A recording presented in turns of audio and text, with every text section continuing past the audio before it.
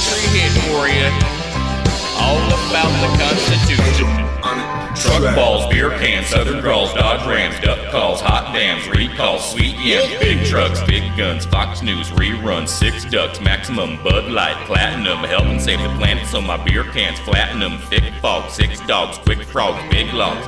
Never read the Constitution, but I read a ton of hick blogs. Yes, I do, every single day. I like country toys, mudding and going on runs. You know I love it. The Lord is my shepherd and I'm gay for his son. With my old dirt gun. With my old dirt gun. With my old dirt gun. With my old dirt gun. With my old dirt gun.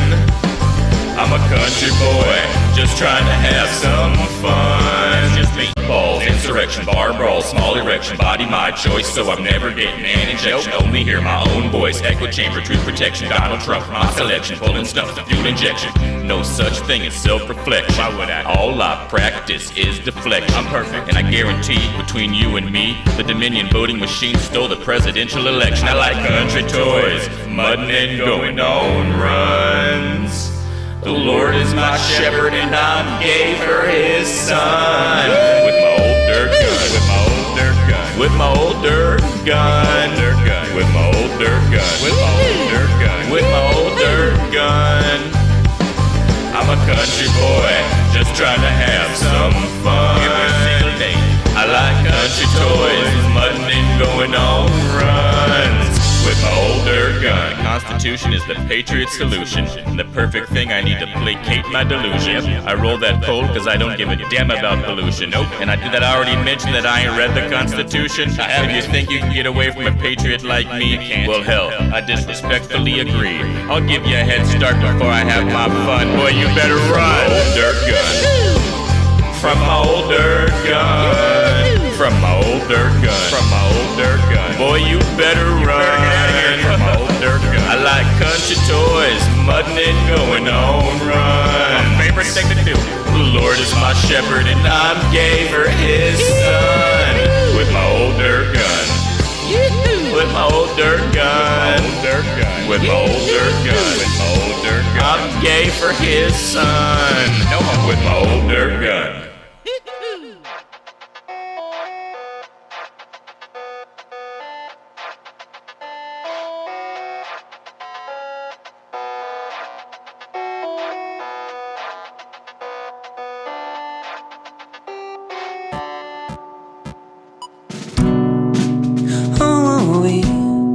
To be in this place, what is this? A license to breathe. What is done when you can't even see?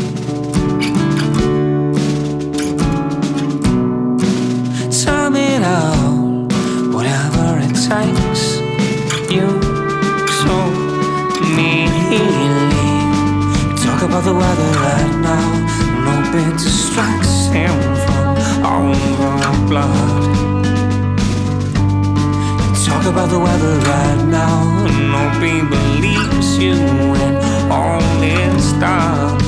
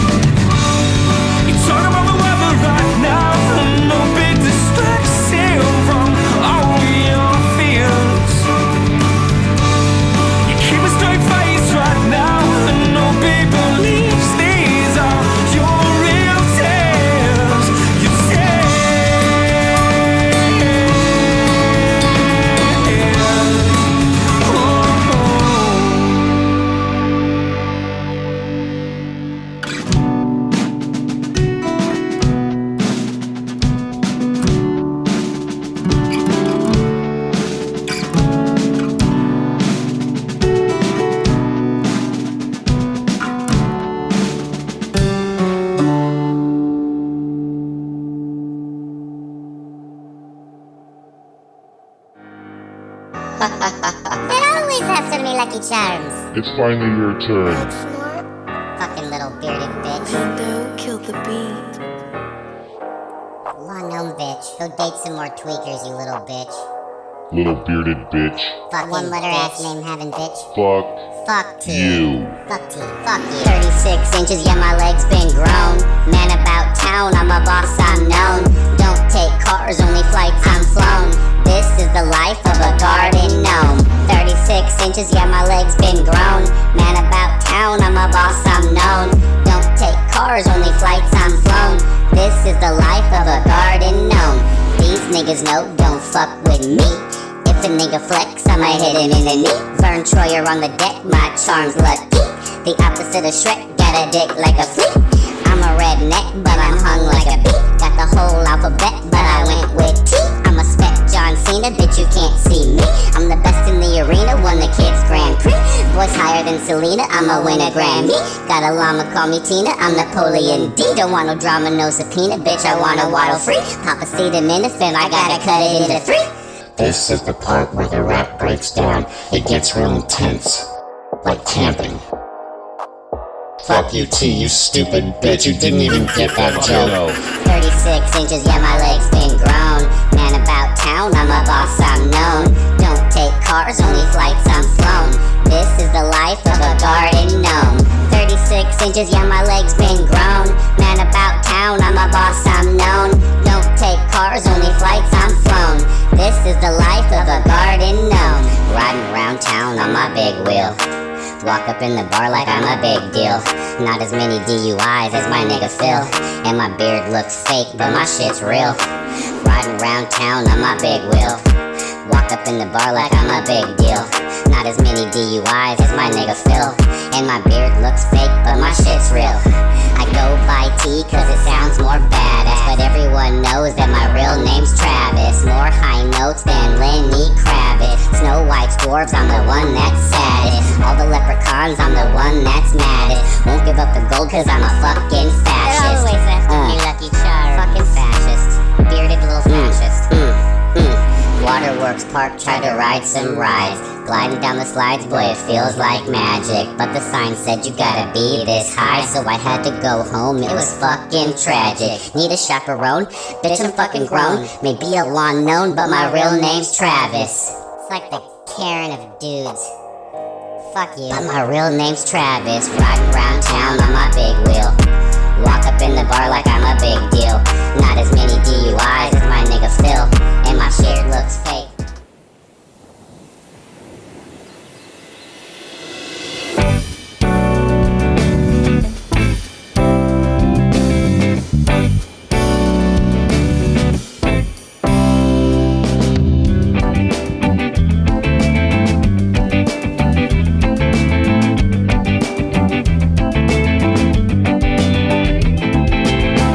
Again, it's a new chance, new dawn. The best time to try and move on. Survival this time, I require my mind to stay sharp, be smart, and shut my mouth. I'm gonna do my thing while they fuss and shout. None of them know what teamwork's about. I hope people know that I'm real talk, non-stop, straight chat. Love that I feel and see is amazing, life changing, just saying. Still loving my life. Let the sun shine back into my life, cause I think in time things will turn out fine. And I won't get surprised if one day I find that I woke up today with an open mind.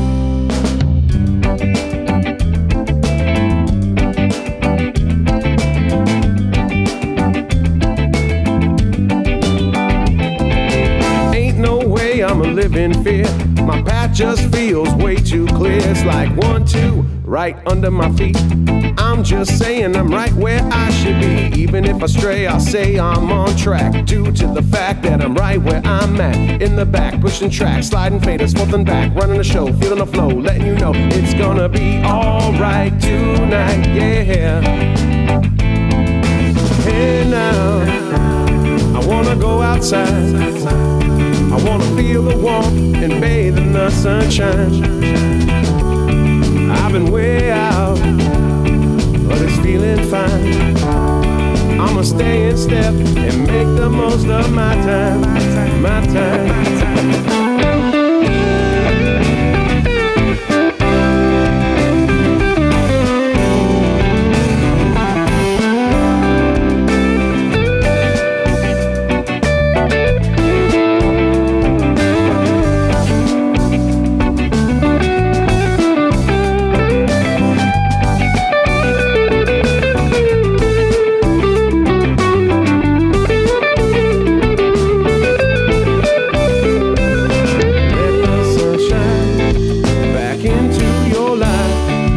Cause I think in time things will turn out fine. Now don't get surprised if one day you find that you woke up today with an open mind. An open mind. An open mind.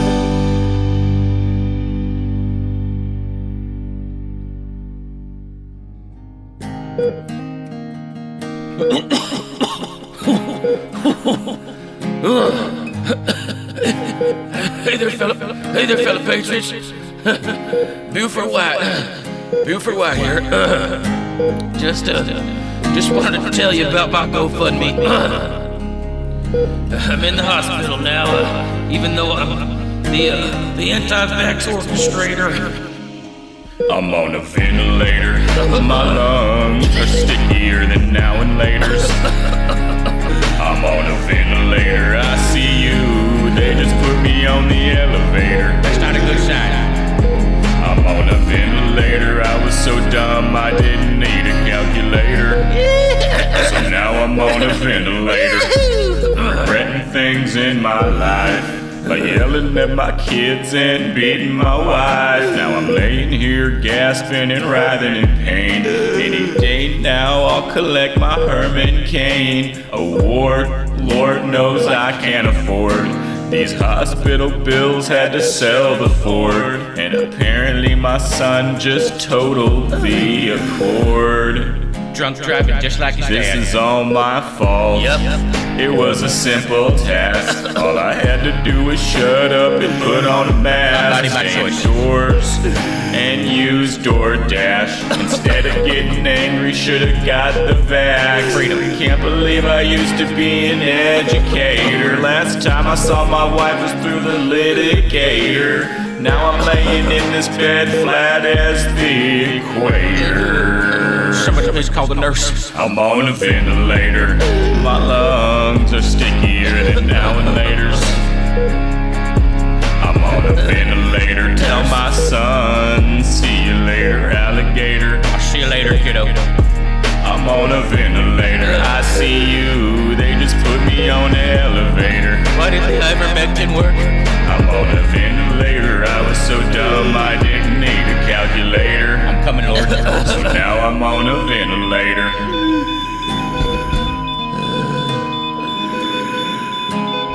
Why? I'm Buford White.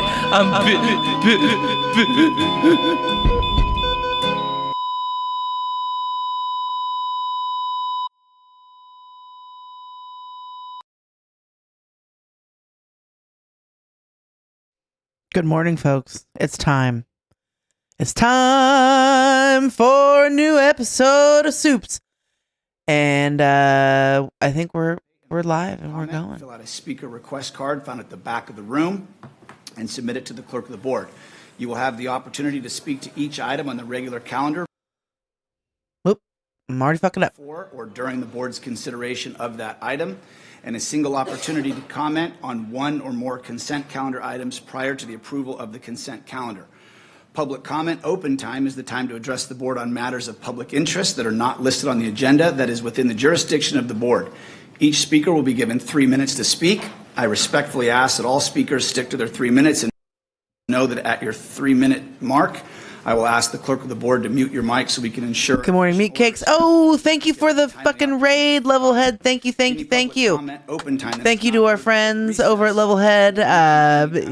All agenda Welcome items to are considered by the welcome to board during Soups. the meeting. I'm the media wench. This is here on Echoplex Media. This is the Shasta County Board of Supervisors meeting, live and unpausable. Business before the Board of Supervisors. If you need any fucking information or lore, please don't feel free to ask in chat. I will do what I can to answer your questions. Policy 1-101, which can be found online through the Clerk of the Board's website. This policy includes signage restrictions, attendee seating, and overall conduct to. Oh, I cover every Shasta County Board of Supervisors meeting that I am able to. And participate in the board meetings. Unless addressing the board, all those in the audience should remain seating in the chairs provided. Standing along the back wall of the boardroom is acceptable so long as no person blocks the ingress or egress.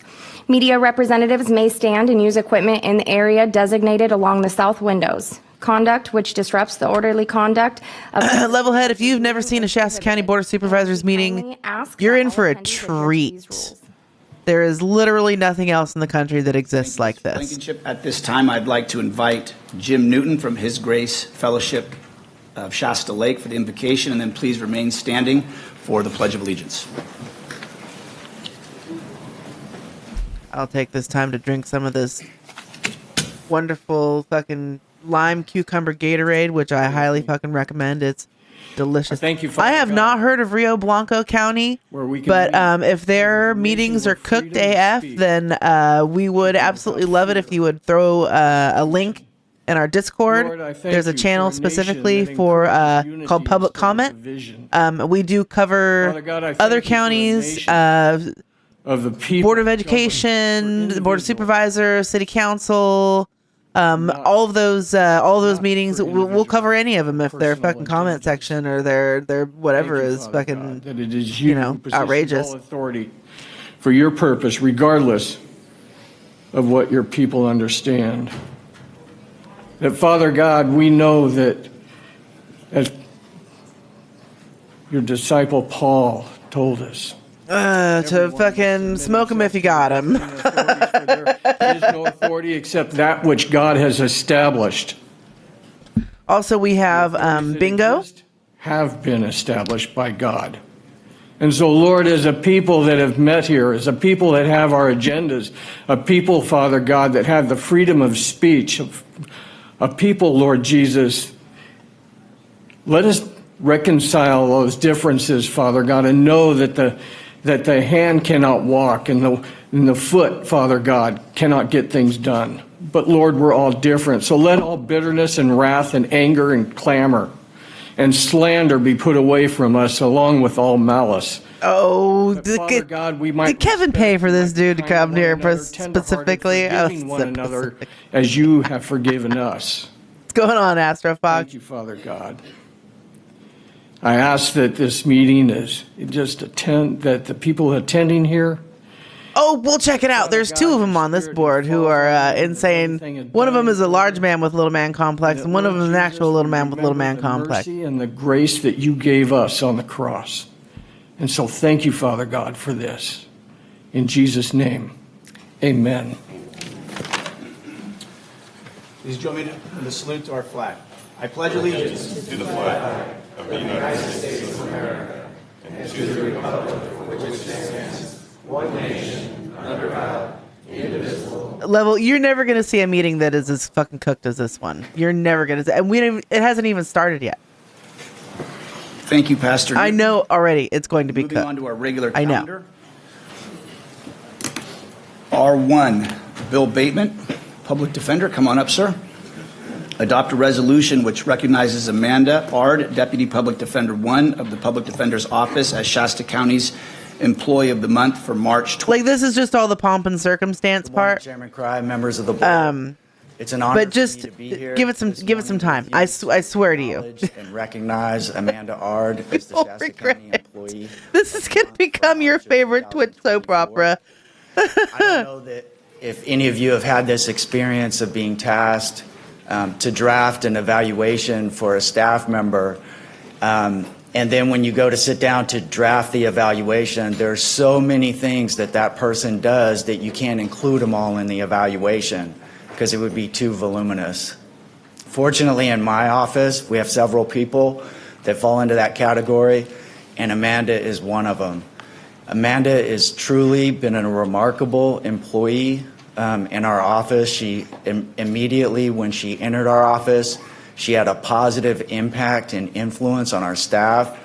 She quickly ascended from legal secretary to legal secretary supervisor, where she trained all of the legal secretaries in our office. And while doing that, she was very instrumental in creating the case management system that we received in our office. And if any of you have gone through the experience of implementing a case management system, it's kind of like fixing an airplane in flight. You've got your main business processes that you're doing in a high volume office, plus a substantial project like a case management system. Without her, we wouldn't have had the success in getting that system implemented. I'd like to tell you about Amanda. She's from Shasta County. She graduated from Anderson Union High School in 2011. She also went to Shasta College and graduated in 2019. And she earned her law degree, her doctorate in the law. These Sephora ones are really good. Last year in 2023. She served I like some voluminous with the Superior Court of California, County of Shasta, the courthouse here. They're gonna do this, and they'll probably be like, we're gonna celebrate Women's History Month or some shit, and they'll do some proclamation, and then we'll get onto the board reports, and then we'll go through the first consent calendar items, and then Kevin will finally let public comment start happening. Representing clients in misdemeanor cases. So I just would like to point out some of the attributes or characteristics and qualities of Amanda that you should really know about. She has a strong work ethic. She knows what it takes to be persistent and to achieve long-term goals, which is demonstrated and evidenced by her graduation from law school and her passing the bar exam. She's also very supportive of her colleagues, always offering assistance, always seeing what she can do to make the office run better and run smoother. And so I would assume because it's incredibly difficult to keep any kind of employees there. You did an excellent job, and we're very proud of you. Thank you.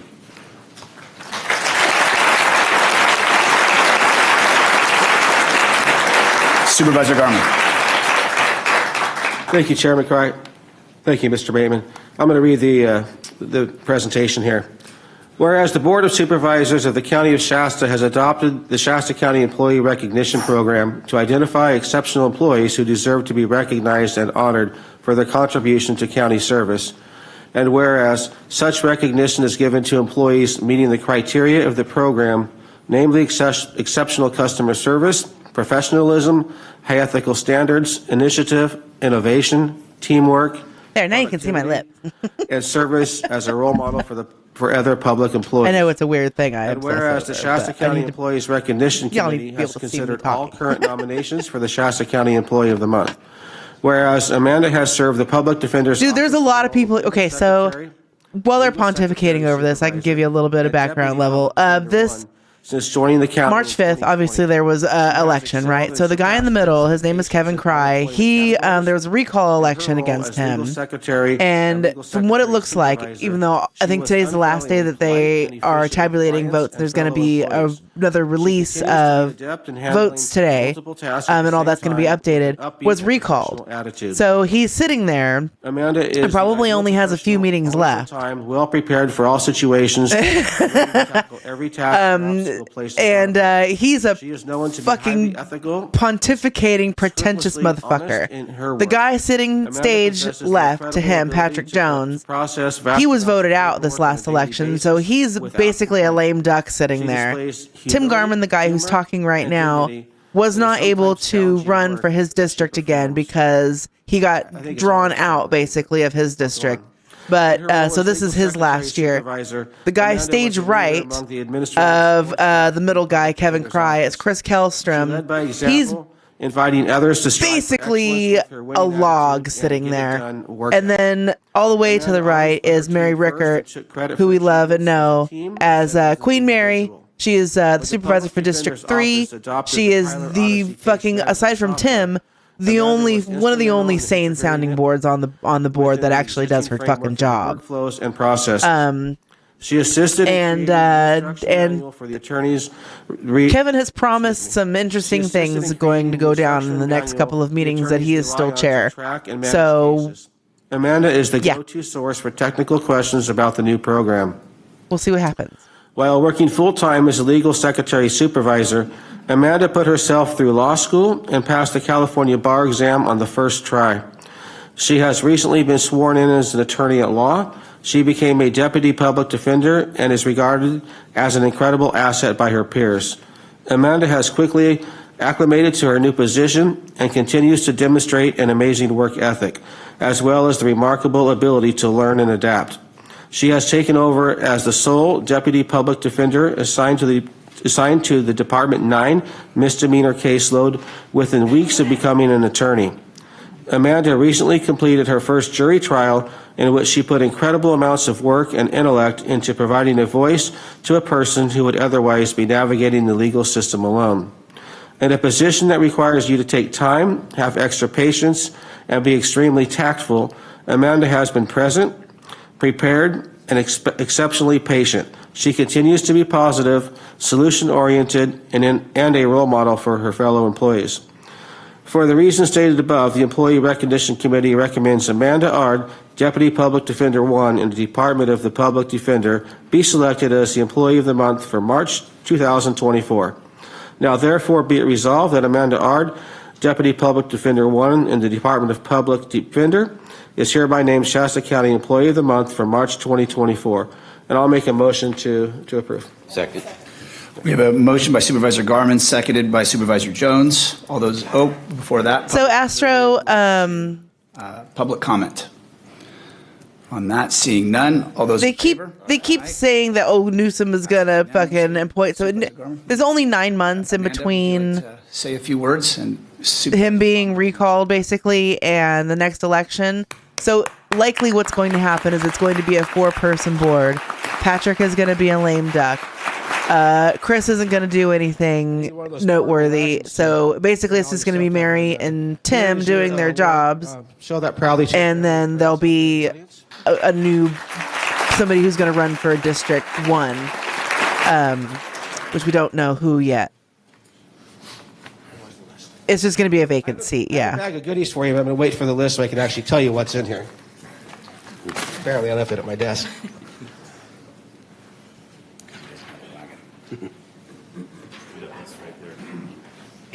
Okay. All righty. But word on the street is that the next election cycle, not this one coming, but the one after, Tim is going to run for District 5. For your office. On here, in this bag, you're going to have a Shasta County Rosewood pin, a $30 gift certificate donated by the department head forum,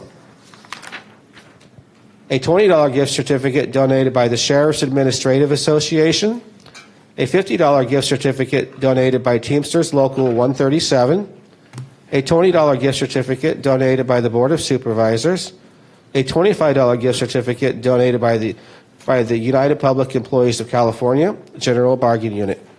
Thank you for all the donors and support. $145 in gift certificates. That's not bad. A few awards coming up the podium and have at it. Yeah, lots of tie votes. Everything is it's just gonna be fucking bound up until November, basically. Good morning, everyone. Thank you to the members of the board and my coworkers. Unless they decide to fucking get their fucking poop in a group and coworkers who have and start fucking working together. Provided me support in the past. Unfortunately, my husband and it's gonna be an interesting fucking 9 months of soup. My driving force. Lastly, I wanted to thank the Public Defender's Office for their flexibility in allowing me to finish law school while working full-time and for hiring me on as a deputy public defender, which fulfilled my dreams and goals of becoming an attorney. Thank you. Good luck, ma'am. Good luck.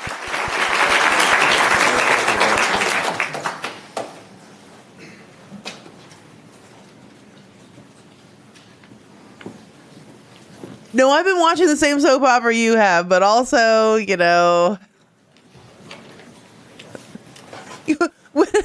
would be pretty funny though if Chris decided to like just say fuck it and start cooperating. who's also gonna go stand in the back like Lurch. Look at that motherfucker. I really wish that there was an instance where I could get Jeremiah to be able to stand next to fucking Chris Kellstrom just so I could see how tall he is.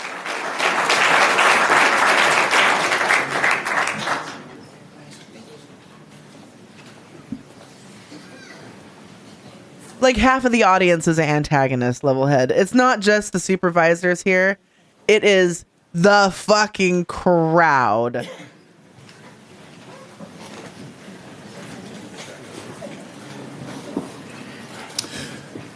Moving on to R2, receive a legislative update and Yes. consider action on specific legislation related to Shasta County's legislative platform. And we know all their names. And there's a lot. I'm Good telling morning, you, man. If Chairman you've never Pryor, seen members this of the Board before, of you're in for a Supervisors, fucking Dave Hurd, treat. County Executive Officer reporting. First, before I begin my normal report, I would like to lead off with some observations from the last county board meeting. One of the hallmarks of a vibrant democracy is the ability for the public to interact with their government officials. This provides feedback and allows policy change considerate of the will of the people. With this opportunity comes responsibility. In consideration of this, I would like to encourage the public to be respectful of the privacy of the elected officials when commenting at the board. Also, please refrain from personal attacks and focus on policy and decision-making. Finally, please be considerate to those at the podium addressing the board. Observing these suggestions will help facilitate a positive interaction with your elected officials. Thank you. On to my regular report. I'd like to do a jail update. On February 28th, I participated in a tour of the old courthouse with Supervisors Tim Garman and Mary Rickert. And yesterday I had lunch with former Shasta County CEO Pat Minturn to discuss potential jail plans and options going forward with the board. I'm also scheduled to meet with former CEO Matt Pontes on the same topic and look forward to that discussion. Events that have occurred recently, I did also on March 8th represent and attend the county board at the Legends and Leaders annual event to issue awards on behalf of the county. Now for my legislative update. The item of focus currently is AB 2200, which will be universal health care for the state of California. The approximate cost on prior attempts at a universal health care package amount to approximately $200 billion of additional payroll taxes that will have to be collected from every citizen that has payroll tax in the state of California. We are obviously closely watching this with concern. Some other issues that may be of concern related to universal health care would be less service and lower quality of care. So these are issues very important to the citizens and something I want the board to be aware of, and that concludes my report. Thank you, CEO Rickert. We'll start to my left, down here, Supervisor Rickert. Thank you. So this is the only supervisor that's actually going to have a list of I signed a things that she's done this last as the week. supervisor that represents, God bless you, that represents the constituents in District Like the 3 length of her board report is going to be like 3 times as long as everybody Commission else's. asking that the Fountain Wind lawsuit be heard in Shasta County. They are trying to move this And everybody hates windmills here. Sacramento or some other venue, and so we feel that it should be heard in Shasta County because we are the ones that are impacted by it. So I will continue that fight to make sure that we're being treated fairly. Attended the Shasta County Public Law Library, reviewed our annual report for submission to Judge Ryan. As CEO Rickert mentioned, toured the old jail facility, lots of asbestos, and I do think we need an expert to really evaluate the condition of that building and do a cost-benefit analysis, whether or not it's worth remodeling versus maybe looking at other options. Attended the winter ag meeting in MacArthur. They just replaced their, like they just built a new courthouse building. So they're trying to figure out what to do with the old courthouse building. But the newest addition on that property was built in like 1970 something. So it's all fucked up. But they want to like turn part of it into a new fucking wing of the jail. There's like all kinds of shit going on with that. The ag meeting. I went on the Carl Bott show on KCNR for an interview. I went to Chrysler School and I got to read stories to kindergarten through third graders. That was probably a highlight of my week. Attended the Palisadro Park fundraiser. Friday night, I was in MacArthur again at the Big Valley Fall River Cattlemen's dinner and gave a report on the county issues. They ask local supervisors to come every year, and so I gave a report as to what's going on here at the county. A couple things I wanted to mention is the Afterthought Mine, and some of you, if you travel Highway 299 East, you could pass through an old dilapidated mine shaft. Yep. And it's an ingot, and it was used for mining from 1862 to 1952, and it is qualified as a Superfund priority, national priority. So I included that I write a column every week in the Intermountain News, and I included that. So if people want to make a comment about that, they can go onto the Superfund national website and make a comment of whether they think it's a good idea. If you think about it, there was a lot of copper, zinc, I think gold, silver mined out of there, and some of the very environmentally dangerous products are still, flowing into Cow Creek and coming downstream. So that's really important issue for at least District 3. I also wanted to talk about the Fountain Wind update, and I was pleased to see that the document titled Impacts of Project Related to Wildfire Firefighting and Aerial Firefighting Capability. Basically, that document is now on the docket for the CEC.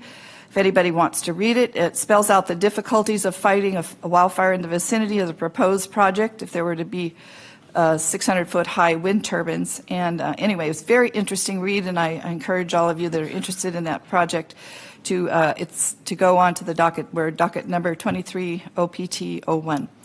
And with that, concludes my discussion. Thank you, Supervisor Rickert. Supervisor Kelster.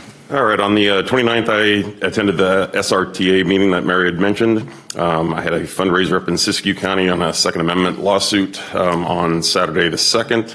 And then I attended a ACWA spring regulatory meeting via Zoom on the 6th. And on the 7th, I came here and did the agenda review with Chairman Cry.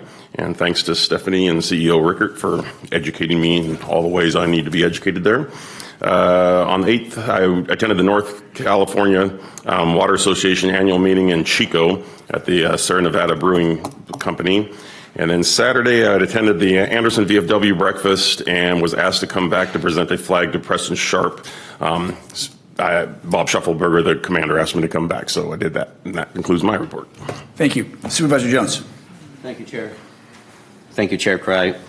Attended an election integrity meeting. These meetings are going on up and down the state of California. They're here in Shasta County as well, and they meet very regularly. So if anyone is interested in election integrity, there is local people meeting regularly. Attended the Shasta County Election Commission meeting yesterday here in this boardroom, fairly lively, and had a meeting with our county council and CEO, so thank you. Putting it mildly. Available. Attended the Shasta Regional Transportation Agency meeting. Lots of stuff going on there. We're responsible for allocating considerable amount of funds for transportation needs in a regional manner. Did take a tour of the new courthouse. And then lastly, I wanted to kind of give a discussion on SB2, and there's been some discussion and some confusion around what SB2 says. So if we could back up to last year and the years before on county property, if you were properly permitted as an elected official or a member of the public, you could be on county property if you were properly permitted. So carrying firearms on county property all the way up to the beginning of this year was not an issue for people that were properly permitted and elected officials properly permitted on county property. So anyone in the state of California that had a concealed weapon permit could go on our county property and pretty much any county property in any county. What changed on January 1st was the passage of SB2, and it listed a whole bunch of restrictions. Hey, Little Reds. Those restrictions, there was a stay put on. We're going through board reports first. Put back on those conditions, and so we won't know about that until the duration of that court case has ended. one area, or actually two areas, that a stay was not put on SB2 was at state buildings and local government buildings. This is a local government building. So in the Penal Code, Section 171B, subsection 4 says that the governing body that has the authority of security of local like closed session, but basically every meeting, but they do it like right at the lunch break. To allow, with written permission, people to carry on county property. So we passed a resolution that allows the public, if properly permitted, and elected But I have stuff for the break. once again resume to carry on county property. That's what we did. No different than it was last year or the year before or the year after that. So today, with our resolution, members of the public can carry in this building and all county buildings that are properly posted that you can, and elected officials can as well. I have asked the city of Reading to pass a similar resolution. I will ask the city of Shasta Lake and the city of Anderson to do the same. And because you got to be able to take your guns with you to go get a fucking bowl of cereal. You got to fucking take your guns with you to go fucking buy a mattress. You got to take your guns with you to go speak at the board of supervisors, apparently. Jesus fucking Christ. Just because you can doesn't mean you should, dude. A weapon permit as an elected official or a member of the public. And that means that I cannot bear an arm in any manner. I cannot bear an arm openly. I cannot bear an arm concealed. Well, if Antifa's in the Cheerios, then you better just shoot them, dude. The Second Amendment. Obviously, it's what you're carrying your gun for. Every city and every county is going to need to act upon this. And we'll see what happens through the remainder of that. Another thing that we consider... This is supposed to be a board report, by the way. A county oh, that's cute. I like fucking oldie westy pay. Our workplace prevention policy already states today that if you seek permission, if you're properly permitted and you get permission from the CEO, your department head, and with Monica Fugit with support services, if you get permission, you can carry on county property. That is already our policy today. So I'm encouraging all county employees, if you wish to carry on county property, you must seek and get permission, and I would encourage those people to do that. And I hope we'll do a press release to that effect. And so for county employees, they still cannot carry on county property until they seek permission. They still have to be properly permitted. So the irony in all this is that members of the public can carry on county property, but a county employee cannot. No, you can't bring a fucking gun to work day, dude. No sense. Why are we restricting a group of people that otherwise should? And so our policy does allow it. I would expect to see over the next months to a year the same percentage of the population coming forward and asking to be able to carry and protect themselves and their surroundings here at the county. And again, I would like to see the other cities do the same thing. So I hope that clears up a little bit about SB2 and some of the actions that we took. Thank you, and that ends my reports. Thank you, Supervisor Jones. Supervisor Garman. Thank you, Chairman Kai. First of all, on February 28th, I met with Adam Fiesler, Resource Management. We talked about squatter issues in the Keswick Old Shasta area. I've gotten some new complaints out that way. And one of the things we discussed about was the time it takes to get a property to abatement. We were lucky if we do 1 or 2 of those a year. We should be doing 2 or 3 or 4 of those a month. So one of the conversations we had is perhaps we need to come up with our own hearing board. Maybe we should create our local hearing board.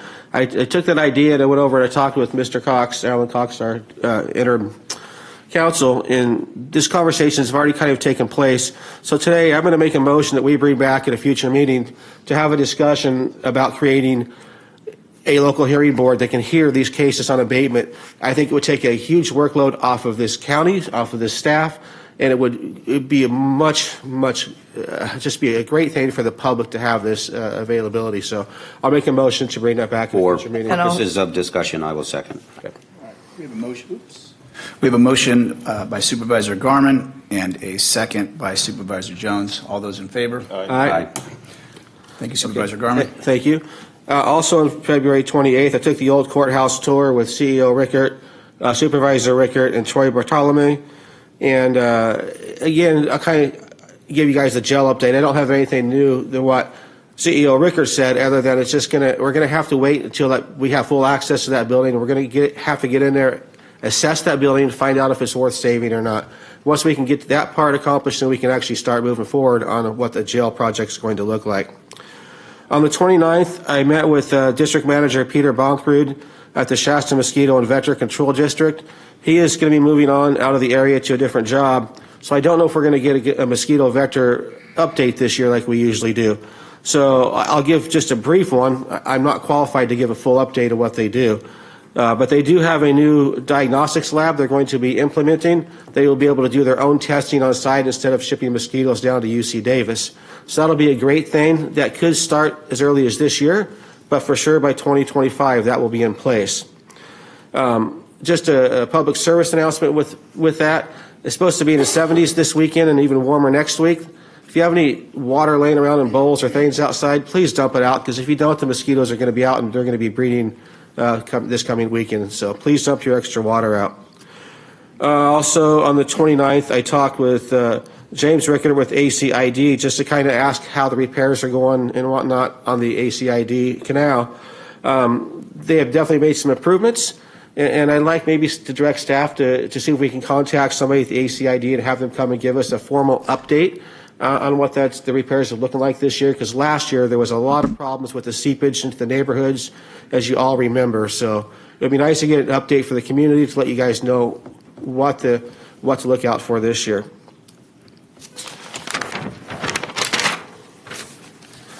On March 8th, I rode through Shasta and Keswick with Johnny from Code Enforcement.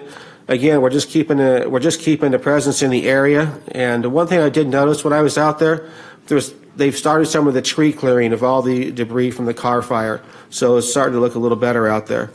March 8th, they're starting to do that? That shit was 3 years ago. Meeting. And I just want to give a shout out to Mayor's Memorial Hospital up in rural Shasta County and Supervisor Ricketts District.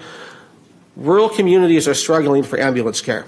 The ambulance times in some of these places, it's really hard to keep. Well, imagine if you'd have kept your fucking suburban status. Talk firsthand with parents of type 1 diabetic kids, and he got to understand some of the struggles that the families face and the children face, and he stayed for that entire meeting. So thank you, Dr. Moo, for taking an interest in our type 1 diabetic kids. With that concludes my report. Thank you, Supervisor Garman. I attended the SRTA meeting as well. If you're ever interested in just how where the state really wants to go in terms of green energy, I think looking to rural counties is a great indication of how the state, by and large, isn't really thinking about communities like ours when it comes to how they want to spend money. Kevin, the state is thinking about counties like yours, just not for the reasons that you would like. Group, almost unanimously, started to move in a direction to say, you know what, just because we're given $3 million, it doesn't mean it has to be spent. And at some point, we just have to stop the insanity of saying that electric buses to Bernie is just not going to work. So why spend the money walking down that path? So SRTA meeting, I think, was walking to Bernie would take even longer, though. We're moving in a direction that is complete common sense. So I'm excited about that. I attended a meeting with drug and alcohol advisors who are putting together camps for kids and seeing what types of programs HHSA could possibly be involved in terms of opioid settlements and other dollars funneling to that. And staying on that same topic of kids, I attended an event for children with special needs. And again, getting a chance to listen to parents of individuals that they know are going to need help far past their own lives. And oftentimes, as many of you know, people that have special needs, they tend to oftentimes be those caretakers. Well, as those parents get into their 60s and 70s and their children are in their 30s, 40s, and then 50s, the concern is what happens to my kids who I've had my entire life. And so working with HHSA and some other individuals, just trying to help individuals navigate that. We had Shasta Youth Options, which has the mud run coming up. I'd encourage you to look in getting involved in that charity if you're looking to get involved in a charity that they did. does some great things. Pure Court is one of the things that come through that. I had, had agenda review with Supervisor Kellstrom, and he does that for like half of his radio show too. Like Dave would be taking issue with that shit right now. It represents hundreds of hours of people's work putting that together. So thank you to the staff for doing all that. The CSAC had the first meeting since we are now caucusing rural, so that was great. Shasta's listed as rural, not suburban at this point. And then I had my radio show and, of course, coffee this past Friday. Chris is here, first time he's been to a meeting, so I think every time elected officials can get out and meet people and encourage them to come out to meetings and get involved, I think that's really what our true job is to listen to individuals of the public and get people paying attention. I also voted.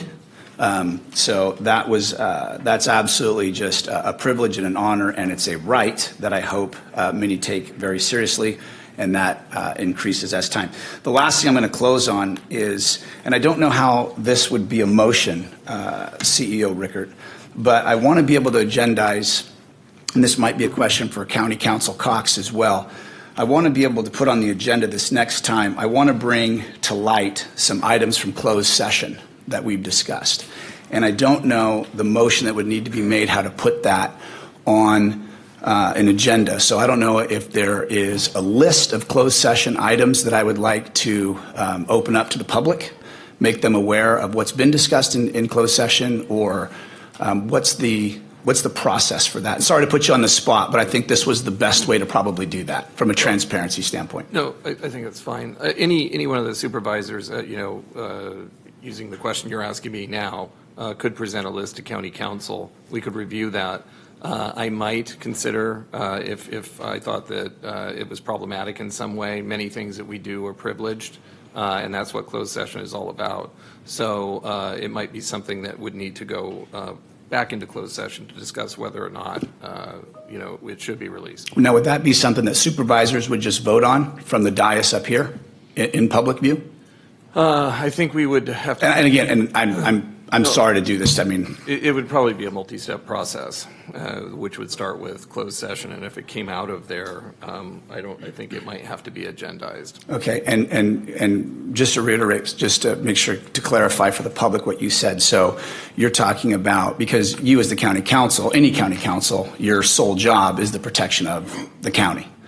And if you are a trial attorney in a murder case and your client has committed murder, your job for the client that has hired you is to get them off a murder charge. But you have to do that within. My job is to zealously represent my client. My client is ultimately the board of supervisors, and then all the county departments. So yeah, that's what I would do. And you've done a phenomenal job. I mean, our HHSA contracts are, I think, just about caught up at this point. So you have crushed a backlog of nearly 8 months in weeks. So congratulations. Well, you've been going through, that's how many county councils you've gone through. There is, I don't want to say collateral damage, but there's stuff that there's a difference between right and wrong. And sometimes when you do something, you just have to pay your penance, or you have to own up to that. And thank you, Christian, for nodding yes, I agree. So with that, I'm going to make a motion that I just want to correct, I want to do this correctly. So would it be that I would bring a list, I'd submit that list to you, and then that would come before this board on the 19th of what is released out of closed session? No, I don't think you need to make a motion. I Okay. think you could just present me with a list, from there it could be determined whether it's something that could go onto agenda, regular agenda, or it should need to be discussed by the board in closed session. Okay. Supervisor Jones. Mr. Cox, thank you for that. But it is the board, if the majority of the board wishes to waive the privilege, we may do so. So would it not be wise to take a look at the list in closed session, and then if the majority of the board so wishes to relieve our privilege, then it can come out and can report on that? Would that not be a possible scenario? That is What's that, Pete? a possible scenario. I think under the Brown Act, in order to go in under closed session, it would have to fit into the category of pending litigation.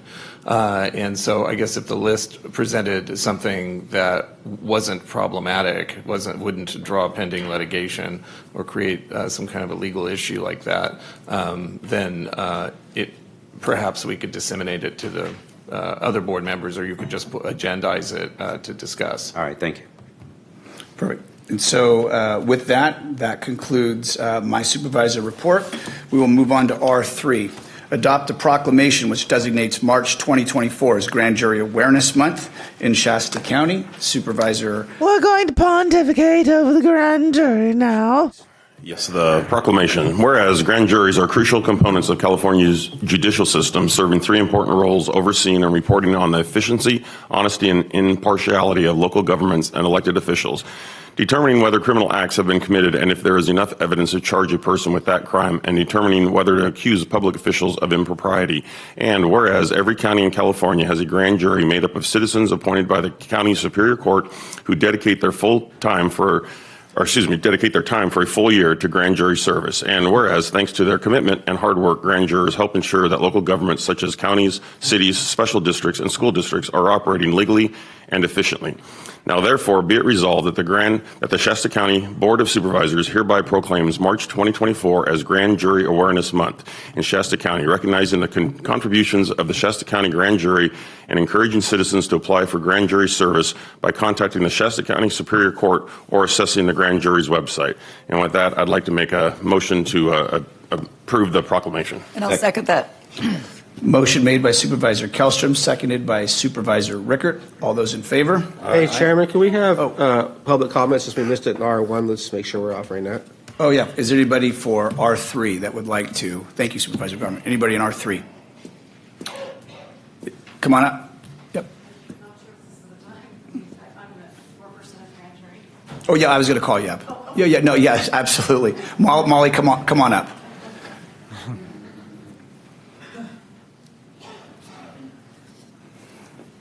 Thank you. So the individual bite-sized public comments in between the calendar items leading up to the full meal of public comment. It's like a public comment hors d'oeuvres. Thank you for the proclamation highlighting the grand jury for this month. As foreperson, I'd like to share with you and our community my grand jury experience has truly been one of the most rewarding volunteer experiences I've ever engaged in. While working with 18 other members of the community, and many of whom I never would have met otherwise, I've had the opportunity to learn about local government and its operations. My fellow jurors and I have had the privilege of conducting interviews with elected officials, government employees, and other members of our community, absorbing information from site tours, and doing research, all in an effort to make improvements. I wonder if they've ever sat through one of these meetings, though. Government operations. We're in the report phase writing stage now, which is a tough part. So stay tuned as we release our reports. Now, I just want to share with you that I've found such a tremendous sense of community within the grand jury. Although at times there are difficult questions and differences of opinion, we discuss what we find and exchange our thoughts and perspectives, all in an effort to benefit the community. Fellow grand jurors who are there, I just want to give my heartfelt gratitude for your camaraderie and diligent work. I'd also like to thank members of the Shasta County Grand Jurors Association who give us tremendous support. And they're kind of spread out all over there. Especially, I'd like to still wearing their recall cry shirt. That's great. Who, as leaders of the Civil Grand Jurors Association of California, have put in endless hours of care into our training, not only in our county, but also across the state. We are so lucky to have them as members of our community to train us directly. So as you know, as Supervisor Kellstrom said, we are a branch of the judicial arm of the government. And I'd like to thank all our legal advisors, the administrators from Superior Court, and our presiding judge, Adam Ryan, for their assistance with our understanding procedure and law. And of course, the IT crew from the county, and some of them are in the back there. Yes. And other county staff that assist us. It has truly been a pleasure getting to meet all these various people in our community. And now for my nudge to my fellow citizens. I encourage you to share this fulfilling and worthwhile experience. As a result of a hearty and frankly lovely collaboration of the county, the court, the Shasta County Grand Jury. If you're going to be on the grand jury, your ass better be like fucking, you have like a nice sugar daddy, sugar mama, Shasta County like Grand you're Jury, retired, you're self-employed, because this shit takes up hella time. Where you can find you have to be able to be available at the fucking drop of a hat. And what pays like $15 a day or something like that? where I would encourage you got to have the fill out fucking an spare time. You can't be on the grand jury and have like and, full time join in this work. a full time 9-to-5 job. That's just not. It's just not feasible. Supervisor Garmin. Thank you, Chairman Cry. I have one question for Molly really quick. Thank you, Molly. I'll wait for you to get up there. Is your turtleneck is that a turtleneck or a neck break? First of all, thank you to all the grand jurors for being involved in that. It is a very important task. But how long is the term? If somebody is interested in applying for that for being a grand juror, how long does their term last? It's 1 year. So it's just a 1 year term, guys. Just a 1 year term. Just a 1 year term. So get involved with your community. Let's make this a better place. Thank you. And you'll find that you will make some lifelong friends. Yeah, perfect. Thank you. Supervisor Ricker. Yes, I just wanted to thank all the grand jury members and thank you for your leadership. Your role is very, very important. We need to have oversight. We need to have accountability in the county. And I can remember, I used to read the grand jury reports 20, 30 years ago. They always fascinated me because county government is complex and it's a lot more, cumbersome than people realize. And so I think having an oversight committee such as our grand jury is really, really important. It's an important part of how Potty? we do business. Did he fall over? On the straight and narrow. So thank you, and thank you for all of you that have. Is Kevin looking I've had at some him? good Is friends he under the desk? Did he Valley hide? serve on the I grand missed jury, it. and I know it's been a real. It was a real sacrifice on their part because it's such a long ways to travel, but they really enjoyed it and would talk to me about it frequently. So thank you all for being here today.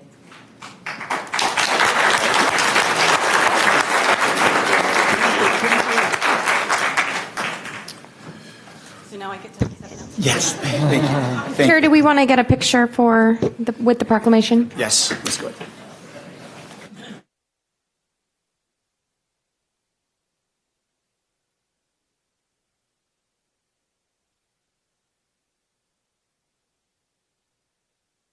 Man, I would be so afraid to wear that much white. Chris, he made it back for the photo to stand in the back. God damn, he's a fucking big motherfucker. Patrick looks like Uncle fucking Fester back there. He needs to switch shirts with the lady with the neck brace. He is tall as fuck.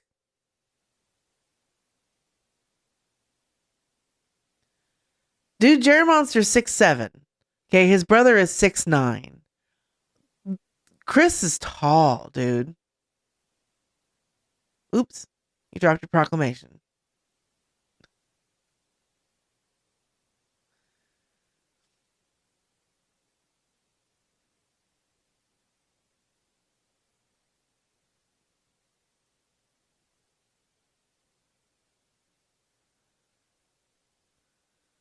Jerry Monster's nickname is not only Jerry Monster, but it's also Redwood. Because he's a fucking ginger, too. Alright, now all these people in the front that were there just for that, you guys need to get the fuck out, because now the fucking, the cookers are gonna take over. What are you bringing a fucking stool out there for? What are you doing?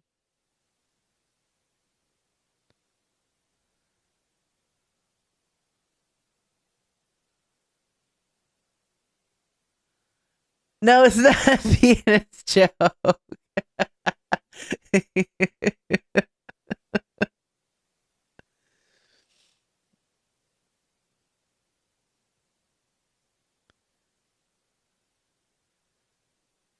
I called him Jarl Maya, like a Jarl, like a fucking, like a, what the hell?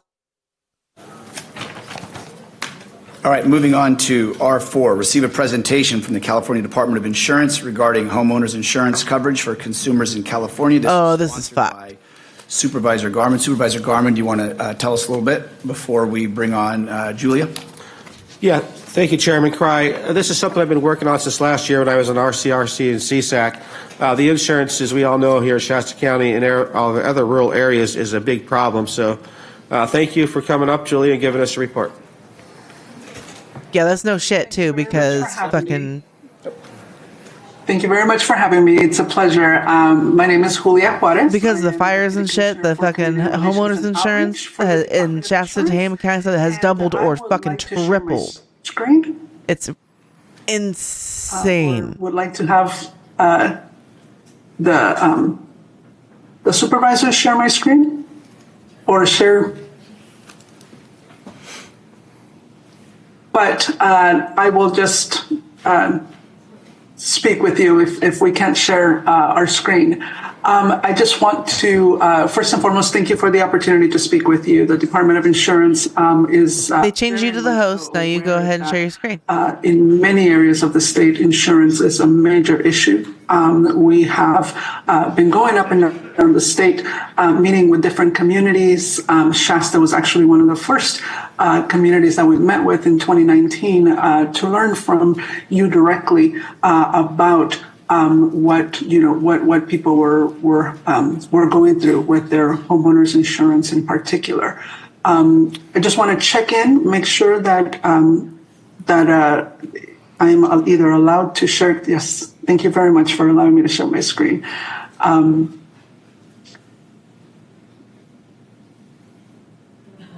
I will be. Thank you very much. I am Deputy Commissioner for Community Relations and Outreach, and so we have different people within the state that work closely with local communities. There's too many fucking cursors on that screen right about now. What is happening with insurance and how we as an organization can help your local constituents. So thank you for the opportunity for being here today. Want to just give you an overview of what is happening in the insurance market so that you understand that this is something that we are all going through, not only here in California, but throughout the country and really throughout the world. As you know, inflation has made unprecedented financial stress on insurance markets all over the globe. In California, being the largest insurance market in the country and only second to China around the world, we are absolutely feeling the stress of the markets as we're moving forward. We have seen that rebuilding supplies and materials and auto parts, labor shortages, all of that has been just an increasingly heavy burden for all of us. And so, of course, the insurance market is no different. And we see that reinsurance is also harder to find for insurance companies as well, which is basically the insurance for insurance companies, particularly because here in California, we have seen huge wildfires that have truly just devastated the industry in quite a bit. And what we see for California is that the top 12 companies that we all hear of with commercials everywhere are responsible for 85% of the state's homeowners market. So we see that, here in California alone, 7 of the 12 companies have either paused or restricted their new business, which I'm sure you have heard, and you are, as a community, are seeing the effects of that. Yep. Now, what we have heard from people is like, oh, well, it's because they need to increase the amount of money that they're charging so that they're able to provide insurance. And so I want to show you that of those 12 companies, that increases have been either approved or are pending within the department, and that the increases are quite large. And so then that is, that is happening, but that alone is not what is going to be fixing the market, because there is so much more that needs to be done. We see here that, for instance, State Farm has 21% of the market share, and Farmers is right below it at 15% almost, and then the others just drop to 6.9 all the way down to 2% of the market. But ultimately, those 12 companies alone really carry the biggest risk that we have in insurance. So what that means is that for the last 10 years, the companies here in California have incurred losses at a much greater rate than anywhere else in the country. Their profits have been minus 13.1%, which ultimately, if that's that's how they make sure that they have the funding available to pay out claims. And so we see that everything truly has been decreasing tremendously for the insurance companies. And that is why they are doing everything in their power to try to minimize that risk that they have. So what does that mean for us, the consumer, is that the FAIR Plan is now the one, even though it's supposed to be the insurer of last resort, it is now the only option for many consumers. And so that has grown tremendously as a big part of the California market. Now, the FAIR Plan is not run by the Department of Insurance. The FAIR Plan is run by the insurance industry. It's basically all of the insurance companies put their share of funds, depending on their market share, into the FAIR Plan, and that is how they have that money available to pay out claims. And when people go into the FAIR Plan, the increases in that, if something major was to happen and the FAIR Plan would need to go into effect to pay out claims, then the entire industry is going to be losing there. So it is not a sustainable answer to the insurance issues that we are having. Now, what that has meant is that AM Best has actually downgraded most, major companies from an A plus to a B for the outlook, only due to the risk concentration here in California. So basically, those 12 companies need to be rate filings are taking longer because it's a lot more complex. And we are also so because of Prop 103, we also have a system within the state that just makes it a little bit longer for people to for companies to be able to get the rates that they need, and has been something that hasn't been really addressed in over 20 years. So what we have done as a department was we brought along all of the agencies that deal with wildfires and created the Safer from Wildfires framework so that we can bring down the risk as a state and come up with very specific things that we can do as consumers so that we can then make sure that that we can bring down that risk as a whole. So it is just protecting your home and business, your immediate surroundings, and then working as a community to protect everyone as a whole. So we made very specific things so that everybody would just know exactly what to do, so that there isn't, you get something from your city, something from the county, something from the state, something different from CAL FIRE, something, but rather everybody together, this is what you need to do. So it is protecting your home. There's very specific things there, protecting your immediate surroundings, very specific things there that you would need to do.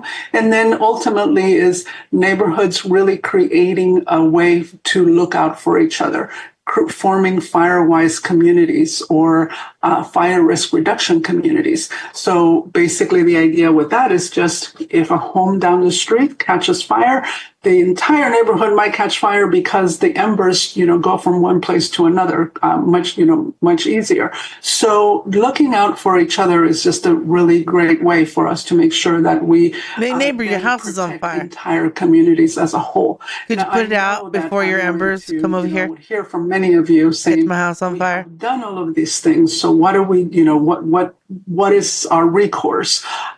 So right now, the FAIR plan is already offering discounts. If you have been in compliance with those Safer from Wildfires regulations, basically just, doing those things there. And then also for HOAs and commercial properties, we have worked with you don't eat soup. That's fucking the amount horrible. that they will be covering so that it can be sufficient for what some. It sounds like too much like wearing masks. Would need. Looking out for the community. No, this community doesn't do that for each other. Are you kidding? They have 35, 40 different groups dedicated to what crime is in Reading. They can't even agree on what a crime is in this fucking community. Just tremendously increase your premium tremendously, or where we're going to non-renew you, or anything like that. Now you are able to ask for your wildfire risk score. In the past, you would ask the insurance company, and the insurance company would say to you, "That is proprietary information. We can't share it." And the department wasn't able to look at that either. So as part of the Safer from Wildfires framework, what the commissioner postmodern, I make some fucking radical soups. Companies to allow consumers to request it, to request what soups is some of my specialty. They give them that score, and then also to appeal it directly to the insurance company and say, French onion is definitely a top tier soup.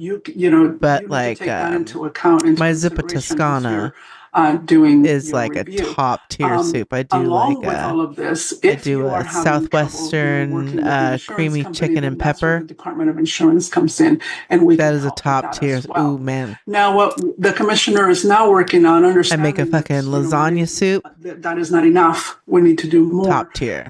Is working to modernize the insurance market. We need to make insurance more loaded baked potato, Californians. Broccoli cheddar. Right now, having everyone on the FAIR plan is not sustainable. It's not fair because you are paying a lot more money and getting a lot less coverage because you have to not only buy wildfire insurance or fire insurance from the FAIR plan, but then you have to buy a difference in conditions policy as well. And so there are make a chicken things corn that we need to do to make sure that egg drop soup that you are able to just purchase insurance at once, and that should cover. Turkey sirloin beef soup is still good.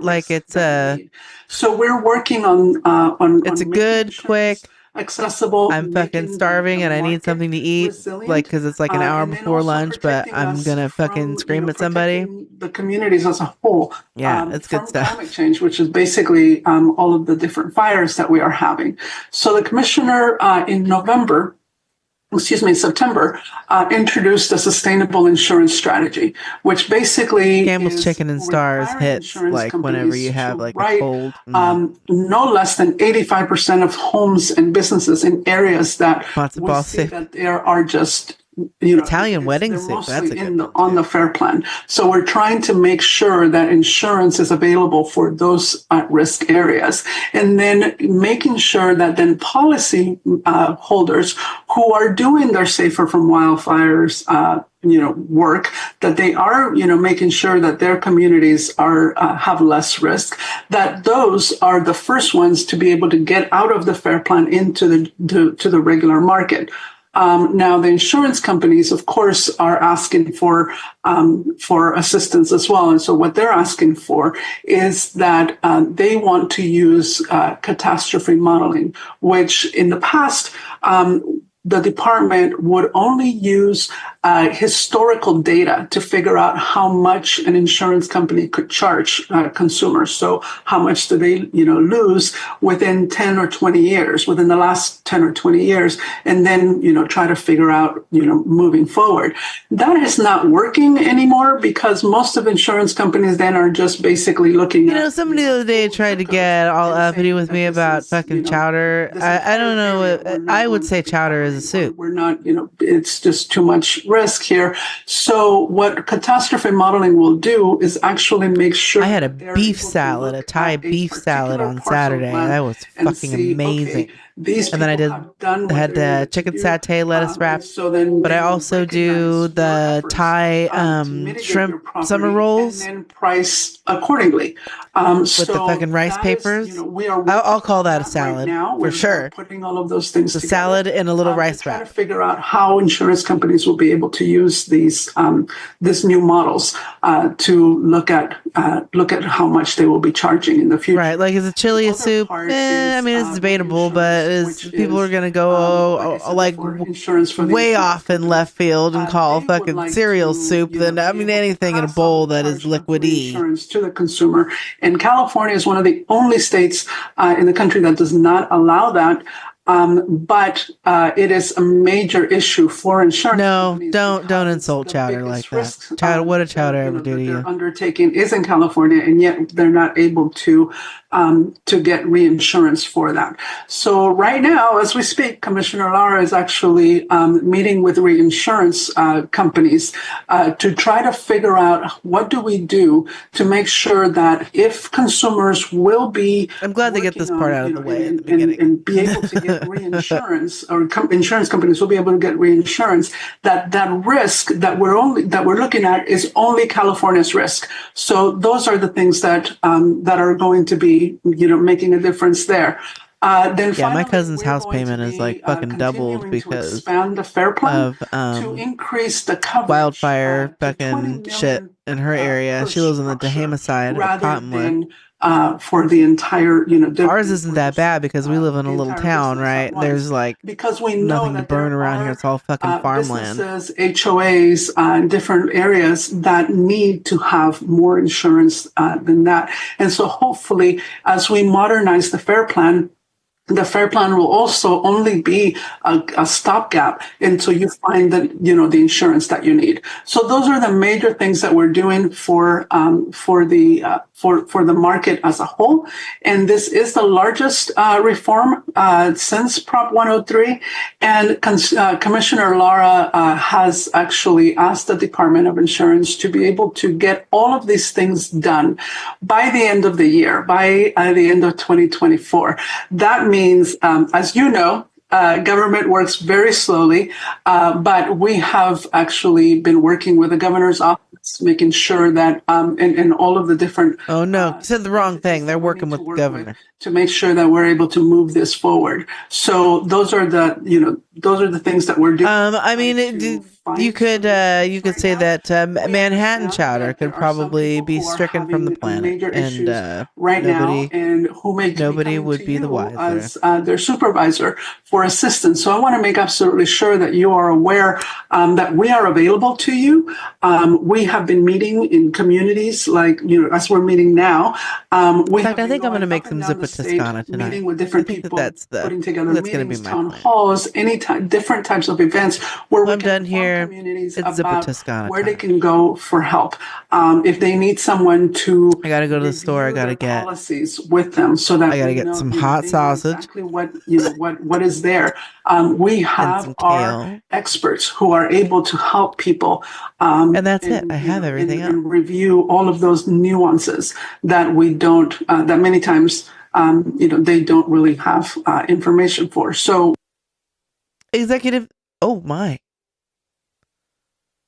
100 number. We have experts there. The lights are off in there. I'm surprised fucking Kellstrom was still upright. Talk to you immediately. We also have chat available if people don't want to just talk to someone, but feel better just doing that. And then we also have a lot of different resources in our website at insurance.ca.gov that can be helpful and useful as they are going through looking for insurance. We also, I want to make sure that you as supervisors are aware that you do have a personal liaison for your offices, and her name is Lisa Strange, and I would like to introduce you to her. Lisa Strange is joining me, and Lisa is your personal liaison for on behalf of the Department of Insurance, and so she is able to go in and meet with folks if you want to hold in any other type of meeting as well, or give you information.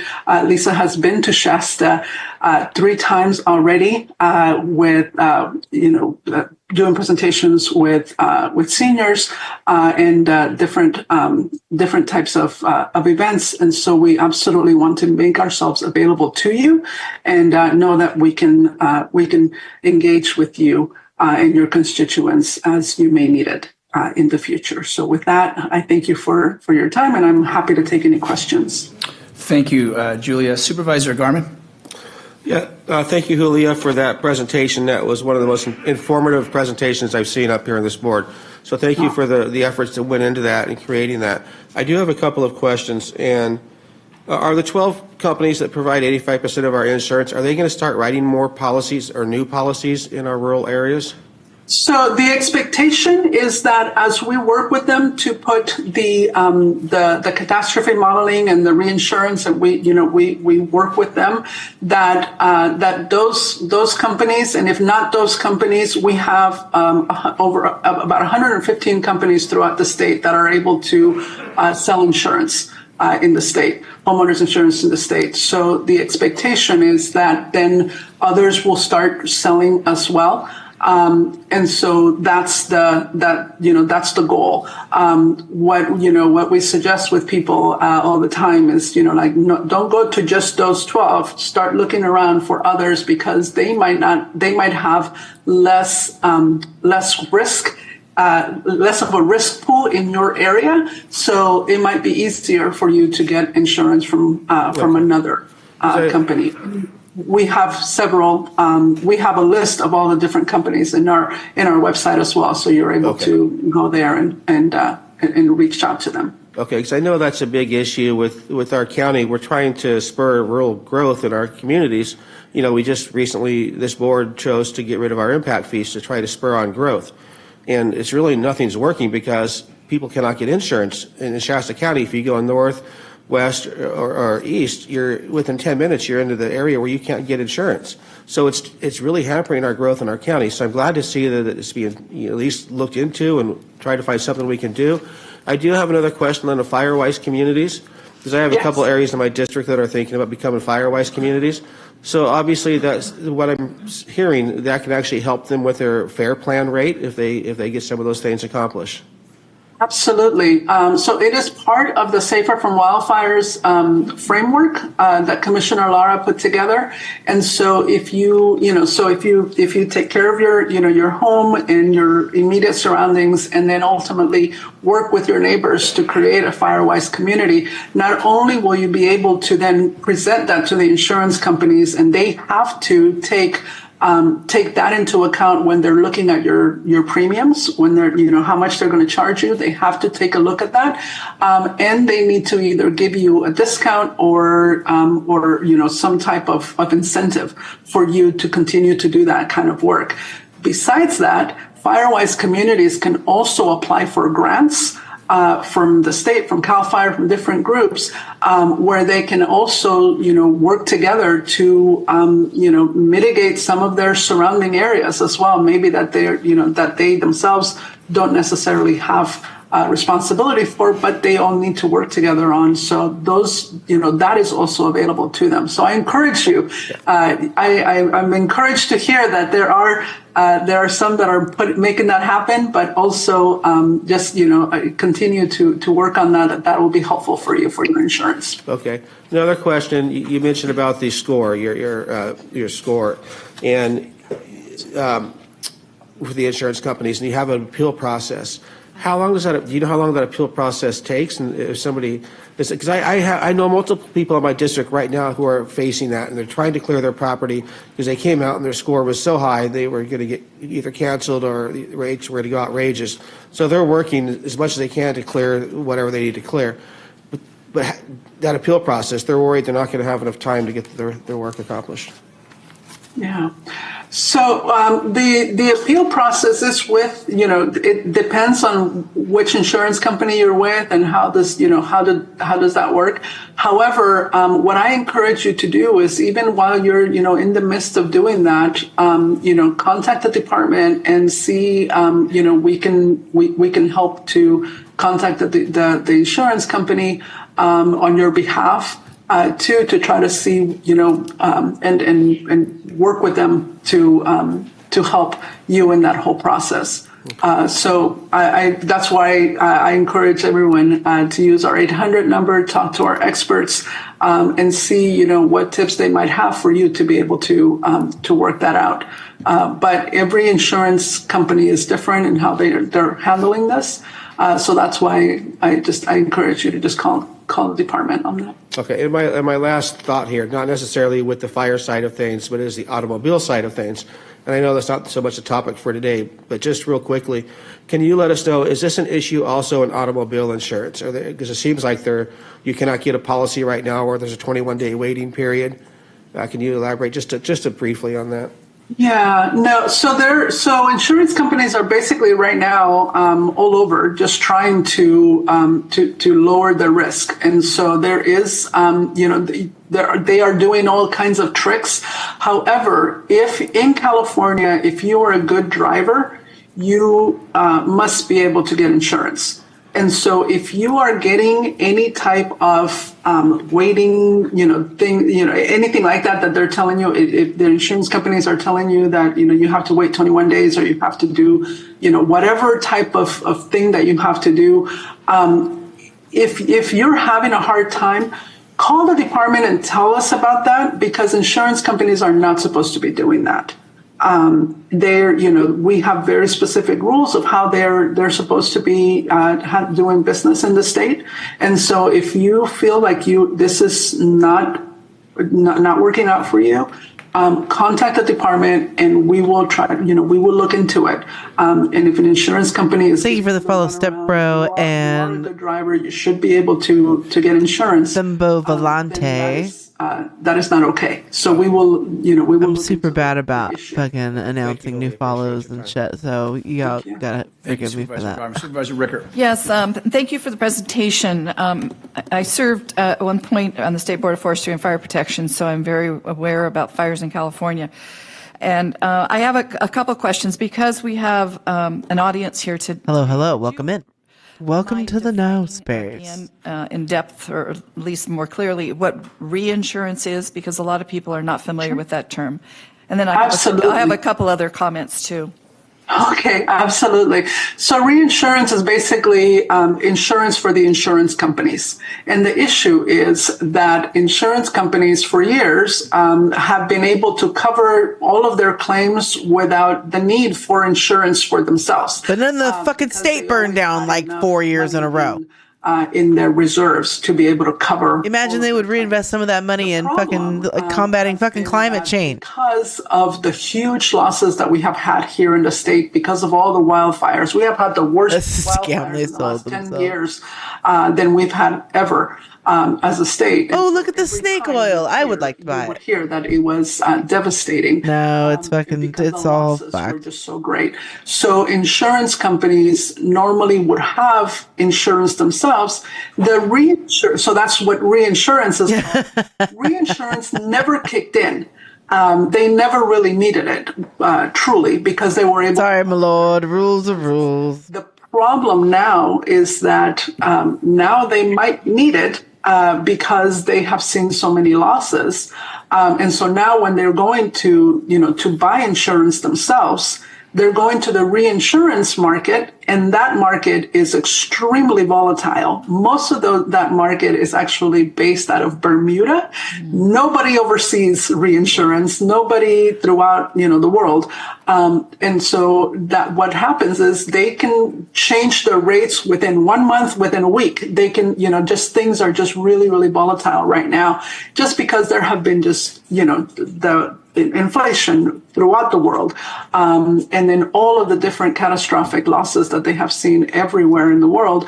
That market is just fluctuating way too much. And so now when insurance companies need to go purchase that, to make sure that they have enough to be able to cover all of their losses, that market, the reinsurance market, is extraordinarily high. And so they are not able to purchase that to be able to cover everything that they need. And so that is why everything has just gone, just skyrocketed in price, and they are not able to then cover those costs without passing it on to consumers as well. And so that is why it's such a big issue. In other states allow them to pass that on to consumers. California does not. And so we are working with them to try to figure out, is there any way that we can figure out how to do losses, but only taking into account California's risk, not anybody else's risk. We don't want to pay for, the fires in Australia or anything else. That's right. Like just because the prices, the prices go up to pay for reinsurance, that we're only paying and when everything seems to be getting better and relaxing and all that shit, the prices just stay up. It sounds like you covered it earlier, but I just want to confirm. I was talking to a hay farmer yesterday, and they have to go on the FAIR plan, even though they're Thembo, that's about fucking accurate. I think. Yeah, it's all irrigated land, it's alfalfa, and yet they have to go on the FAIR plan, which doesn't make sense. And so I just want to reiterate that the zip code rankings it shouldn't be a one size fits all kind of thing, and we really need to determine, I would think, property versus each individual property. And so I'm glad. Do you have any idea when that change might take place? So we are actually going to be holding a hearing within this the month. So I urge you. I will make sure that Lisa sends you the information as to when that becomes available, because we are working on that. We have language that we are finalizing to try to get this done. So we are moving. All of these things that we said, that we're working on, are moving. Mary owns the alfalfa farms. By the end of the year, we should have something in place. Okay, good. One other comment is I've heard that the FAIR plan has written more policies that they could cover. Is that true? In other words, if there's a large natural disaster, and would the FAIR plan be able to, pay insurance to people? Yeah, so that's the major issue that we're having, is that we want to make sure that the FAIR plan as a whole, like I said, is set up so that all the whole business model is assuming risk, actually have, and that according to their there's never a claim, their market share. Again, so there this is California. There's always something. Problem if it's not a fire, it's a flood. If it's not a flood, it's a landslide. If it's not, quickly, it's Antifa everywhere. Now it's not just in one part of the state, but rather it's all over the state. People are using the FAIR plan. In San Francisco, you assume that it's just poop piles. Major happened. There was a major catastrophe. Not only will the FAIR poop piles and piles of homeless people. The FAIR plan will be able to cover all of that with the premiums that they're charging, but then also the entire market really is involved in it. So they all would have to pay something there. So that is why we need to do something to depopulate the FAIR plan. That is why we're trying to find ways to get more insurance companies to come in and really share the risk as a whole, so that there isn't that. That possibility of the FAIR plan not being able to cover everything. And my last comment is I just want to share with you, I do think with the high cost of insurance now, it's really putting a lot of small farmers and ranchers in a very difficult situation with inflation. We need to keep generational farms and ranches in business because they provide food and fiber to this state and to the entire world. And so I just cannot emphasize enough how important it is that people are able to access, decently priced insurance and be able to stay in business.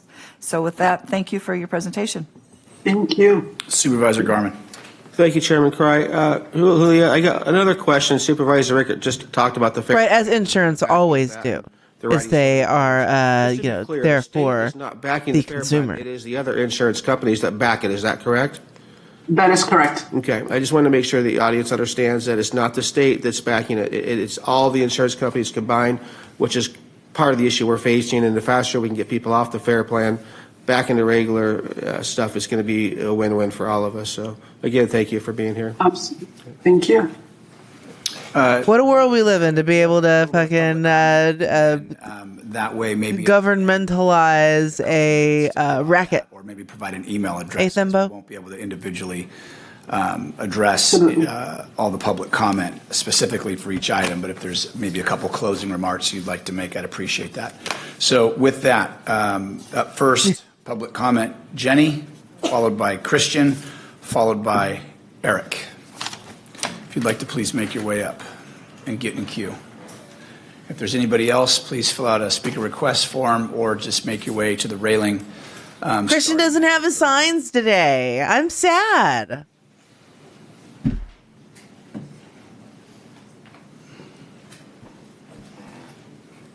Hello. I just wanted to thank Supervisor Garman for bringing this forward. I used to help after the car fire. I was helping people to rebuild, and one of the biggest problems was insurance, that insurance companies would drop people without even telling them. And one of the things that she covered that I was super interested in is that she talked about that now you can at least know why they drop you. Like, they can give you what your number is and how you can fix it. They don't just get rid of it. So that's super helpful. Though I do have to ask, people who border the BLM lands, like that they have no control over, how do you advocate for that? Because if you're bordering federal land, you can't really do much about that. You can take care of your own property, but you can't take care of that land. So that would be my one question. The government should give it to you.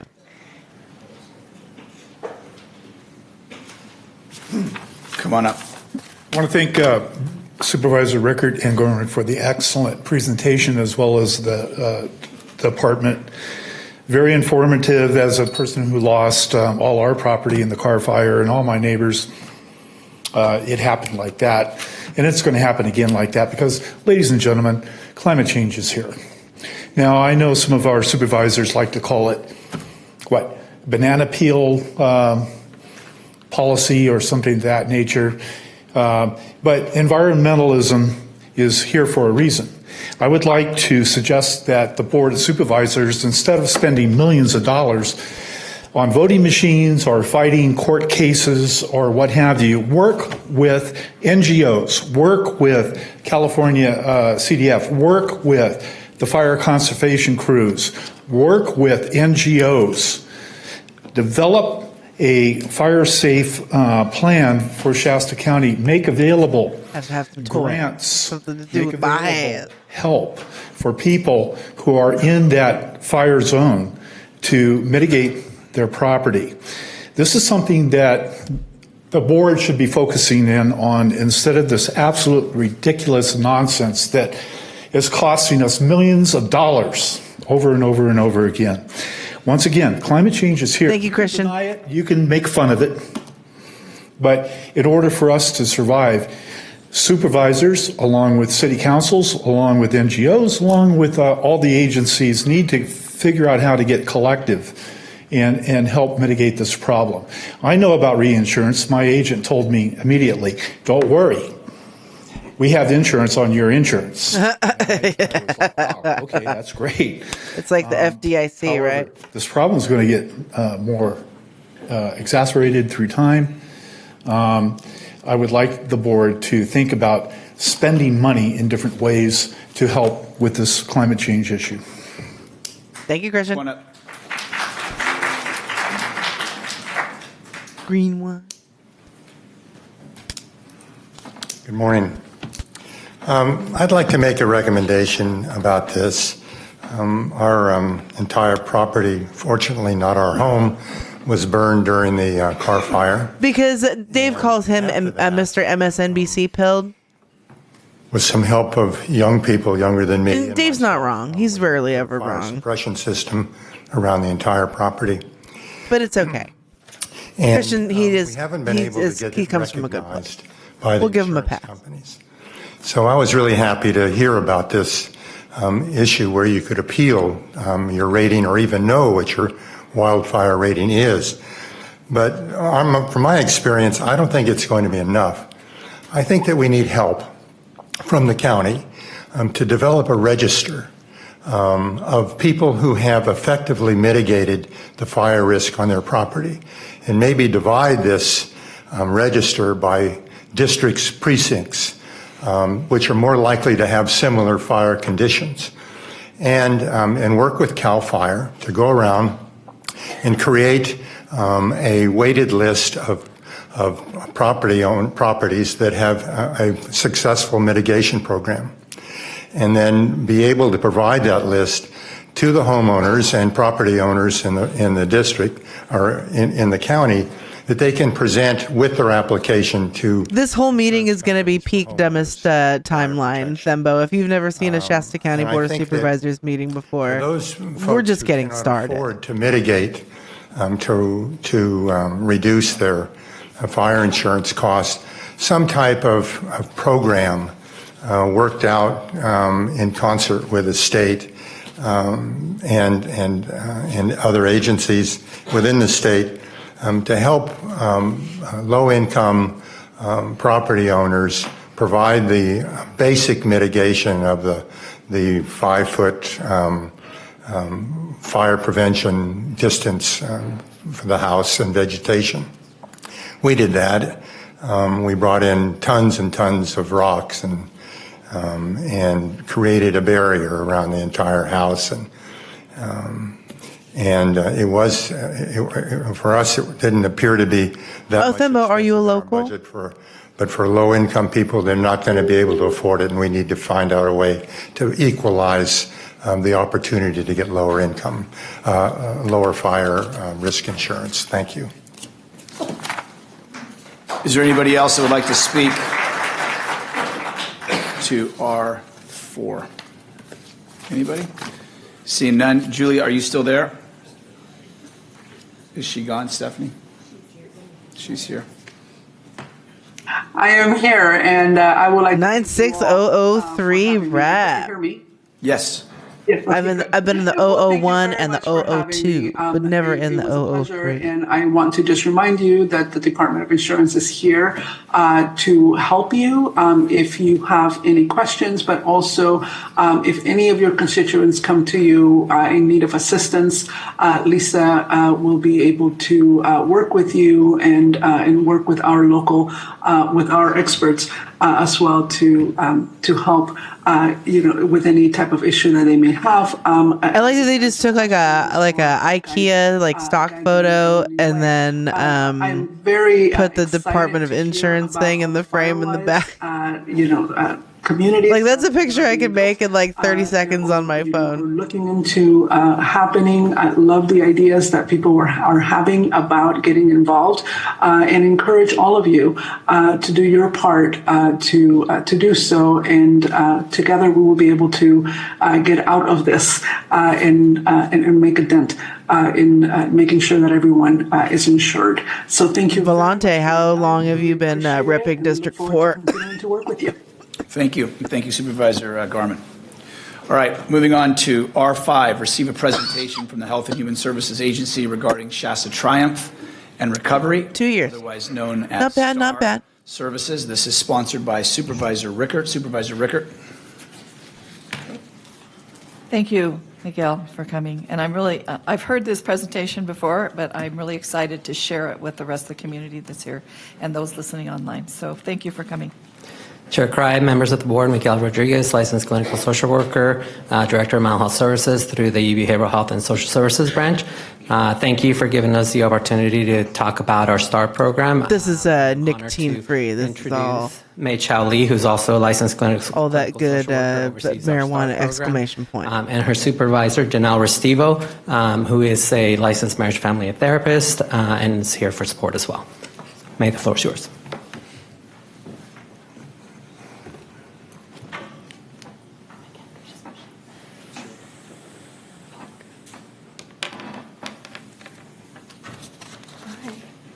Can you guys hear me? Yes, okay.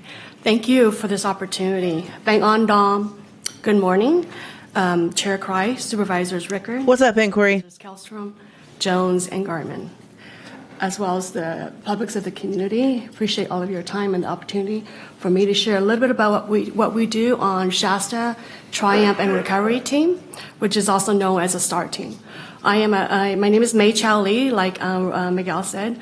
I am a first-generation Mien American here. My family and I have been in Reading since 1987. I've been serving community mental health for about 30 years now. STAR team, I think I missed a slide. STAR team is funded by two different resources. The first one is Proposition 623, also known as our Mental Health Services Act. It is the 1% tax on personal income above $1 million. We also build. What's going on, Chad? Services. Happy day. STAR team model is whatever it takes, which is in line with the state. STAR is a voluntary full-service partnership program that focuses on wellness, recovery, and resiliency. We practice whatever it takes model to provide access to services. We focus. Oh, well, I'm glad you could tune in and get some relevant fucking drama. And provide a pathway to improve their mental health at the lowest level of care possible. They're doing their best to pretend that they care. Not limited to our emergency departments, homeless camps, encampments under the bridge, native reservations out in the wooded area, very isolated areas, anywhere out in the community as long as it's safe for our community members and our partners in our partners' homes, and at different times of the day and hours. This includes weekends and holidays. We provide non-traditional treatment and engagement, engaging partners by having a cup of coffee, assisting and ensuring partners has access to food, assessing and discussing partners' needs using non-clinical terms to build rapport, trust, and increase engagement. Treatment is usually out of the office and coordinated at a location of the partner's preference. STAR team is creative and adapts to the partner's needs by providing different series of treatment modality and engagement while encouraging the partner's natural support systems to be a part of the partner's journey to their mental health wellness. Again, our service is available 24/7. We do have some barriers. While partner care and treatment is our goal, we prioritize safety for our partners, community members, and staff. This can at times limit our ability to safely, legally, or ethically practice and utilize whatever it takes model. Some of these challenges are partner declines treatment or engagement. Partner does not give us permission to exchange information with their support system and or family. We can't force our partners to engage in treatment, including medication and therapy. Partner is not at an appropriate level of care. Lack of resources such as limited boarding care beds, inpatient beds, housing options in the community, getting off conservatorship too early, or off conservatorship with third-party assistance. These 8 criteria are set by the state, and they are required. They have to meet these criteria in order to receive our services. The first 7 criteria are exactly what the state has written in our guideline. The last one is what we're seeing in the last 2 to 3 years. In order to receive our services, they need to be Shasta County resident and have Shasta County Medi-Cal, have severe and persistent mental illness, unsheltered or risk of homelessness, and Nightbot gave you permission. Mental illness, multiple inpatient psychiatric hospitalizations, or emergency department contacts due to their mental illness, at risk of being conserved or already on LPS conservatorship, difficult to engage and or not in treatment, multiple functional impairments, struggles to complete their activities of daily livings, tasks without support or prompts from intensive case management or their boarding care providers. The last one, which is in the purple, is something that we're seeing, which is really truly what STAR has become. We are now providing very intensive services to very high acute individuals who are stepping straight down from state hospitals and institutions for mental disease due to either they got off a conservatorship or they're still in conservatorship, but there's just not enough bed in our state to serve all of our individuals who need those level of care. So we're discharging them out into our community and allowing some of the clients who are waiting in our inpatient facilities to have an entry into the treatment as in a structured, locked environment. There are 3 tiers of services. The first tier is our level 1, primarily outreach services. These individuals, partners, are not a client of ours. They are individuals in the community. Perhaps some of you may have called our team. You're concerned with an individual in your neighborhood, out on the streets, in encampments, maybe by a business. They don't look well. They're not eating. They're not having access to resources. We go out there as an individual that cares, as an individual that's trying to encourage them to accept services, whether it's from our agency, our team, or another provider. Should they choose another provider, we are happy to link them to that resource as well. The level 2 are we consider them partners. They have now consented for services with our agency, specifically with the STAR team. However, they are still very guarded, and they have very minimal service engagement, usually minimal non-compliant medication services. The third tier is what our goal is. We're hoping that all of our individuals, all of our partners enroll into the full service partner, which is set by the states, and they have rules and regulations following for this criteria.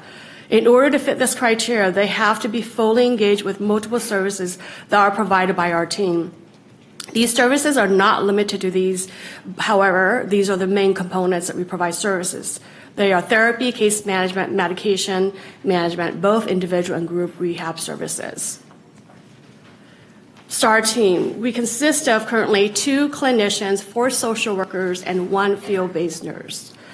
We have a very diverse team member. We service in 3 different languages, English, Hmong, and Mien.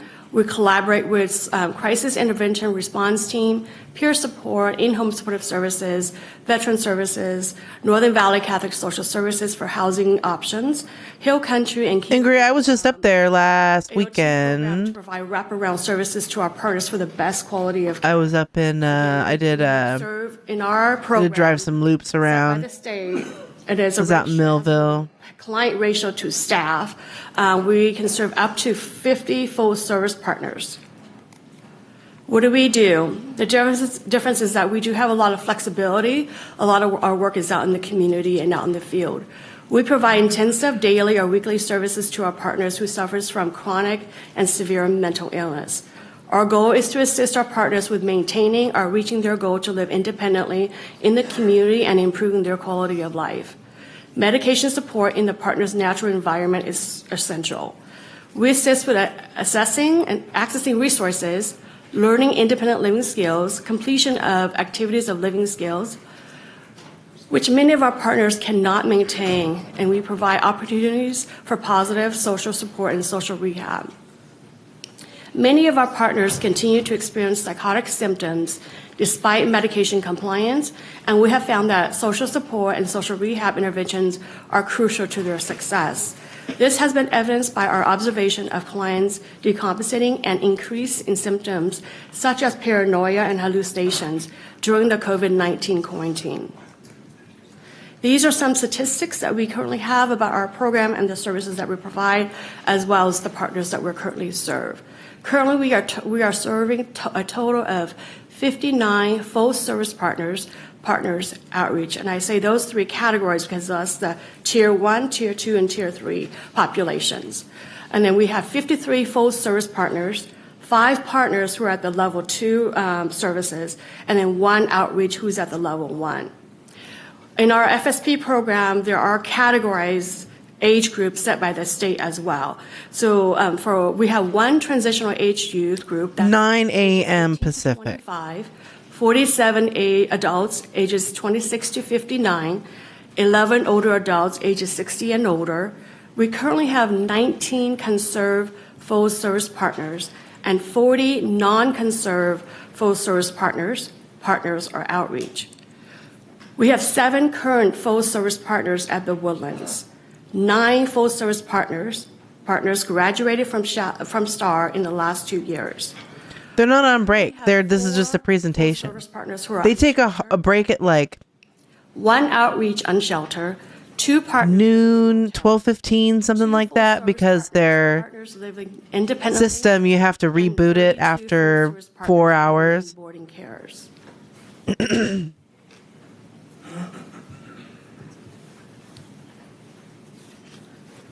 I'm done. I heard I have a limitation of time, so. Well, I want to thank you. I just think that it's really... You didn't really miss anything, Drake, so far. They're going through the presentations and stuff. They haven't started public comment yet. Do you feel sometimes that they're not really prepared to go out, or is it just lack of follow-up services?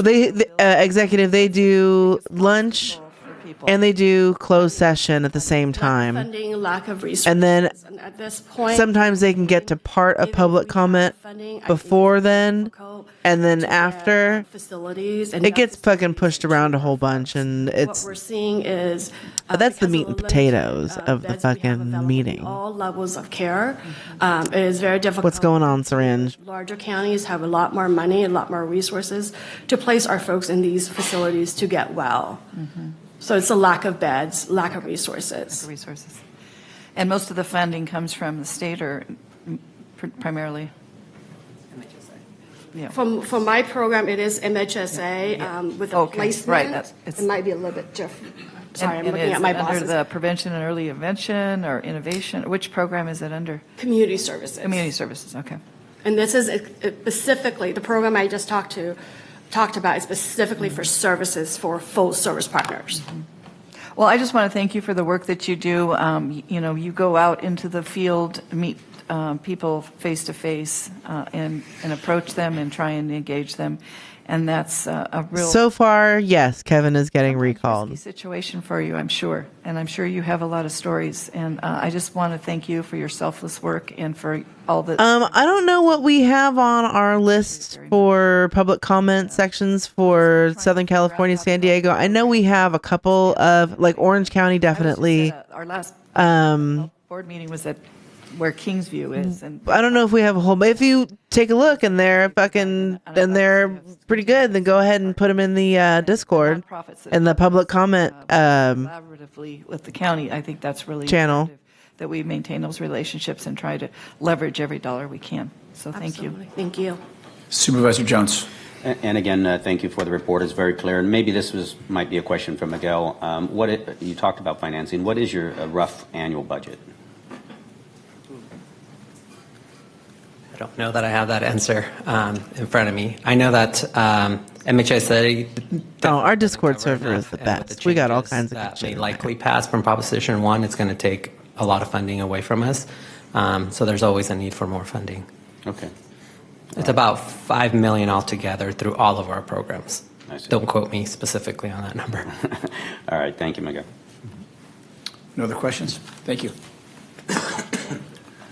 May I just quickly add something? You can add anything you'd like. I just want to, it's very rare to have this kind of opportunity. I just want to say that despite what organization, there are good people.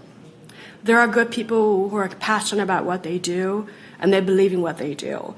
And despite us, whether it's my program that I'm currently in or other programs, I truly believe that in the humanness in all of us, we strive to do our very best to serve our folks. However, sometimes there are obstacles. There are obstacles that's not under any of our control. Usually it's the lack of beds. Our laws that prevent it, individuals, partners have rights. We often encounter with a lot of frustrations from the community and families. I apologize. I totally get it as being a family member of individuals that suffers from disorders. It's tough, but also remember that our hands are tied and other agencies' hands are also tied. And work with us, take time, be patient with us, continue to educate us, and let us know what your needs are and how we can help you. We will do everything that we can that's legally and safely to serve our individuals and our community. But there are laws that, because of our license, who's this guy? Prevents us from doing that, or because the fund that we receive. Every once in a while, we see a new fighter enter the ring. Listening and giving us an opportunity to share with you what our team does daily. Supervisor Rickert. I just want to make one other comment. I was talking to a young man who's going through the leadership reading program right now, and he made the comment, he said, I was surprised, there's obviously a lot of talk about people that are unhoused and living on the streets, and he said, Shasta County has a lot of programs, and so the more we can educate the public about all the programs, maybe the more people can get help. And that's the intent of why I will continue to have these kind of presentations come forward, because it's really important that we educate the public as to all the good things that you're doing, and that there is help out there. There really is. So, thank you. And thank you, Miguel. Thank you. Thank you, Supervisor Rickert. Quick correction, it's about $12 million. Miguel, if you come up here again, is it going to get higher? All right, moving on to public comment period, open time. Here we go. Here we go. Thing, staff has just made me aware that R6 and R7, is that correct, Stephanie? Yes, Chair. R6 and R7 have been pulled. So if you had a slip in for R6 or R7, those will be opportunities that you could speak on those items in open time, since there will not be an agended items for R6 or R7. So Well, what was R6 and R7? Stephanie. All right, with that, public comment period or open time during the public comment Come on, Kevin. Open time period. The public may address the board on any matter not listed on the agenda that is within the subject matter jurisdiction of the Board of Supervisors. Each speaker is allocated 3 minutes to speak. Like I had mentioned before, we will be taking a hard break at 11:15 to move into public comment for our closed session items, and then we will adjourn to closed session. Up first, Steve Woodrum, Dolores Lucero, Bert, not sure if it's Steed or Stead. Steed, if you could please get in queue, I would appreciate that.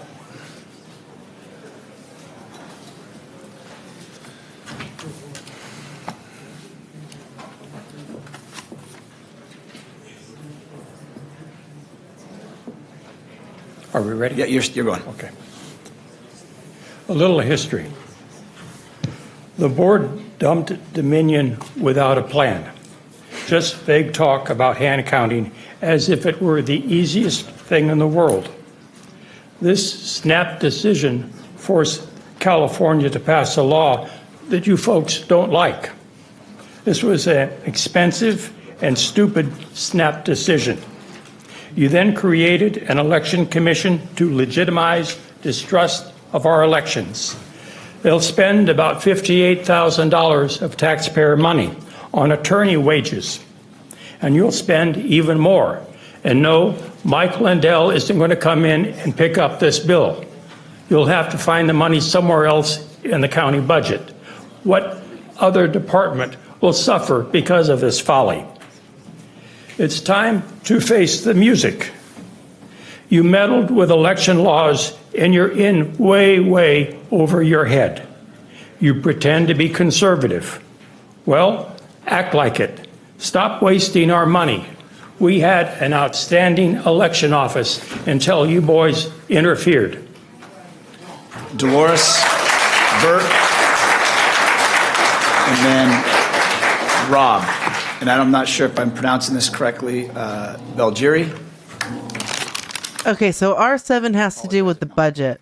So they pulled that. I didn't have anything prepared today because I attended the meeting yesterday here, and I try to give Beth R6 is another presentation. not to say anything to keep, basically, because The I Fire Safe told Council. her anything you say could be used against you. She actually went the opposite and did totally the opposite. She said things she shouldn't said because since this whole thing is under investigation, what Patrick's done and Beth did on the regarding the radio station, I can't believe that she actually hung herself even more. So, I mean, like I said, I was exhausted, so I didn't prepare anything, but there's nothing to prepare, just to tell you, you guys are constantly just breaking so many laws, and now you're gonna have to face the music. Patrick Jones, you are selfish. You try to take advantage of the people, the citizens, and you constantly just don't care. Now you're going to be facing criminal charges. I mean, don't you understand that what you did, it was wrong? You have so many supporters that actually think they know everything, and they think they could give you advice, and just, you got so many sheeps, they're not listening. I told you guys don't listen. Now you're going to have to pay the consequences. Everybody's going to go down. You could go ahead and laugh, Patrick. Go ahead and smile. You think you're smart? That's okay. Doesn't matter.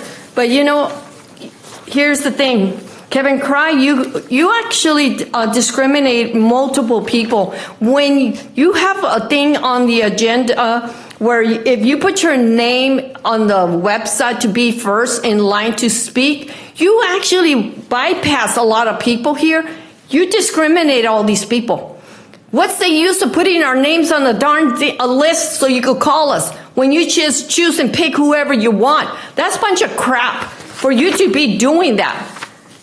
I told you guys from the beginning when you guys decided to start freaking helping Kevin Cry to get on the board of supervisor back in 2020.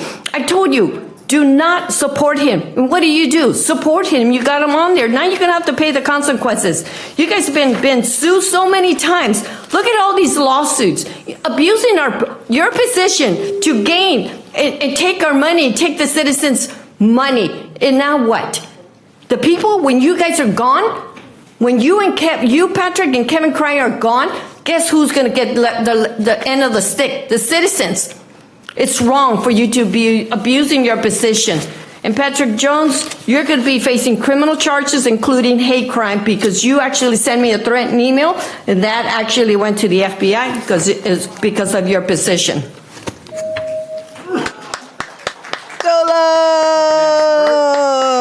When they go low, we go dolo. Ooh, who's this guy? And then after Rob, Michael Harsh. I almost fell asleep while I was waiting over there. I want to. How is that possible? Before I even start the timer here, this is not my writing. I'm reading this for Nicole Euler, who could not be here today, but wanted these concerns to get before the board. So I start now. Concerns about the election process. The DMV should not be a part of the election process. They are the reason that I, meaning Nicole Euler, received 2 ballots. I had several people come into the precinct I was working that had received 2 ballots as well. One person even came in with a deceased person's ballot. DMV also changed my voter registration when I never said that they could. Concern number 2, I was told at poll worker training, every voter who comes in can vote. So someone out of precinct district, county, and state can vote. We were told to add them to poll pad and give them a ballot. They can vote provisional. Okay, but who will remove these people later? The person at training said that they will, but will they really? Why even add them? Also, will their vote for local ballot items be counted even though they aren't local? Third concern, I was told at poll worker training, first in, first counted. So if someone comes into a precinct to vote and it's stated they already voted in poll pad, but they said that they haven't voted yet, the first ballot gets counted when it wasn't them. Because the ballot is already separated from envelope, there is no way in knowing where that ballot is to where that ballot is out. So this person never gets their true ballot counted. Number 4, street rosters are not private. They include first and last name, address, party. This needs not to be used. Number 5, the inspector at my precinct was telling us, poll workers, to encourage voters to drop ballots off in the drop box, as opposed to signing in and putting ballots in the ballot box. Not sure why this was happening, but it was concerning to me. Number 6, heard a lot of poll pads weren't working at the beginning. Ours wasn't working for about the first hour. We were never trained. That's not my final, is it? That's your warning? You have 30 seconds. We were never trained on what to really do if they didn't work. Relying on electronics is never good. Number 7, 31124, and we don't have all voted counted. 20,000 is a lot. This concerns me that many haven't been counted. Almost 1 week after Election Day. 8, all the VBM ballots floating around concerns me as well. Leaves it wide open for cheering. We need to get rid of VBM ballots. That's your time, sir. Thank you. Rob Vergelli, Belgeri. Rob? Not here. Michael Harsh? Not here. Christian?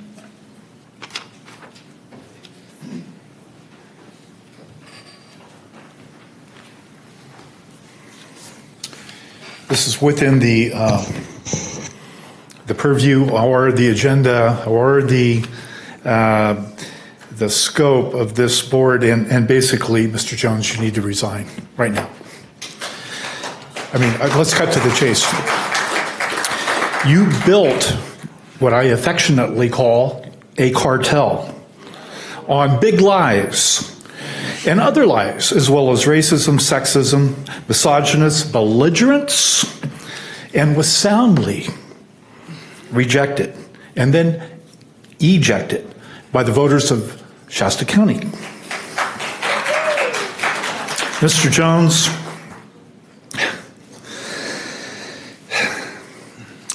you know, I like to call you the king of the cartel, but I'm here today to basically tell you the king has no clothes. Mr. Jones, sir, I don't understand.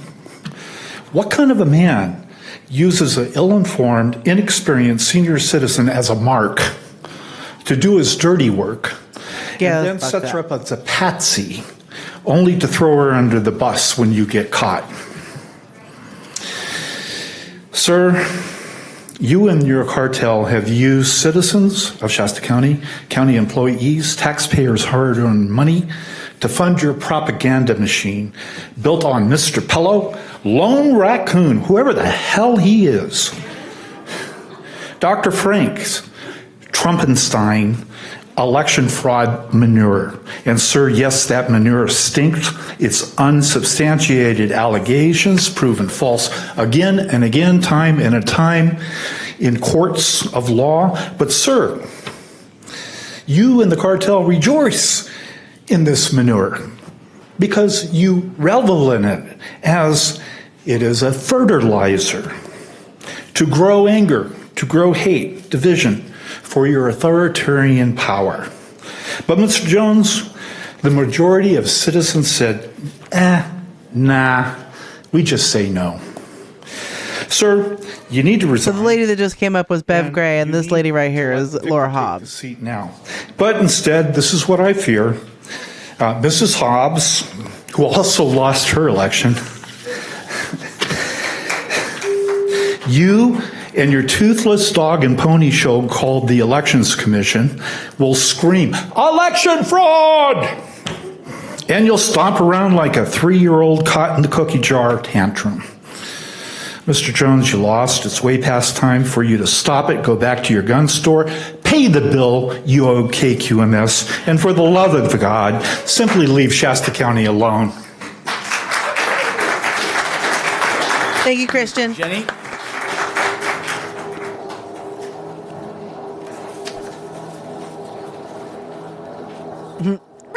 Fraud!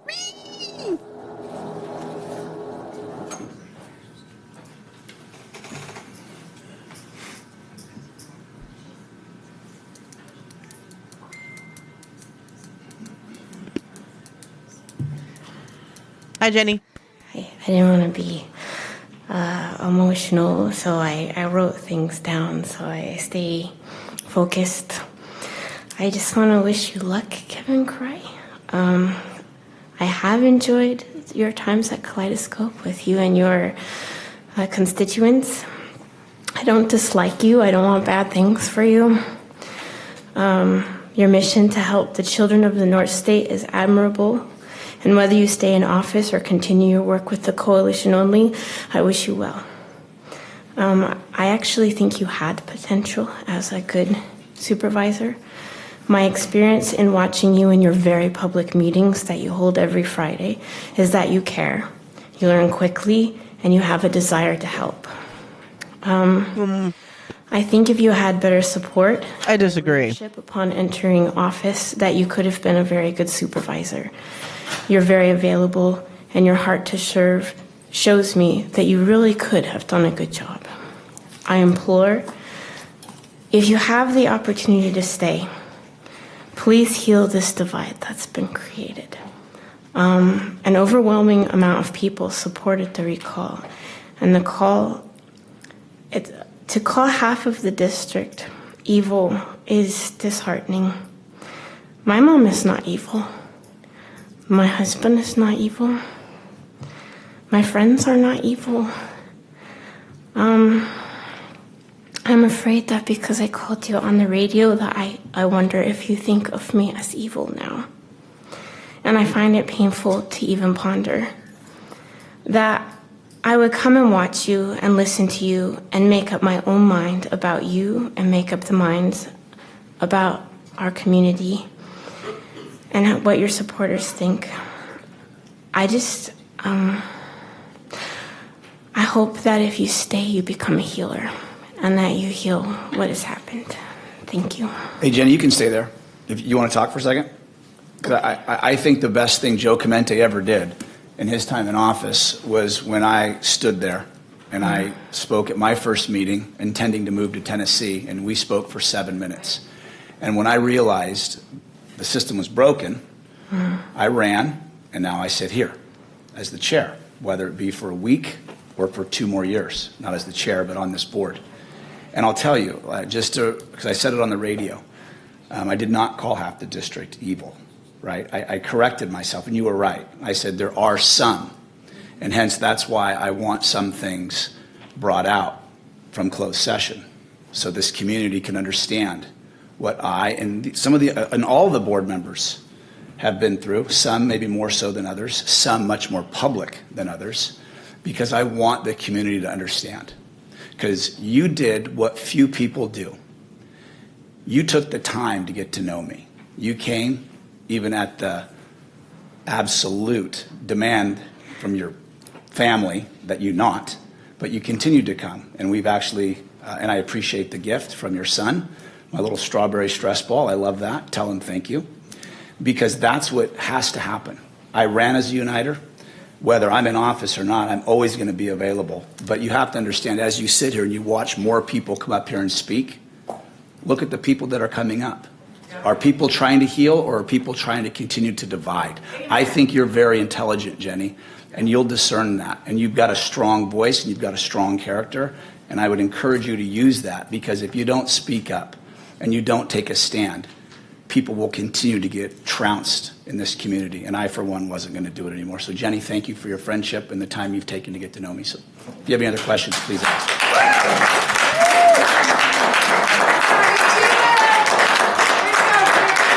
I know, right? I mean, I understand where Jenny's coming from. She's your bride, so congratulations. Oh, she's fantastic. No, I don't have anything to say about Kevin today. I think the voters will speak, and I think that's where I'm going to leave that in regards to the recall. Today, I stand before the board to share a retrospective on the actions of District 4 Supervisor Patrick Jones. These are things that I've spoken about before, but they are actions that have not only breached the ethical standards, but also violated laws meant to uphold justice and integrity in our community. Mr. Jones has demonstrated Kevin Cry desperately wants to be the popular kid. In office by letting in the public to the boardroom when the current board majority. No, Jenny is the strawberry lady. By having remote meetings. He also allowed a for-profit documentary, The Red, White, and Blueprint, to film him removing protective plexiglass in the boardroom after hours. This not only violates the trust placed in him as a public official, but raises questions about his commitment to transparency and accountability. Furthermore, Mr. Jones has abused his power, his position of power, by getting his gun range rezoned and then voting against impact fees, a decision that conveniently saved him $20,000 or more. This selfish act not only displays a lack of moral compass, but also constitutes a clear conflict of interest, a violation of the very principles that govern the behavior of elected officials.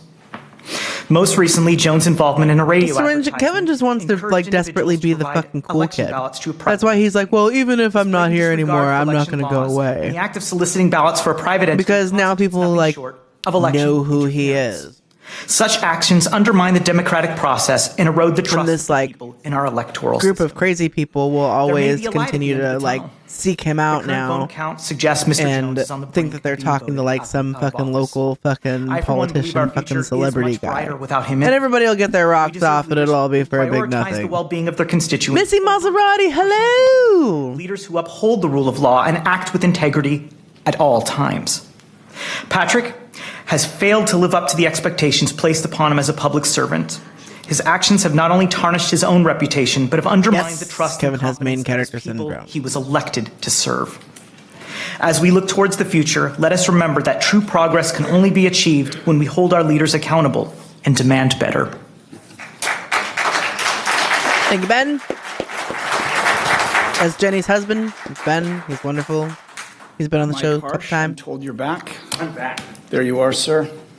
Hello, my name is Michael Harsh. I am a Shasta County employee. However, I'm here on my own time, and I'm here as a private citizen. I moved to Shasta County a little more than 40 years ago with my family, but the reason I'm here right now is because next weekend on March 23rd and 24th, Special Olympics will be doing their annual basketball tournament at Anderson High School and Anderson Middle School.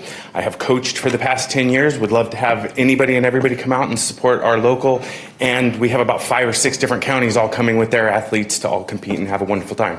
So if you've never been at a Special Olympics event, it's amazing. The athletes have been friends for some of them 20, 30, 40 years. They've been playing basketball and other sports against each other, and they are friends and family from all over Northern California. So support Special Olympics. Can you give that? Can you give the website or the? I don't have a website. I know it's at Anderson High School and the middle school on 23rd and 24th, and it starts at Somebody get this man a website. Opening ceremonies will be Saturday at 9 a.m. So.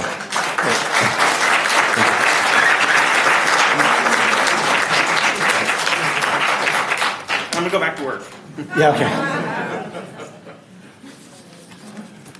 This will be our final one of public comment before we move into closed session public comment. Jeff, no last name.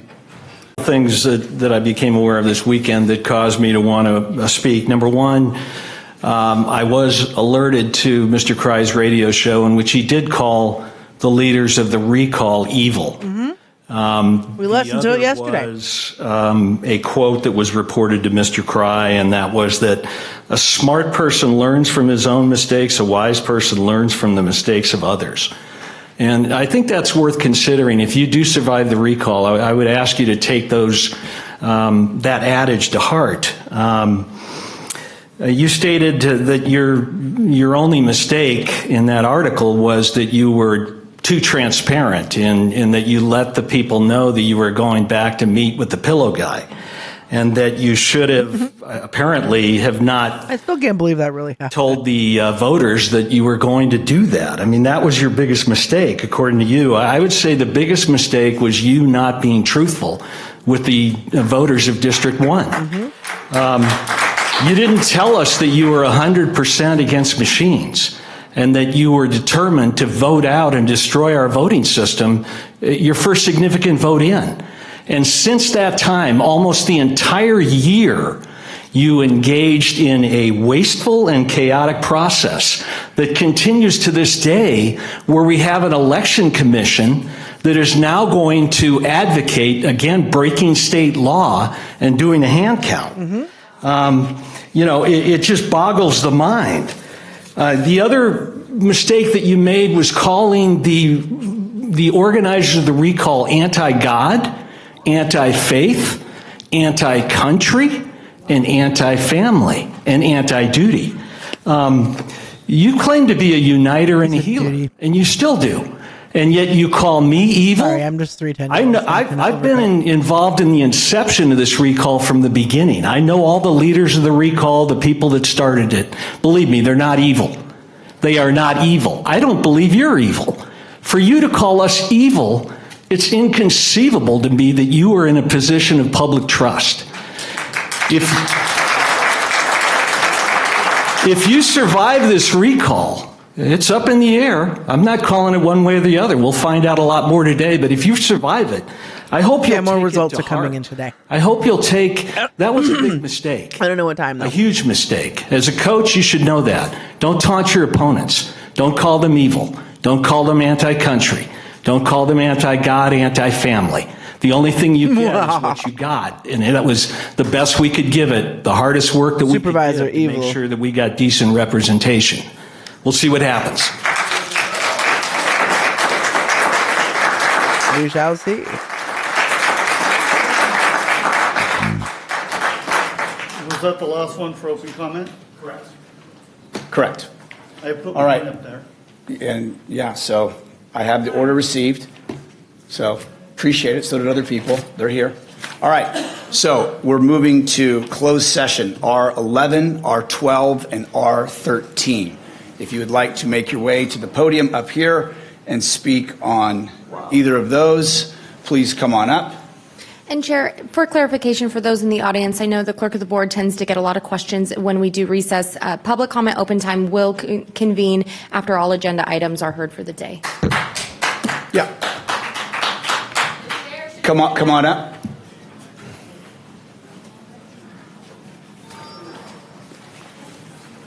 Is this regarding closed session? Yes, R11, R12. Dolo, take 3. Please start her clock back over as I was speaking. 3 minutes. Okay, so these lawsuits, I feel like Patrick Jones, I know you were going to say you're going to recuse yourself, but you know, recusing yourself is a little too late because you're costing the county so much money, and now we're paying for all this because of your conflict of interest, thinking you're above the law, thinking that it's okay. You didn't check with any lawyer. That's what I don't get. Why do you think by listening to your sheeps who actually don't even know the law, for you to just think they're right, for you to just go ahead and do your shooting range and all these other things? Why do you think you're getting sued by lawyers? Because you committed conflict of interest. That's a prohibit law for any public official. Prohibit law. That's criminal. You think you're going to get away without being accountable for your actions. You will go to prison. Even if Kevin Cry gets the outcome of the recall, he's still going to go to prison for the conflict of interest. Either way, it doesn't matter.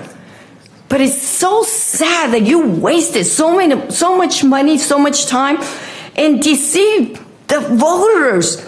Don't you understand? You took advantage of them. And now you're taking advantage of the whole situation. You sit there and you can make all the faces you want. You're going to have plenty of time to make more funny faces in jail, in prison, because that's criminal what you did. What you did is federal. Don't you understand? Because your position falls under Title 42. You're a public official, color of law abuse. That is the highest position and the highest crime. Yeah, Drake, she was with, she's Patrick's ex-girlfriend. To put Kevin Cry on that position. You guys don't listen. You think I don't know what I'm talking about, but now you're going to see you were wrong, and all three of you are going to go down. But you're going to end up in prison, Patrick Jones, for even if you wasted so much money, you're going to pay. You're going to end up in prison, let's say maybe 10, 15 years, maybe. Even with the hate crime that you committed against me, and you put it in writing, and then email, you put that. So that's what I'm saying. You took advantage of the people. That's what you were voted out. You lost the race. And I told you before, you were not going to be reelected. You guys remember that? I say you were not going to get reelected, and you lost the race. Wow, that was abrupt.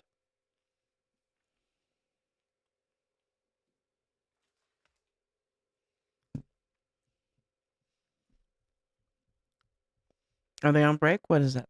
That was the only comment that they had? Really?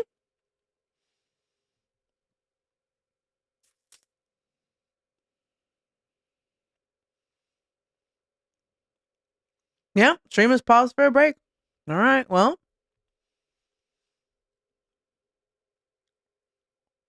They didn't say what time they would, like how long their shit was going to take.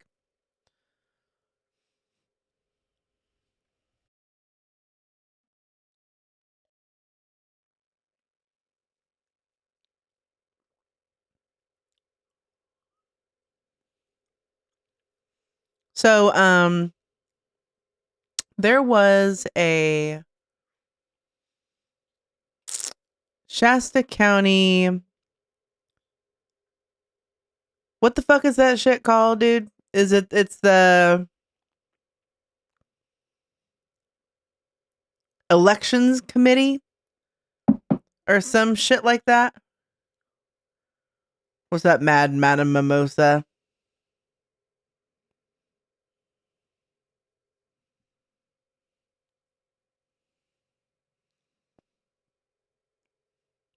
An hour and a half, about 1 o'clock. Okay, no problem. So yesterday there was this fucking Shasta County Board of Elections, not board, elections committee. Hey there, fellow patriots. This one here. Hi. So yeah, there was the Shasta County Board of Elections, or I was going to call it the Board of Elections, the Shasta County Elections Committee.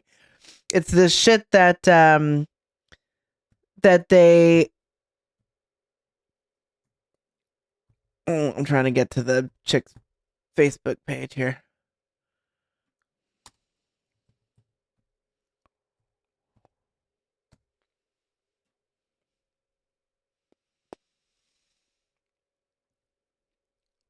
The meetings are done in the Board of Supervisors chamber, but they're not election commission. They're not on the big camera. So there's this lady who does digital creator stuff in Shasta County, and she is involved with some local election shit.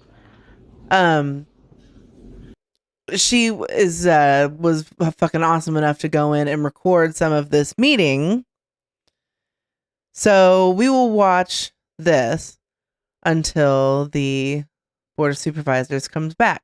There's about 2.5 hours of this content, so we'll definitely be able to make it. This is like I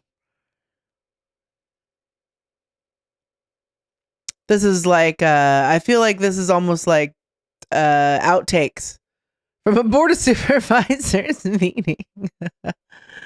But here we go. This is some good shit too.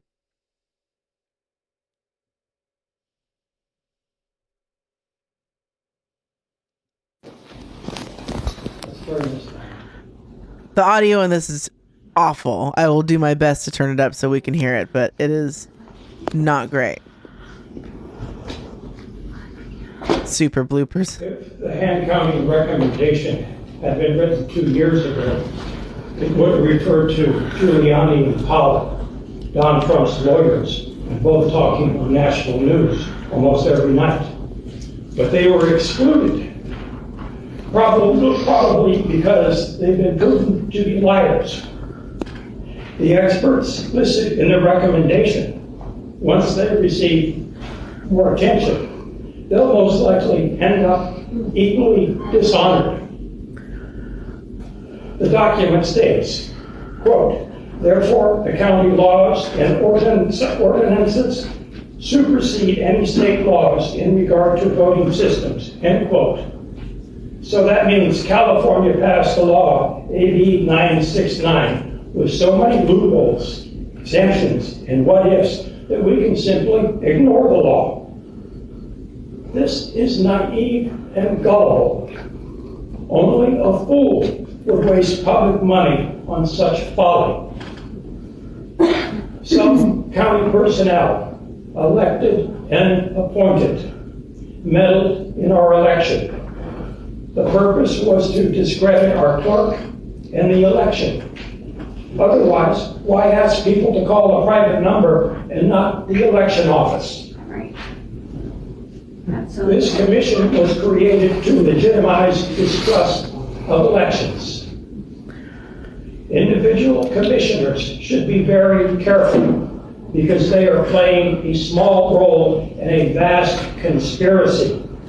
And when necessary, What's up, Monocool? person can be thrown under the bus. Thank you, sir. There's Jenny again. So what had happened was, and we had talked about this yesterday, but there's a separate crowd here, so maybe I should play it real quick. Hold on a second. Let's give a little background to this here. So there's a little fucking shitstorm brewing that has to do with Patrick Jones, Bev Gray, John Knight and his wife, and fucking like trying to get your hands on ballots. Like trying to get fucking like there was a commercial and somebody like Bev went and read this commercial at KQMS asking for people to give her ballots.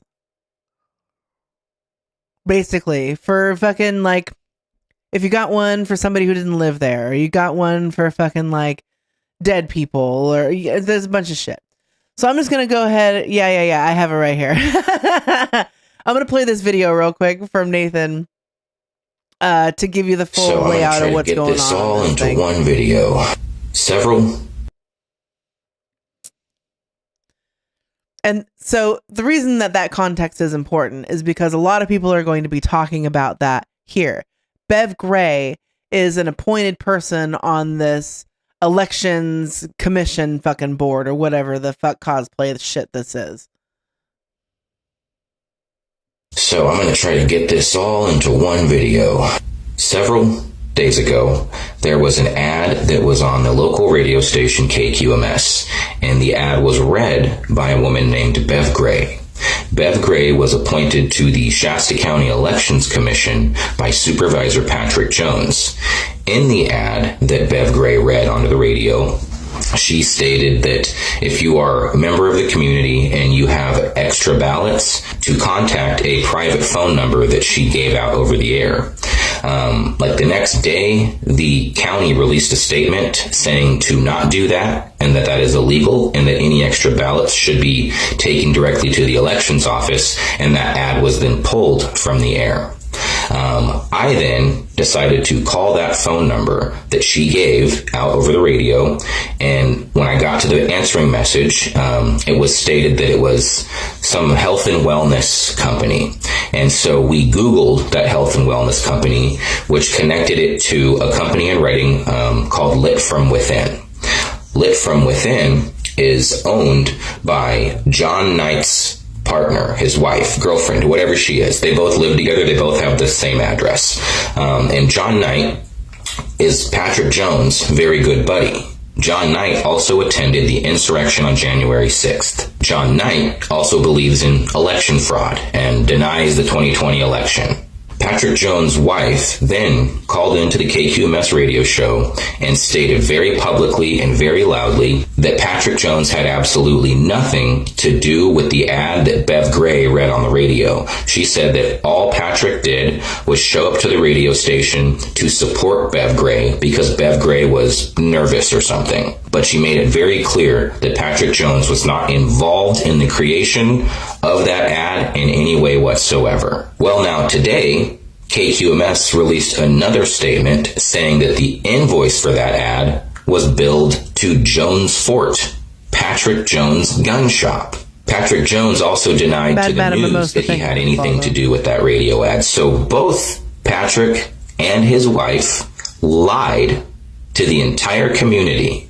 What Patrick Jones and Bev Gray did was election interference, and now Patrick Jones is under investigation by the Secretary of State. So, that's the gist. A man once said, accuse your opponent of that which you are guilty.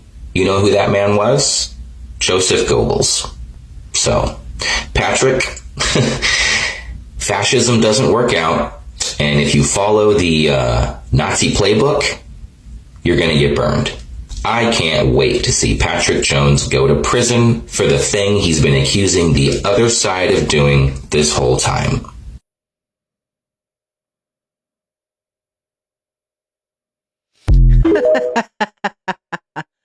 Okay, so there's that.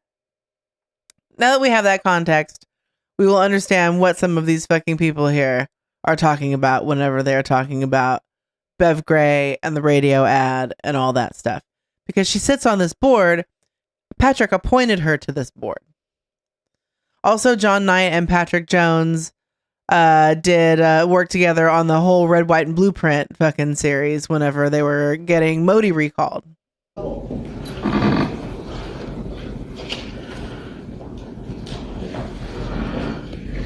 Good afternoon. My name is Tennessee Goebel, a lifelong Shasta County resident. I am deeply concerned that three of you have such a low regard for following the law. You very clearly know that California law does not allow hand counting in our county, and you still intentionally chose to recommend to a Board of Supervisors to go against California law. In our country, I firmly believe that no one is above the law, and that includes all of you. I believe we all have a responsibility and obligation to follow the law, whether it be local, state, or federal law. Most concerning, however, is that your actions at the last meeting go against this commission's own bylaws that each of you voted to accept. Section 2.1 about the commission's purpose begins with, make reports and recommendations to the board regarding existing programs, policies, and procedures in alignment with the law for future elections. The next 4 bullet points about your purpose include the words as allowed under the California law or as authorized under California law. Your bylaws clearly indicated that you will follow the law, but you did exactly the opposite. Why would you violate the very bylaws that you all voted to accept? Because they don't give a shit. That doesn't mean anything to them. They'll agree on bylaws because they have to, and then do what their example is in the Board of Supervisors and do whatever the fuck they want anyway. But this committee has zero teeth. They are gumming their way through fucking grandstanding and strongly worded letters to who the fuck knows, honestly, because they don't mean anything.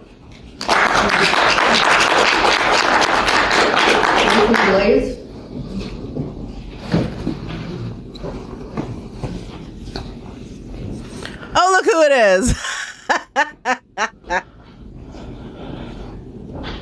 Okay, so it's pretty well known now that Bev, you were used by Patrick Jones. Do you think anybody actually believes that he wasn't responsible for the ad that you read? I mean, they're throwing you under the bus. Hello, hack. They are throwing you under the bus, and Patrick and his wife lied publicly to this community. They did. They lied, and they got caught in that lie. And what you all did was election interference, which was the thing you all say you're trying to fight against. That is exactly what happened. That number that you told the community to take their extra ballots to was connected to John Knight. That people aren't stupid. You know, you guys could have gotten away with that a lot easier if you just made a new Google Voice number. But for some reason, you used the number connected to from within, which is John Knight's wife's girlfriend's business or whatever she is to him. So I think, Bev, you need to step down. You did something wrong in direct opposition to everything you say you stand for and what this commission is supposed to stand for. And I think Patrick Jones is going to get in a serious heat. No, hack, the count's almost over. Leave the count alone. You make known that he told you to say those things. You could very well get in very big legal trouble as well, and I really don't want that for you, Bev. I know you may not like me, disagree with me on a lot of things, but I actually I don't dislike you. You're just like an older woman that I don't know that very well. And I think you were used by someone who uses people and is known for using people. So my recommendation to you is to save yourself. Do not let these people throw you under the bus. You don't want to go president of the world's problem. You don't. And I don't believe you were responsible for the election interference that Patrick Jones paid for. Thank you. How about Bruce Russell?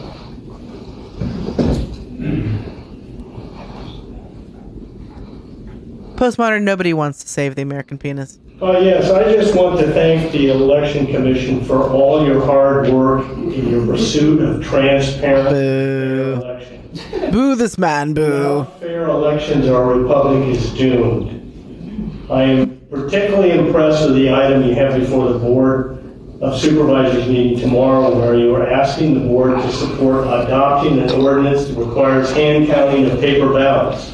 I fully support hand counting of paper ballots, which is the universal gold standard for tabulating votes. They use paper ballots. And I also love your recommendation to reduce the number of unsecure drop boxes from 16 to 4 and provide security camera monitoring of the drop boxes. One item that should have been added to your list of requests to the Board of Supervisors would be like Mitsubishi or Tesla or whoever's working on that is having a problem with these smart people. Voter ID in their local elections. It appears Summer 2030 will allow implementation of voter ID. It's ludicrous that we do not require voter ID in our elections. It is close to impossible to function in our society without an ID. Some say this will reduce voting by minorities and others. This is totally a hollow argument that has little or no merit. The government should provide a voter ID with address and photo to anyone who can't seem to acquire it. Voter ID would be easy to implement at the precincts, and it would create challenges, though, for mail-in and drop-box ballots. At a minimum, a printed photo ID would need to be placed in the ballot envelope that is mailed or placed in the drop box.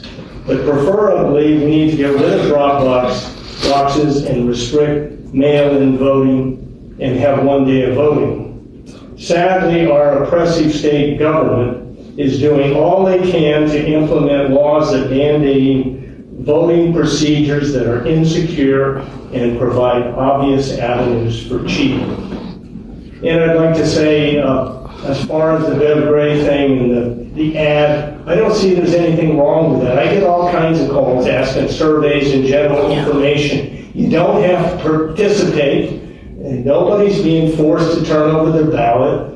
And there's nothing wrong with what she did, in my opinion. I just don't see that as election interference. Trying to gather information that's necessary to see problems in our elections. Because it's federal election and state election mail, and it is illegal to tamper with it or give it over to people who are claiming to be in some sort of official capacity. Don't be afraid of the truth. Thank you, sir. Okay, thank you for allowing me to speak, and thank you for all your hard work.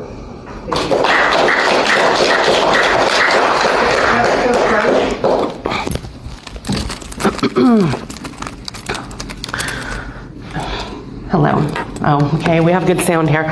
So I'm live streaming my question today in this event because I think the public should be able to hear this meeting. I think it's very important, especially considering everything that transpired over the weekend with the radio ad made, and then this morning I read the KQMS article about the state investigating Patrick Jones and Miss Gray over the ad that was not approved. So.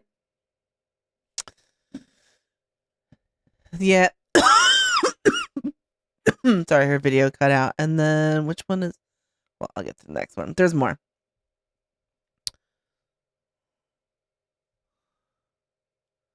Crossroads.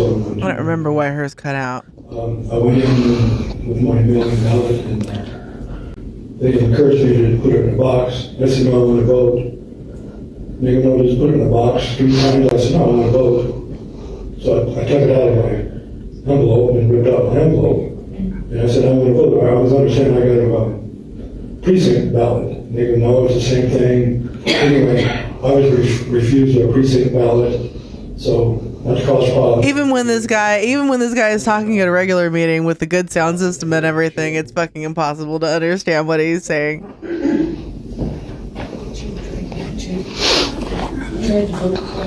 Debbie K.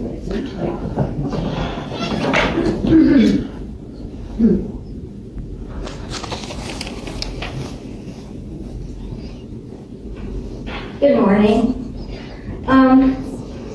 I'll just make this fairly short. I'm going to say this as respectively as I can. It's my understanding the Election Commission was created to serve all citizens of Shasta County. There should not be any preferential treatment in your fact-finding roles. This commission has access to legal counsel, the Shasta County Election Office, and county staff personnel to assist in the preparation of material for publishing or broadcasting to the public to avoid any appearance of impropriety. The recent radio ad incident clearly shows the bias towards promoting misinformation to public figures who should remain nonpartisan in their duties. There is no logical reason why Bev Ray as election commissioner or Patrick Jones as supervisor should have placed an ad on KQMS promoting a private phone number for voting irregularity of responses. This was misleading with a purpose to only disenfranchise voters even more. The comments I see on Nextdoor and Facebook confirm this. To Bev Ray, whether you realize it or not, in your passion to find answers, you are a tool Jones wanted to pin any fault on in your role as a commissioner. Congratulations on being his current scapegoat. To this end, the public trust has been betrayed yet again. This commission should be disbanded. Thank you, ma'am. I don't know your name, but thank you. Jen?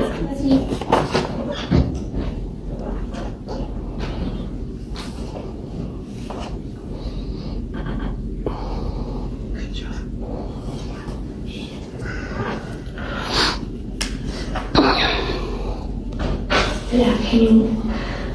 Hello, Jenny. You're a really sweet lady, and I really we've had a lot of discussions, and so I hope, because I've talked to you in person and that we've had that you'll take me a little more seriously than some of the other people who you may not get along with as well.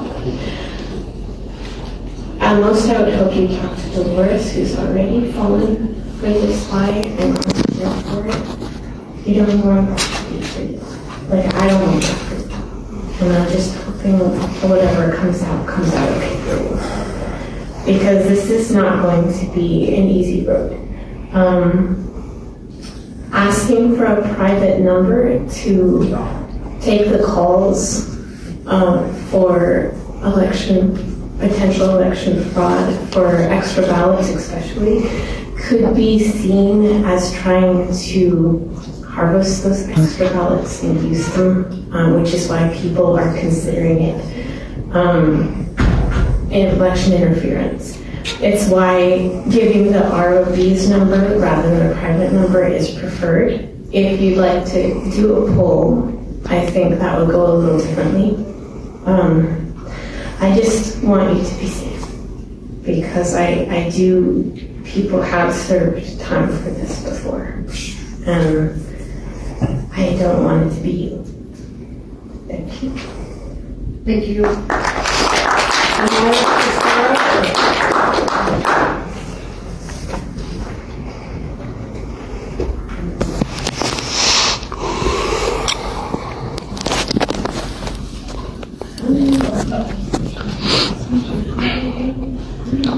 Stop your name, please. Thank you.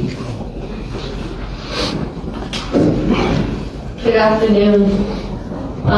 The reason I attended this meeting is because of all the things that's been going on. Bonus Dolo. I feel for you, Beth, but you need to do what's right, and you need to basically give up the information who was behind it, because if you don't, actually it's going to be worse for you. And in your position, I recommend that you do resign. The reason why is that Bono Dolo to be used against you. Because now, since you received a letter from the DA and you're investigating, since you're on this commission, anything, it has to do with the election. And so therefore, anything you say from the day you got and received that letter, it could be used against you. Plus everything gets taped, anything gets audio, they can use it against you. So I recommend, because nobody's going to be there for you. Nobody's going to protect you. You're going to be on your own. And I'm telling you right now, I've been in your shoes. If you've done nothing, then don't let them put you in that position. Get out while you can and do what you have to protect yourself. These people sometimes will laugh and think it's funny and all that. I think that I don't know what I'm talking about. This is ASMR. I already actually know who actually is behind it, but I'm going to wait it out before I say. Oh, thanks, Nathan, for that. I was wondering what that was. I saw that. I got that the first time I watched it, and I was like, I wonder who's yelling at. What's right for you, because I'm sure you were not looking forward to something like this. And you, in your position right now, that's not what you need in your time to be retired, enjoying your life. And I'm sure that's right, Bev. Intentions to do what was right. If you're just going to be used by a bunch of idiots, then you might as well just go fucking break off and do your own thing. Leading the blind, they don't know what they're doing, and they don't do a good research, so therefore they get so desperate and they don't look into the laws that will prohibit you from doing certain things. That's why it's backfiring, because they didn't do the research. They think I'm crazy, but I'd rather be called crazy than Nah, we don't think you're crazy, Dolo. my research. You're just passionate. Before I do anything. So we've learned a lot about you in the last couple of years, man. Consider to not say anything anymore in this commission, your position, to resign for yourself, for your safety. That's all I'm going to say, but I do feel bad for you, but you need to, like I said, do something before it's too late. Dominic?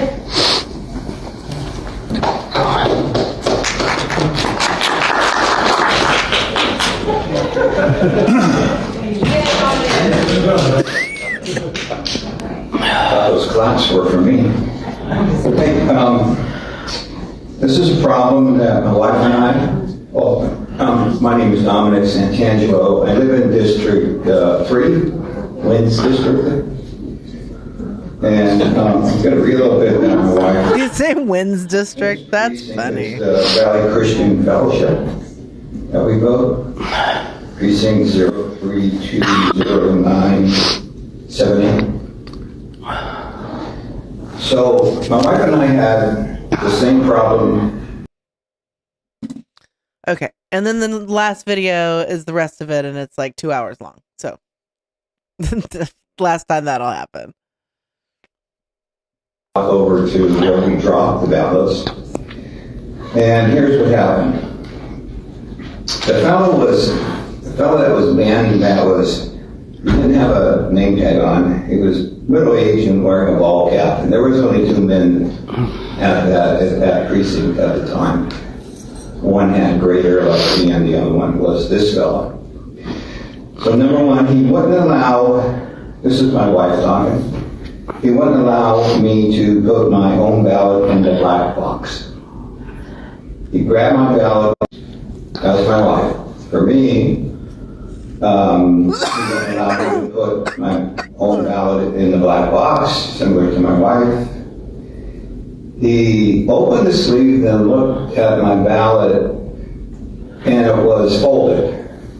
And he said, you need to unfold it before it goes into the box. And so I unfolded it. And he said that I couldn't put the ballot in the box, and he needed to do that, and that's what he did. So we thought that was a little unusual from previous experiences. That's that. Bev, thank you for what you're doing on this commission. Please stay on the commission. And I think this commission is a wonderful thing to have in this county. It's amazing how people get riled up when you look into fraud in an election. It's just unbelievable. Thank you.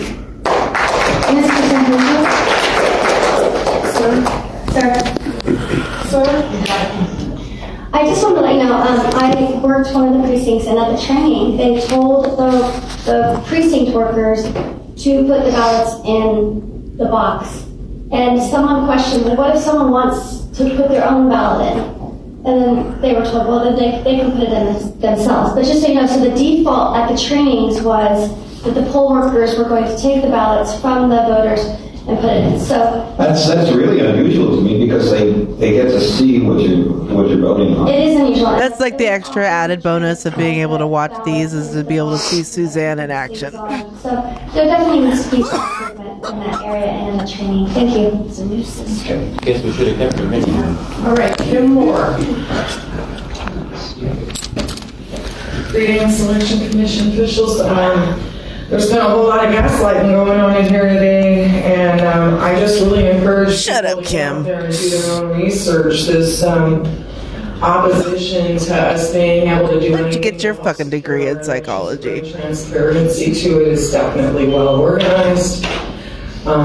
It's sad and pathetic. As somebody who participated in the hand counting demonstration done by Clint Curtis, I'm sorry that it's being used against you. I'm sorry that you are being gaslighted, intimidated, emotionally battered around in an attempt to do what we the people asked you to do, and that is to help us secure our elections, because we still do not feel that our elections are safe and secure. We still feel that our election system as it stands is ripe with potential for fraud. And I'm grateful to you. I am sorry tremendously for what you're having to endure. When you guys see the little thing pops up that says Meeting Wench is building a new desktop. Daily, thank you. Yeah. I don't often shill for myself, but if you could fucking chuck a couple of fucking bucks my way and to offset the cost of that, something that is being added into that will also benefit my Wi-Fi tremendously. And I will not have as many intermittent issues with my connection. Ben, you're a nice person. I've had the pleasure of talking with you. You're a wonderful person. If the prosecutors offered you a deal, take it. You are being thrown under the bus. Also, thank you to Chad earlier and fucking hail I had a safe. wonderful talk with the Secretary of State's office. Actually, I've had a few, and they are very aware of the situation. I think it's unconscionable that you're being set up to take this fall. This commission needs to be disbanded immediately. In fact, there's been several examples of possible illegal activity taken by this commission. The first was on January the 8th, when the three commissioners voted to pass R4, mandating that Shasta County Register of Voters, Kathy Darlene Allen, immediately institute some sort of a deal where you guys get to look at the Kevin Cry petitions because you think there might be fraud, and you're going to assign somebody or an attorney to look at it. That's against the law. You can't do that, period. The second example is when on February 26th, the three of you authorized a mandated hand count in the state of California. That's illegal. It's a violation of election law. And advocating for people to break the law is not in your job description. Period. This commission has wasted over $50,000 so far. True. And you still haven't even got your bylaws submitted. I guess that's happening tomorrow. This commission is set up for excuse me, Chair, can I point something out? My clock hasn't started, so I don't know exactly where I'm at. Good point. I'm sorry? Now you have 7 minutes of show. Oh, 7, okay. Well, now that's a switch. You had lunchtime soup? What kind of soup did you have? The problem here is that We were talking about soup earlier. Who, by the way, lost his election. I'm sure we're going to hear all day. I'm going to make some soup later, soup later. And you're going to complain after complain after complain. The fact of the matter is, this commission has teetered, if not openly violated law. You are asking people to be lawless. You are asking people to break the law. Is that what you're Is that what you're... I should get a fucking tremendously huge fucking iPad, Nathan, or some kind of fucking like big old tablet, and we could do a shitty fucking cooking stream. The two proposals that would be hella fun. The Board of Supervisors. Potato soup is fucking amazing soup. You're going to be known as a commission that is advocating that breaking the law is the way to go about doing it. We don't have any documented evidence. I will write a check right now for $5,000 if you can today produce a document that says a judge in this county has concerns or has opened up a case for violating the law. It's not there, but yet you want to use taxpayers' time, money, and resources to do just that, and that is ridiculous. It requires a spotless. Be aware well, that it just requires you to clean State of California Elections Department is looking at violations.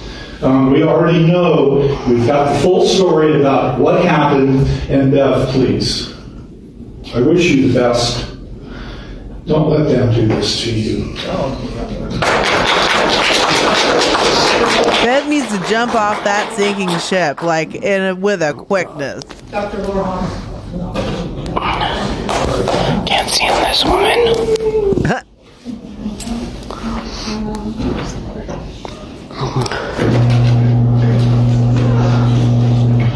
Good afternoon, Dr. Laura Hobbs, candidate for Supervisor District 2. I think chili is more of like a saying that sending out information about how to report on unusual and illegal ballots delivered to the ROV is not election interference. They're using the wrong term for this. You weren't. Yeah, true. I mean, Bev is falls under the category of voluntarily fucking will go to any lengths to in order to refuse admitting that she was bamboozled by a fucking swindler. And if that comes from the ROV, great. But if it comes from individual citizens, even better. What I'm doing here right now is a testimony coming from an individual. She's still introducing herself as fucking District 2 candidate. And she's no. And that is not election interference. Like, not anymore. We have dirty voter rolls. And I congratulate Bev for all of her hard work and bravery. And shame on all of you guys for threatening and intimidating her. She's a good person and she doesn't deserve this treatment. Okay? She's starting to run early. Furthermore, 4 years from now, run starts now. I will make note that we had 2,000 former District 2, like fucking, like Austin Bennett did. Sent out, and they will return as undeliverable. Listen, I will not Austin Bennett rule an entire meeting if she continues to keep going. 467 votes are sent out again in November, because I suspect they will be. They say they clean them, they do not clean them. So, right now, dirty ass voter rolls. When we go to vote, we need to ask for precinct we don't when we go clean in. our rolls, and we won't get no tolls or some shit like that. They still have to go through a checkpoint. They need to be signature verified. And here we are, 1 week after the election, nearly 1 week, and we do not have election results. And that's because all of those ballots that were sent in by mail or surrendered on election day within an envelope are still in envelopes. We have a room upstairs of 9 little old ladies who are working as fast as they can to open those envelopes. It's a bottleneck. So the system is designed to be slow and inefficient. I don't blame those 9 ladies, but why don't we have 100 working age people opening those envelopes? We could be having the results on election day. This doesn't make sense, and I know ballots do trickle in, but we need to have a stronger and a bigger team opening those ballots. Furthermore, as an election observer, I noticed there are no dates on the boxes. No dates and no times. This is a problem. There was no... Your concerns were alleviated. I was there and I watched I would like to take extreme exception.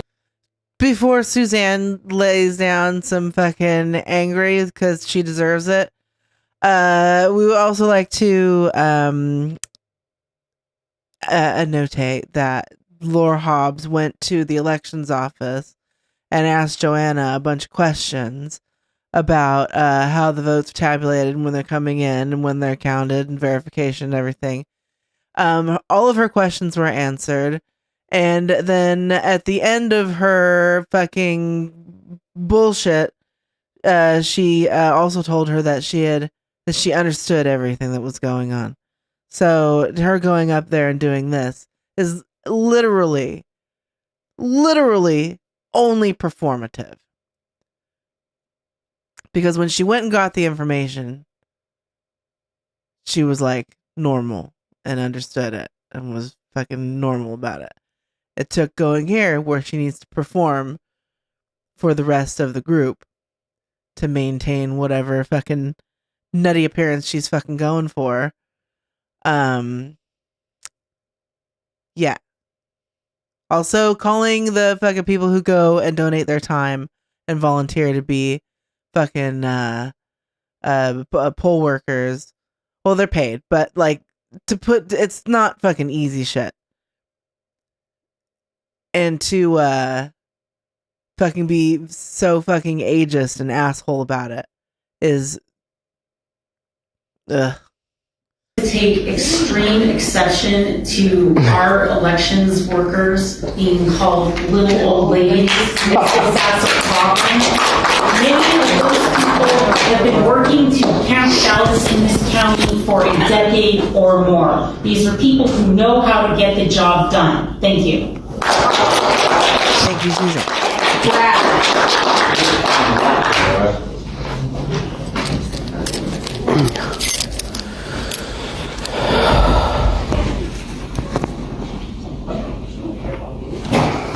Today I'd like to pose a simple question for the Election Commission.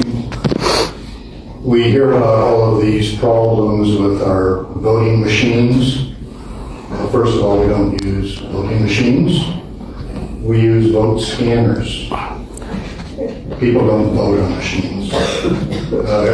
Contrary to what Dr. Trump said at this meeting, a board meeting, we use paper ballots.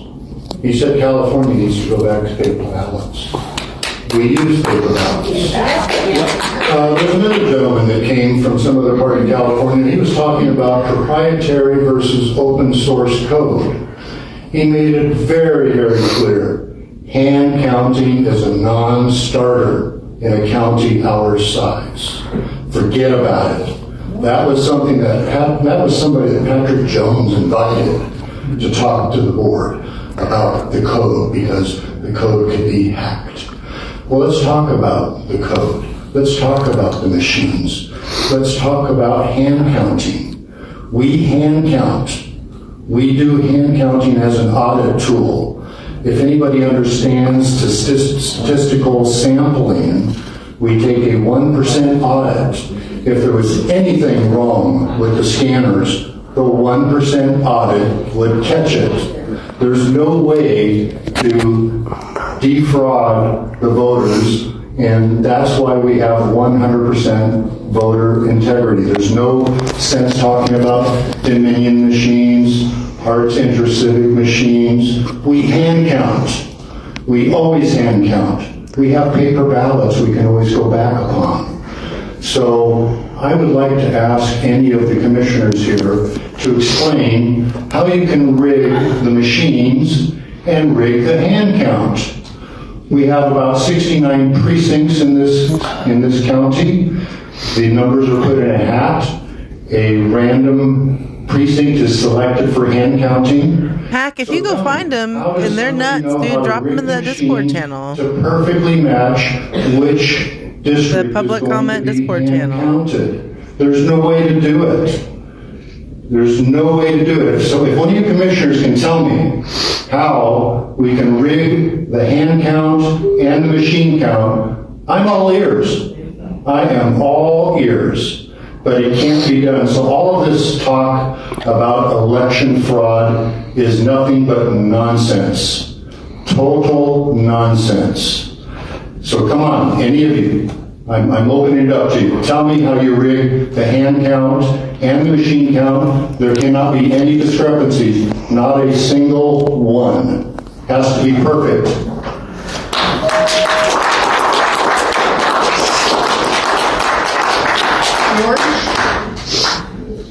George, tell us.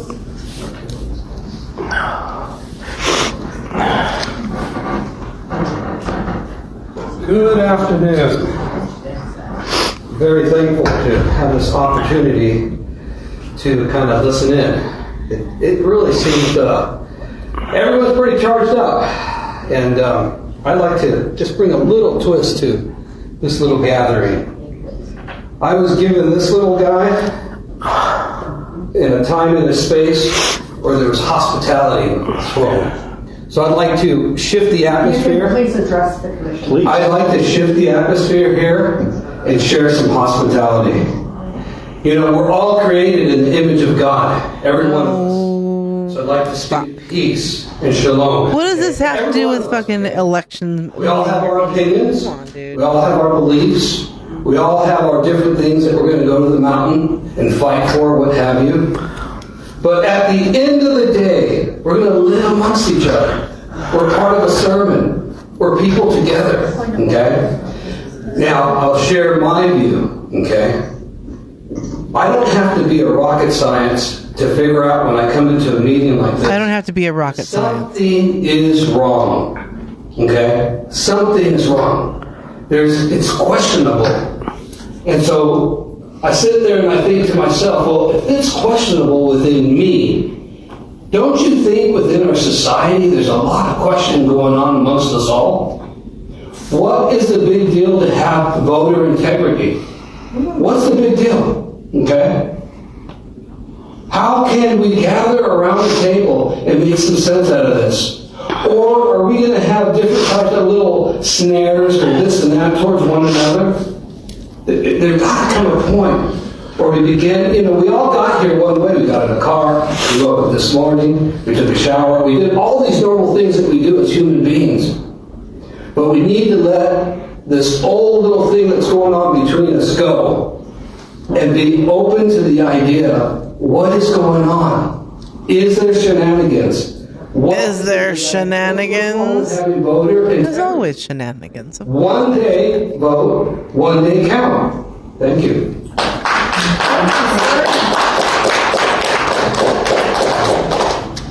Trying to do something live here.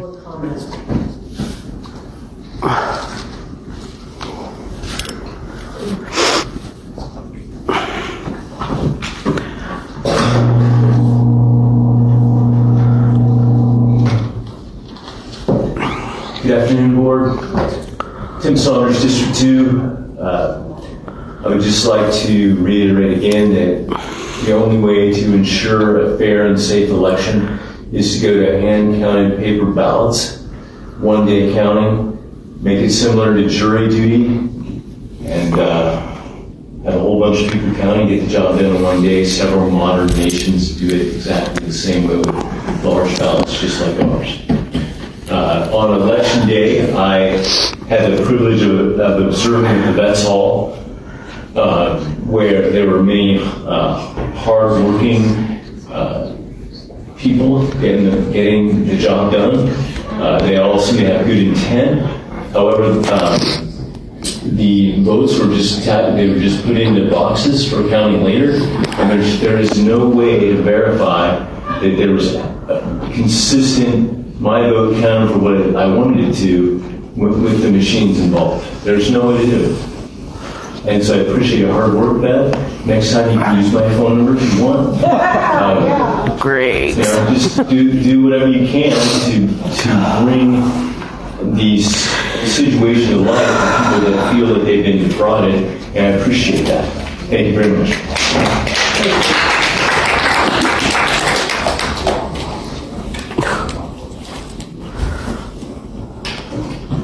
Lori Bridgeford, and this is public. Lori! Top of the line one. Carlos Bradley. Advocacy is what's going on with the helpline, the tip line. Use whatever number. Things have gotten so untrustworthy at the ROD office. This is what happens. I remember during the whole vaccine shots clinics, Richard and I did some PSA ads, alerting, warning, educating, harassing, stalking. This is a vaccine-injured person that can't keep his mouth quiet. Okay, Laura, you got a little bit Downtown. Why is that a big secret? See, this never helps with trying to gain trust and respect. So I think it's been a horrid job by the ROV office, the dirty roles. You were mentioning in the ad, you know, there's deceased people, wrong address, no address, lots of problems. And you'd think the ROV office would have done this, but they didn't. So now you have to take brave and noble people who will come forward, like you, and do it. Look at the fraud that came out of Fauci and the whole COVID thing. This is connected. Vote by home, close the businesses, all of it. It's obvious. There's cheating and corruption and the back door to all of it. Why did the envelopes have Republican on my envelope? They can sort right there. That's giving away a whole lot of information. And I'm not even a Republican. I'm a no party person. If you want to vote for anybody, there's all these weird little guidelines and rules and policies. So it's ridiculous. I just want to say advocacy work is what has to happen. What was it? The federal agents showing up, no ID, not signing in. This is the U.S. DOJ. I was listening to Sunday radio, and there's problems. What's this curbside voting?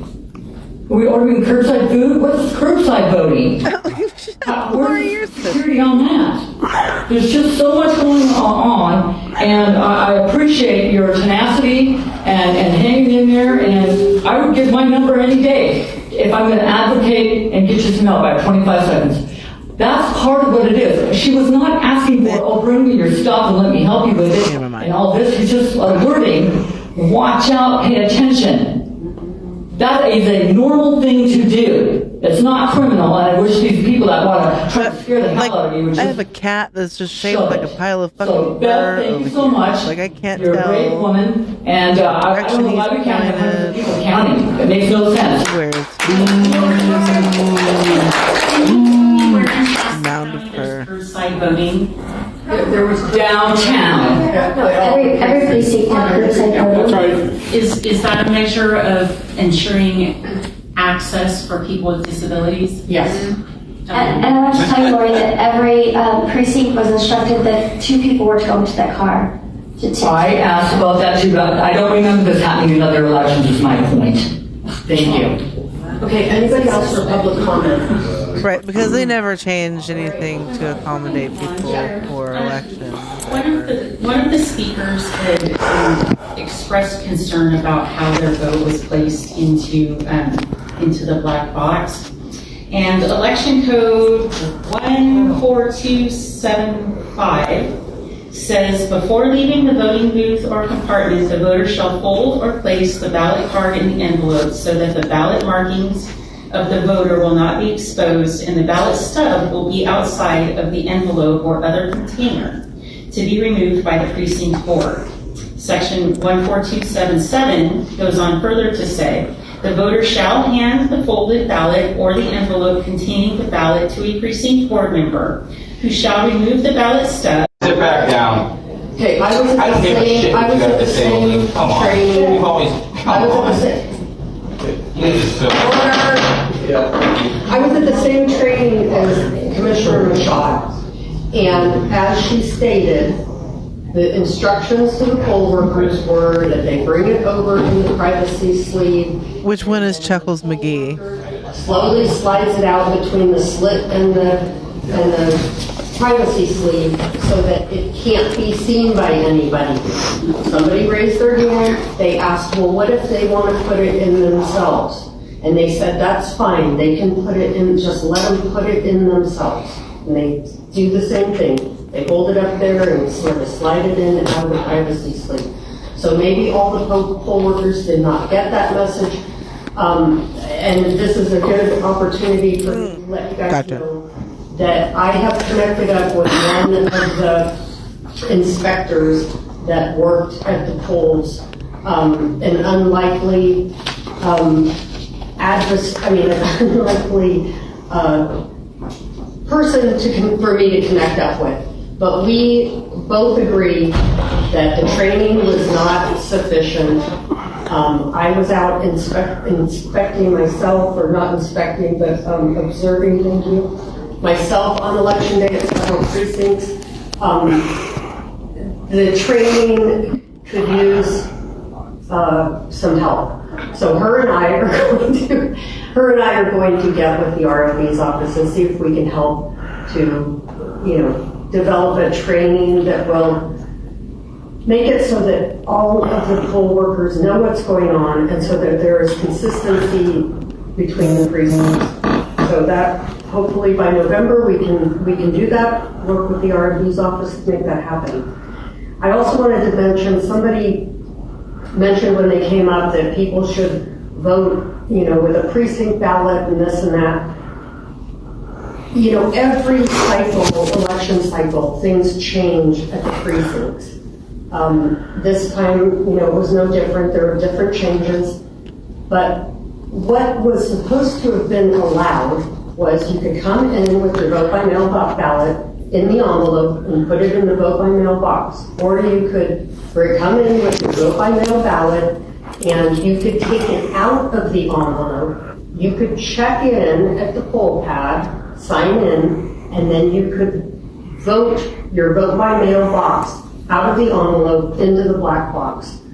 And you did not have to use a precinct ballot to do that. Some people are obsessed with precinct ballots and they would rather have a precinct ballot, and that was okay too. You could surrender your ballot, they write surrender on it, you can get a precinct ballot, you can go into the little thingamajigger and mark it, and then you can bring it over and put it into the black box. So all those options were available, but not all precinct workers understood what they were doing, unfortunately. So anyway, I just wanted to say all that. I don't believe we even had to surrender the precinct, the ballot. No, you can come in without a ballot. You did. You could come in without a ballot, check in on the poll pad, if it shows you haven't voted yet, you could get a precinct ballot and you could vote it. Yeah.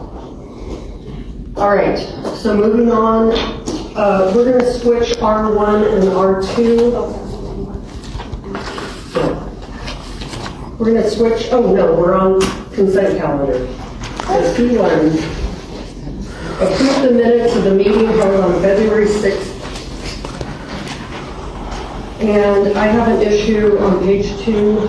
Just for clarification, Chair, we're talking about the February 26th meeting minutes, correct? Not February 6th? Yep. Okay. I just read it wrong.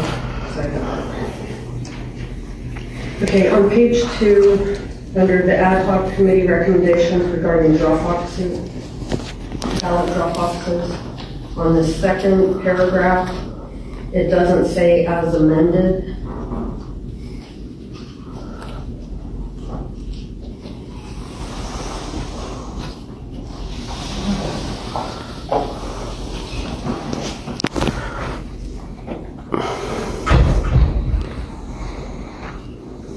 Do you see what I'm saying? I'm just reading there.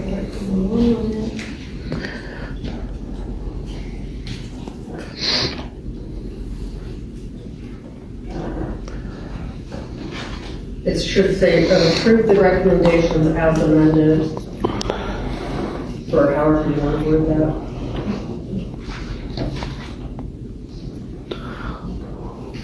that. Hey, T minus. What's really funny is that this little board here doesn't do anything but make recommendations to the Board of Supervisors. Section that you are referring to, there's two sections with the same title, and the second one just needs to be corrected to reflect the hand-counted ballots rather than the drop boxes. So if you look up above, yeah, I see that. So those ones do show as amended in the language. It's the hand-counted ballots item that was not amended. Right, and then the title of that subject needs to be correct. So the title, we can correct the title, but we don't need to add the. I love how they spelled Suzanne's name wrong, but they spelled Roneen's name right. The title to reflect the correct item. Well, assholes. True though. Because, yeah, I mean, it was amended. I'd have to look back. And I don't have it. So it's my understanding that the only recommendations that this commission amended was the one regarding the ballot drop boxes. The other one was not amended to my knowledge. Well, it was amended. It was significantly amended during the meeting. What had been posted, if you recall, what had been posted was incorrect, and copies were brought to the public and commissioners on the changes. And then, you know, unfortunately, I don't have that with me right now, but we might have made a couple of adjustments, even if it was like a couple words or something, we might have made a couple of adjustments. So I would definitely say as amended. Okay, I will certainly look into that and then bring these minutes back. If you're holding these from the agenda completely, we can make those revisions, bring them back at the next commission meeting.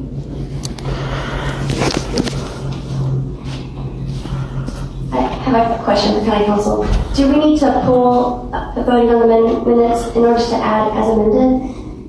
I don't think it's a bad suggestion. There's no urgency on it, but by my recollection, I believe both have. This is like performance art because none of this needs to exist. As I sit here, I'm not looking at. I would like to look at it. This is literally actually bonus content. I'm glad I didn't see that this went live whenever I was doing the show yesterday. Otherwise, it would have been a 7-hour show. All right, moving on to R1. We're going to switch R1 and R2. So that brings us to discuss.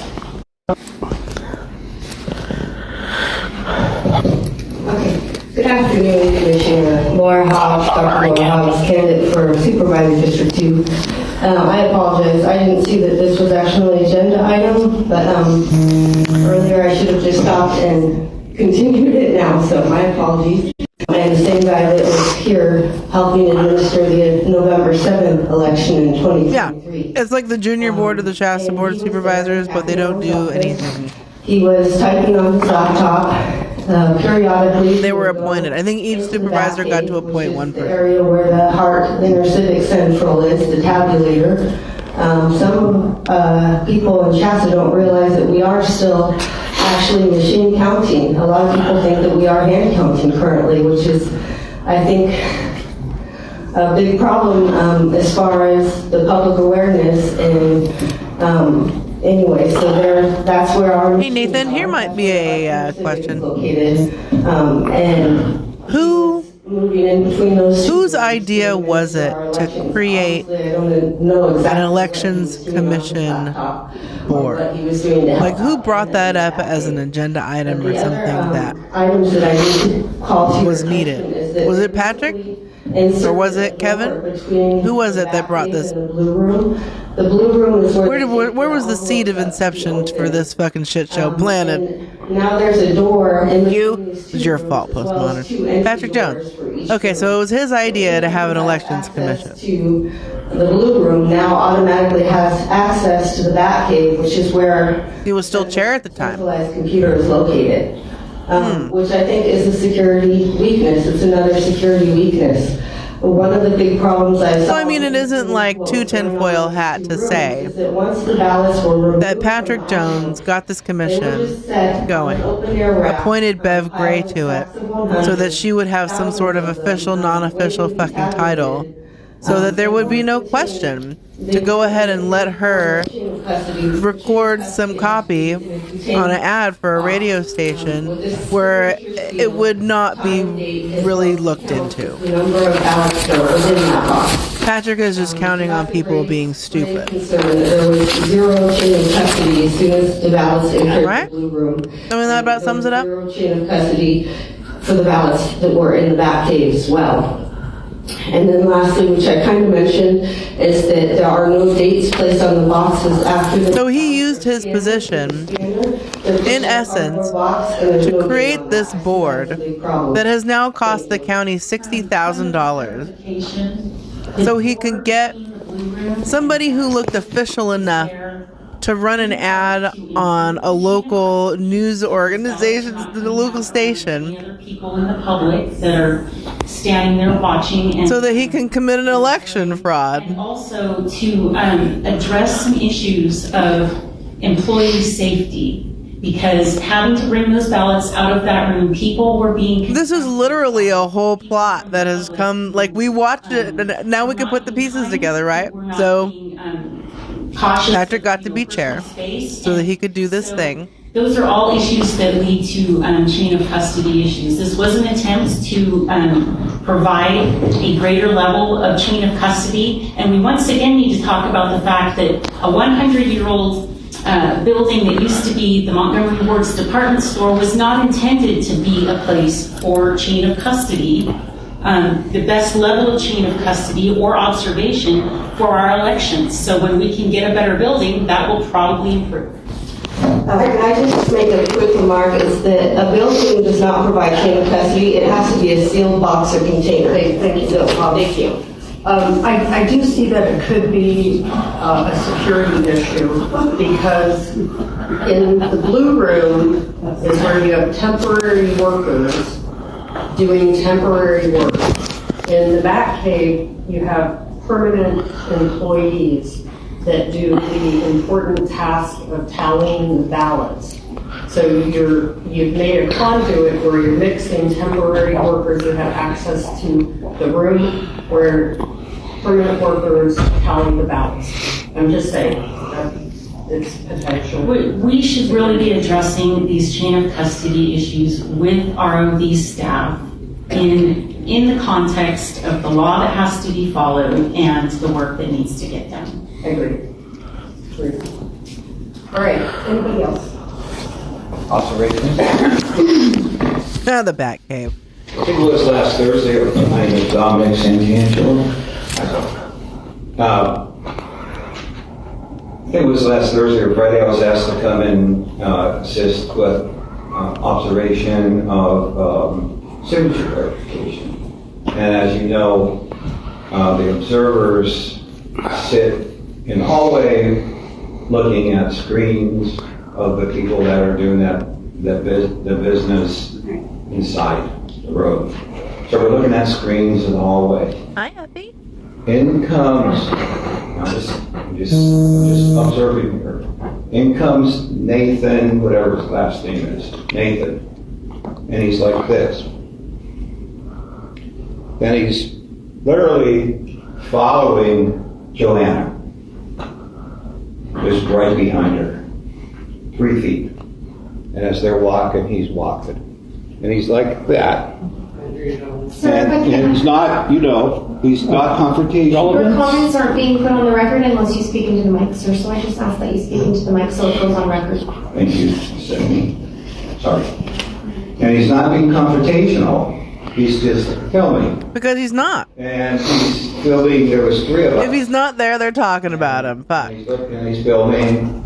And Laura started talking to Joanna about some technical stuff.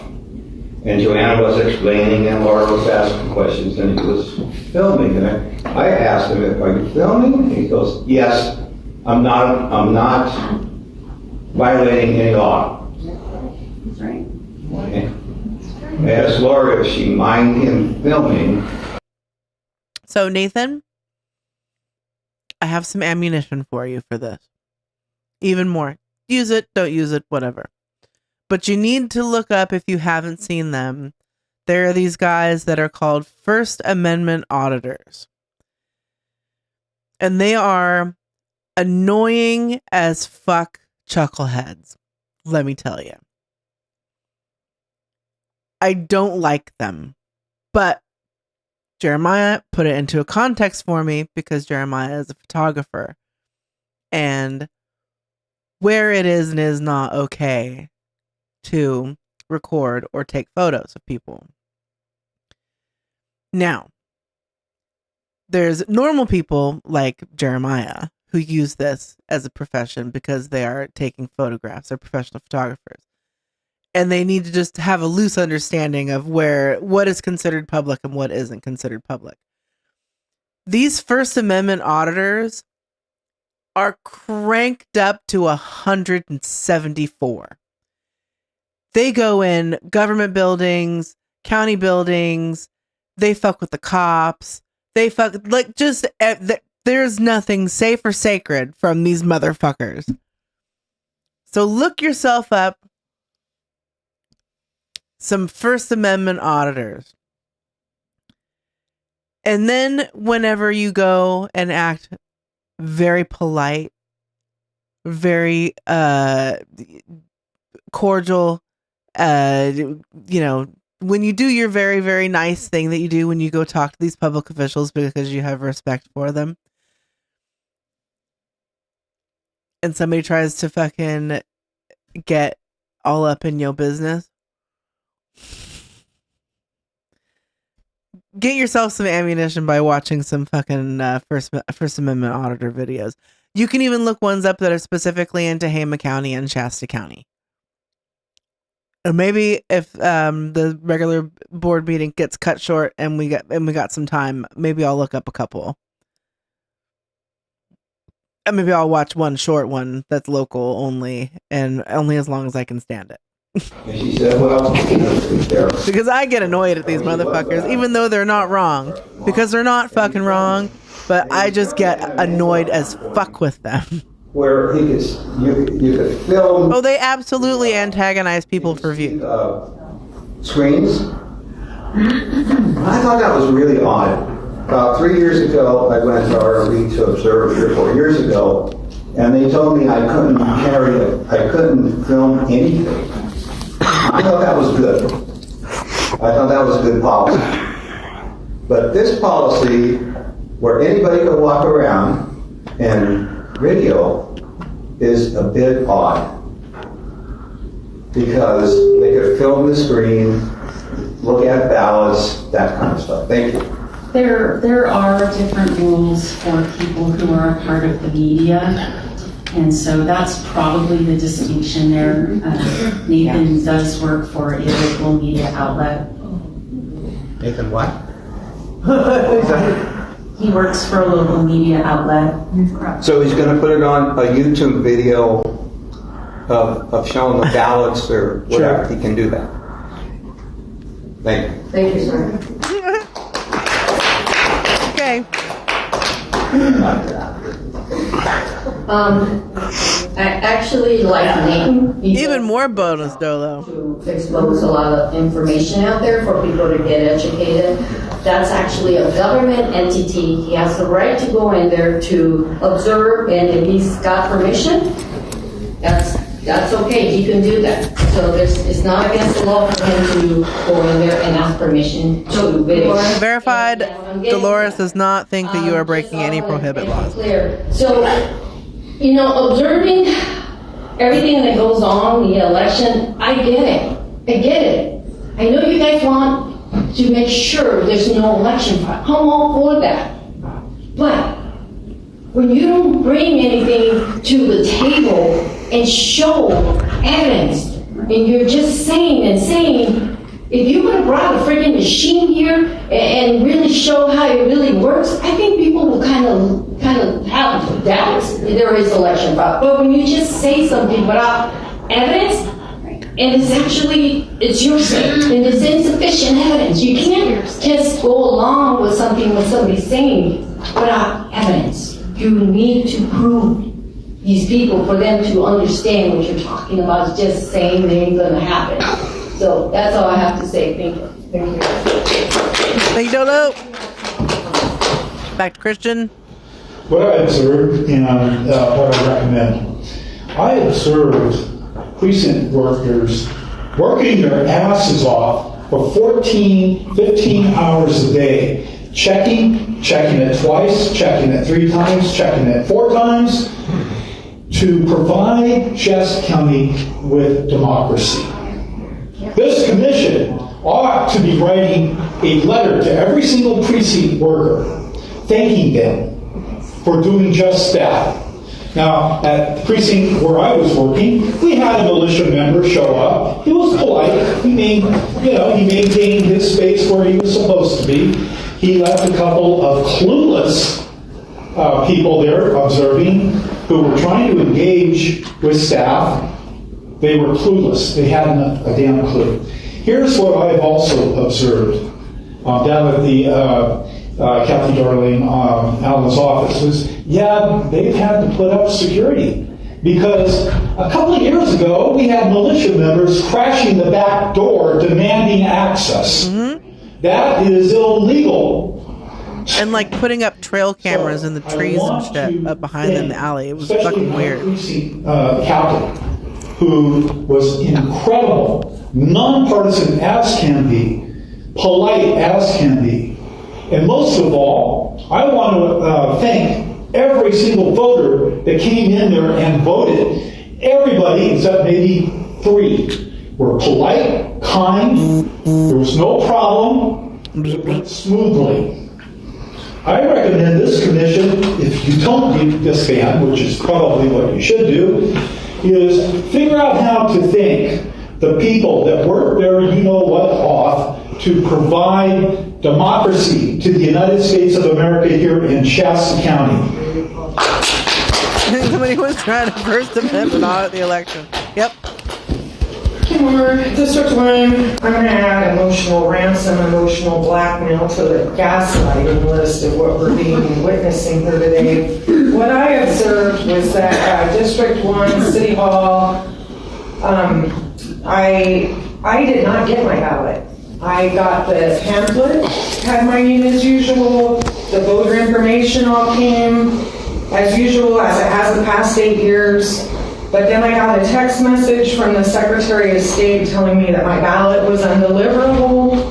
And so I went and after numerous phone calls, I placed phone calls to the elections office and left messages and nobody returned my call. Then I spoke with They've seen you speak at these meetings, who told me that I could go to the precinct and be given a provisional ballot, to which I replied, if I couldn't be given a precinct ballot, that I was going to call the Sheriff's Department and make a report and request an investigation. Shortly, a few minutes later, I went ahead as she recommended and called the ROE's office, where this time my call was answered. I was assured that I would be allowed a provisional ballot, that they could see that my ballot had been marked as undeliverable. And then I received a telephone call back from the Secretary of State assuring me that I would be allowed a precinct ballot, not provisional. And then while they're voting, I was told by poll workers, and I'm sorry I didn't get her name, she was kind of a short, heavy-set lady with purple hair, told me that nothing in the black tubs would be counted until after the mail-in ballots were counted, which, if I'm understanding right now, that was inaccurate information. And the other thing that I would like to state for the record that I am observing is a spawn of Satan running interference for a hostile ROV. Thank you. Anybody else? Okay, I just wanted to talk about what I observed on Election Day as a personal voter. First, I voted on Election Day in Palisadro at the holiday market where they had the ballot box. I dropped my ballot into the box. My husband came with me. He dropped his ballot into the box, and I received a text message days later saying, "Thank you so much. Your ballot's been processed and counted." So I was like, yay. Because last year I did the same thing and I got a text message that said, "Your signature's invalid. You need to come to check it at the elections office." So I went to the elections office where they asked for my information and they pulled it up. They verified my identity, my signature, and then moments later, I got a text message that says it's been validated and counted. So my experience has been completely positive with our elections office. Also, I wanted to talk about other observations that I've heard. I also was an observer at the elections office on Election Day. I observed Ms. Hobbs asking Joanna questions that were technical questions. I observed Joanna respectfully answering tons and tons and tons of questions. And I observed Ms. Hobbs saying, "Thank you so much. You've alleviated my concerns." One of those concerns she just came up here and said again, which was that there was no dates on the boxes, and Joanna gave her a very lengthy explanation about how they're color-coded and how, and she asked follow-up questions, and that's when she said, "You've alleviated my concerns." So if people's concerns are actually not alleviated, they should probably ask further questions of Joanna, because it's not that she is not doing her job. She is answering people to the best of her ability, but if we don't ask her the right questions, we won't know. Another observation on election day. I received a video from a friend that went to Anderson City Hall and was dropping off her ballots. And she had her daughter with her that was 18 years old, and it was her first time voting. And at the ballot box, she noticed a vehicle sitting there. And on the vehicle, the window, it said "Save America," and it had USA flags on it. And there was a woman and her teenage daughter there that were recording people that were dropping off ballots at that ballot box. And when she realized that she was being recorded, she said, "Are you recording me?" And this woman said, "Yes, I'm recording you." And then she starts recording on her phone, and the woman starts telling her, "Election fraud, voter fraud, you're putting too many ballots in there. How many ballots did you have?" And just completely harassing this voter. So those are my observations from the day. I saw that video too. It's fucking weird.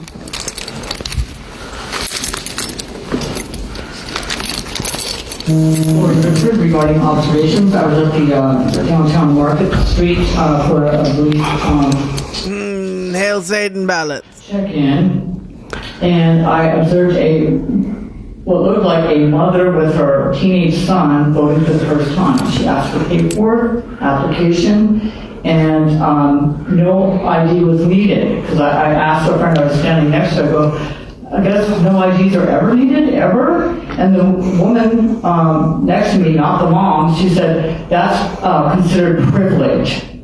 You're privileged if you're asking for needing photo ID." And I just thought that was kind of bizarre and weird. Well, if you're registered to vote, or if you register to vote at the fucking for the teenagers coming on board and voting precinct. for the first time, I'm not exactly sure. I got my first ID, California ID, when I was I just turned 17. I don't think it's privilege. So, the voter ID, the signature verification is through the DMV. Your ID. So, just putting that out there. You're the commission, and I don't know what you make of it, but that's my report. Thank you. Clap. Clap. Anybody else for comments about the March 5th election? Okay, seeing none, I'll bring it back to the commission. Would you like to report anything? Sure. I was made aware of the same situation that Jessica French just mentioned at Anderson City Hall. I was also made aware that at Anderson Church of Christ, at 10 minutes until 8 p.m., just before the polls closed, 3 observers showed up. At least 2 of them claimed to be there on behalf of this commission and began to not just observe, but to interrogate. Yeah, passport, school ID, probably for a minor. To observe, and it wound up, because it was so light, the turnout was so light at the poll. I was told by someone who has worked that somebody who's 18 and doesn't have an ID, I guess, times, that they should have been able to be out of there by about 9 o'clock, and it was 10 o'clock before they were able to get their ballots down to the Market Street office. I'm a little concerned, more than a little concerned, about who it is, that if there's somebody on this dais that may have offered that to some people, or who is it that is acting on our behalf? Because I know I didn't ask anybody on our behalf, and I know we didn't vote to have anybody on our behalf because we've been told that we can't, that there's a problem with us somehow enjoining volunteers in our work. Yeah, I don't know what you're referring to. mean, do you have names or locations, dates, numbers? I don't know what you're referring to. Okay, so there, I haven't seen the sheet, the sign-in sheet. I was told the names as soon as I know that those can be released legally. But we need to look into that because, I mean, did any of you tell people that they could represent us on our behalf? Absolutely not. Okay. Thank you.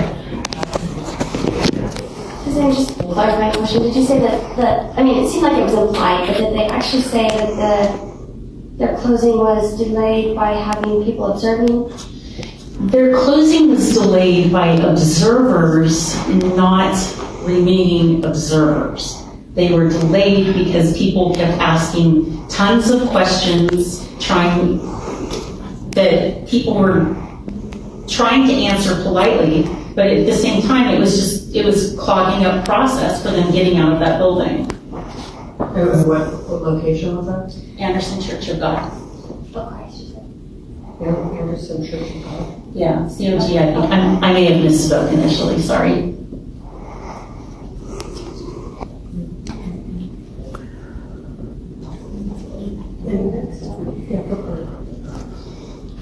Well, I have the privilege of participating as a precinct volunteer for the first time this year. And yes, it's a long day and it's tiring. But it was good. There were, hiccups that I think just come from having a new system. There was no, I didn't see any intention on any of the volunteers' part to upset or delay or mislead or anything like that, any of the voters. I would say most of the voters coming in were confused. They didn't understand the system either. Some of the poll workers didn't understand the system, but we were able to, among the poll workers, we were able to clarify everything within a couple hours of opening. We had some poll pad hiccups, and those were resolved eventually too. But there was a backup, so there was a paper poll pad, so voters could still vote. They just signed in and voted.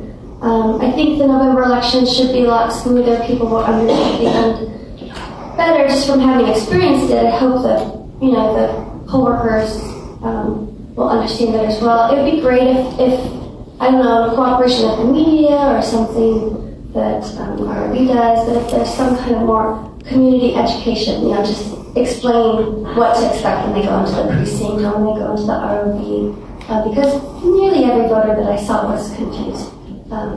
So if we were able to help them, that was good. And also, all the voters were in good moods. We had one grumpy voter. That was it.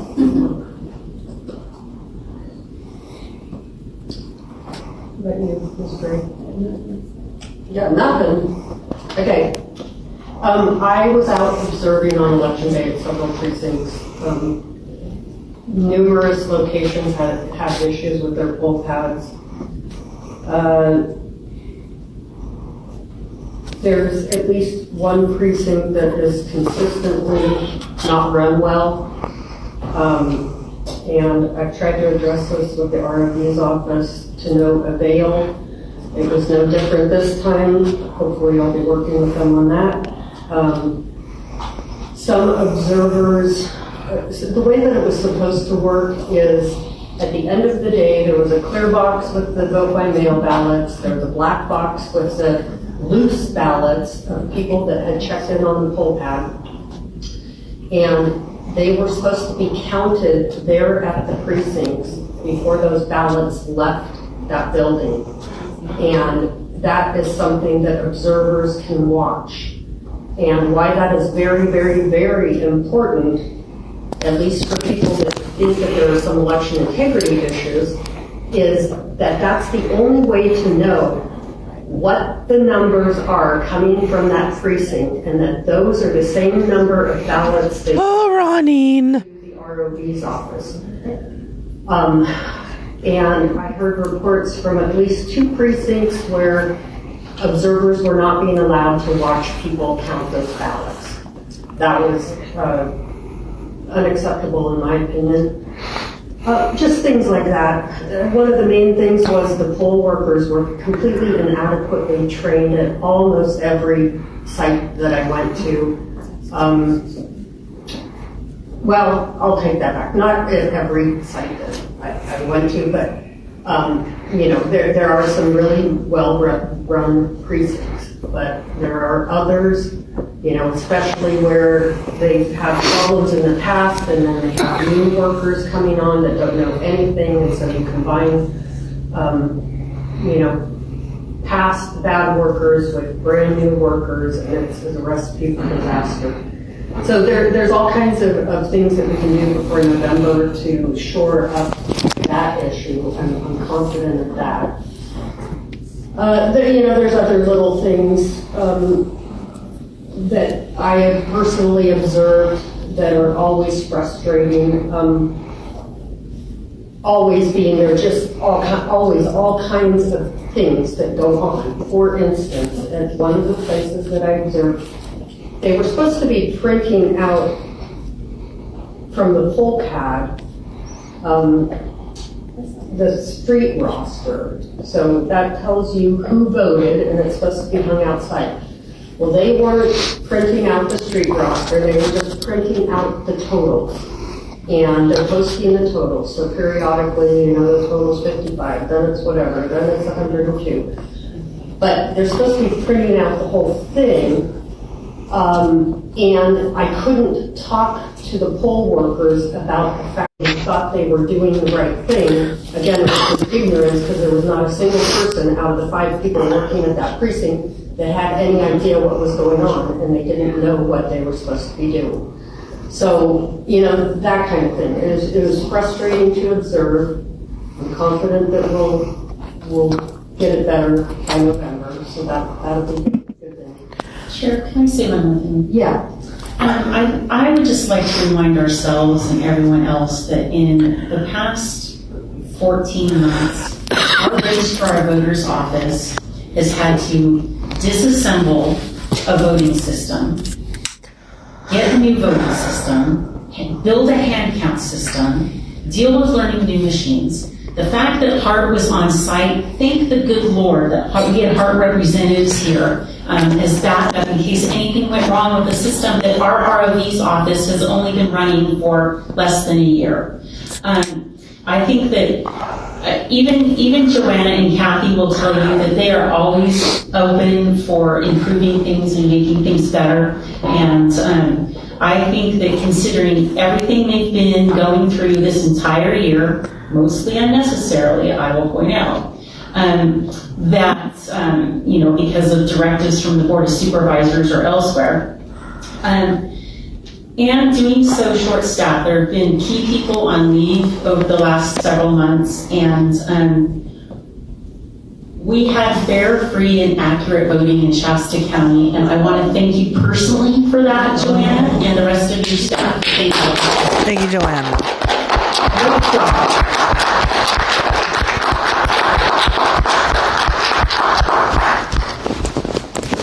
Not all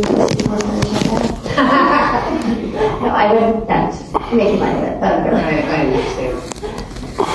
Well, and it's an ongoing process.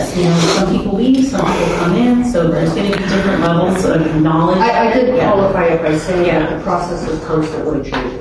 That's another thing. Almost every year, something changes in the election law. And so basically, these people over here, in addition to keeping democracy on the rails, are learning how to do it a different ways in some fashion every single year that we have an election. So kudos to them. Yeah. So I would like to mention, back to observing the poll pads. There were issues at numerous precincts with the poll pads not booting up or whatever was going on.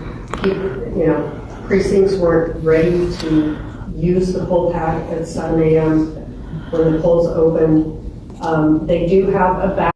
It's easier to use. There's not all this complication about people not understanding what is going on. Marcus, what are you doing to the street roster and what they're supposed to check on the screen. Not to mention that everybody that signs is signing on a little screen, and I was so frustrated big black kitty. What are you doing with that kitty? Elderly people bending down, trying to write on this little screen with a weird little thing. You can imagine what the signature comes out to look like. It doesn't look anything like their signature. They weren't even offered a chair. Oh, that's not true. Chair. Well, at the precinct that I was observing, thank you. They didn't offer a chair. Yeah, no, there's night and day between different precincts, but some precincts are just not run well. From my personal observation. So, you know, the poll has issues. And unless there's people qualified to use them properly, you know, it just creates additional problems that we don't necessarily. If you can operate a smartphone, you could probably operate the fucking poll pad. Give me a break, Ronnie. Give a recommendation. You still fucking churn butter and fucking like do your laundry with a washboard out at your property? I guess I'll stop with that. Anything else, anybody? Yeah. Or are you shit posting in Facebook groups behind a fake profile? An update from ad hoc committee members London Gray regarding voter rolls. I'll go ahead and start this one. So, you know, there was all this discussion during public comment about. Chair, yes. Were we going to consider directing commissioners to draft recommendations?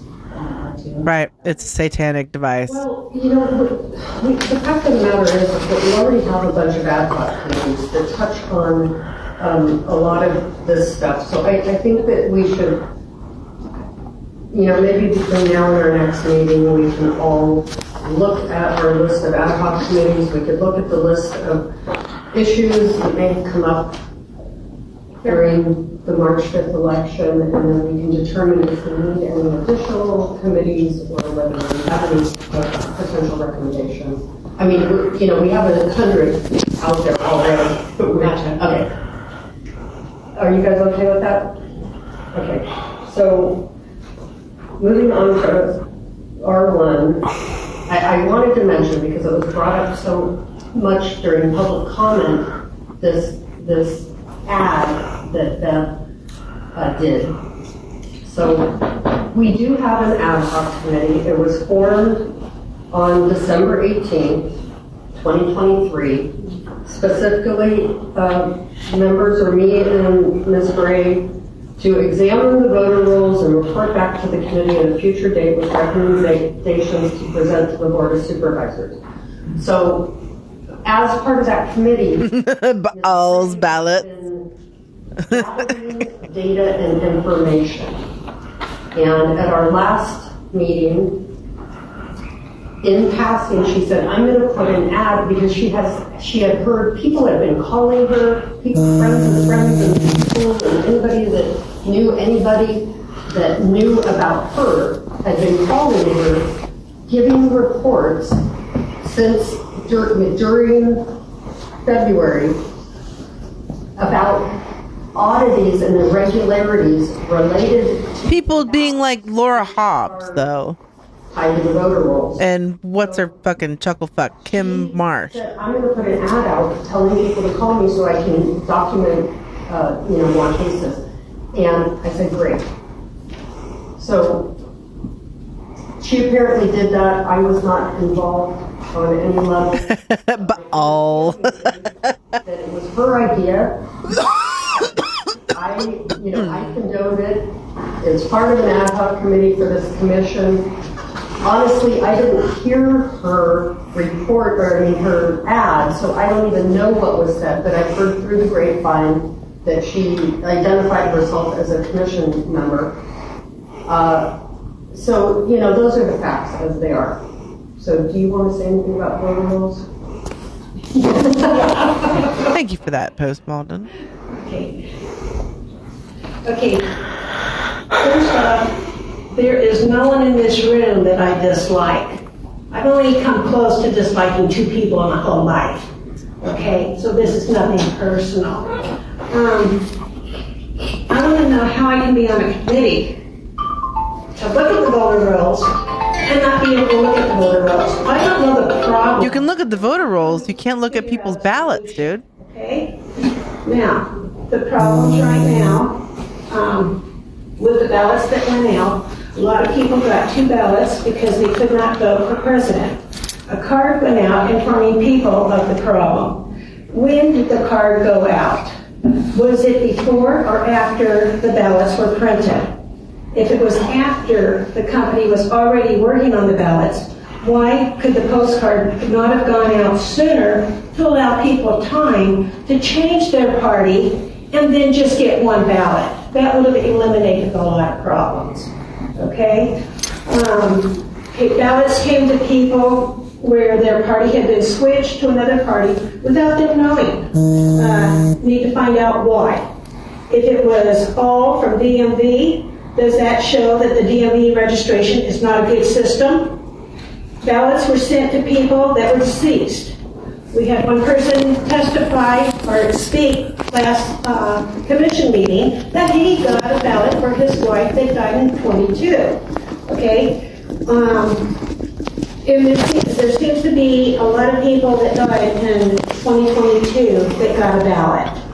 Okay? Thanks, Jessica. You pulled that right out of my brain. That should have been enough time to clean that voter roll. Imagine a lot of people died in 2022. It's all the vaccine injured ones, really. February of this year that received a ballot. We will have to wait and see if they voted. If you go look at the VAERS website, you'll have, died of voting. Ballot was for someone that moved. Some of them were for years ago and has been reported to the ROV for years. Okay, we found that out during our canvassing, and it appeared to be the case during people contacting me.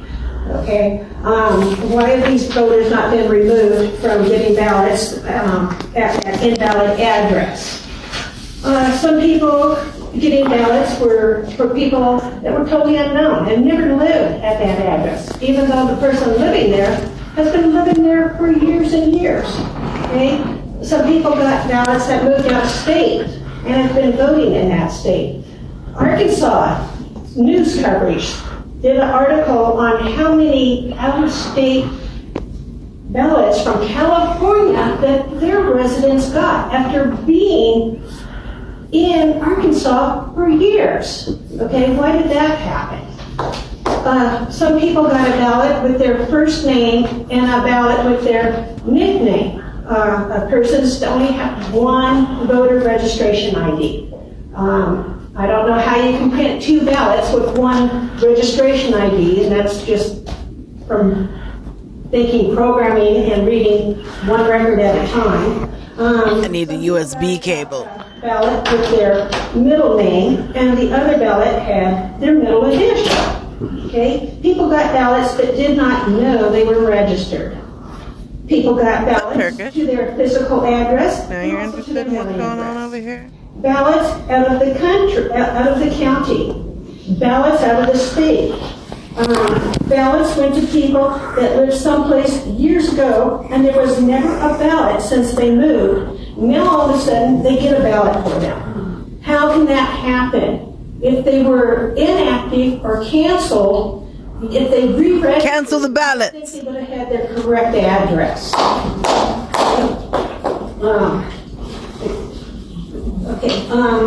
The DMV is basically blamed for a lot of the problems, which I agree. But I looked at the 2020 files, and the problems were not just from the DMV registration. If it is a system that cannot be trusted, why are we using it?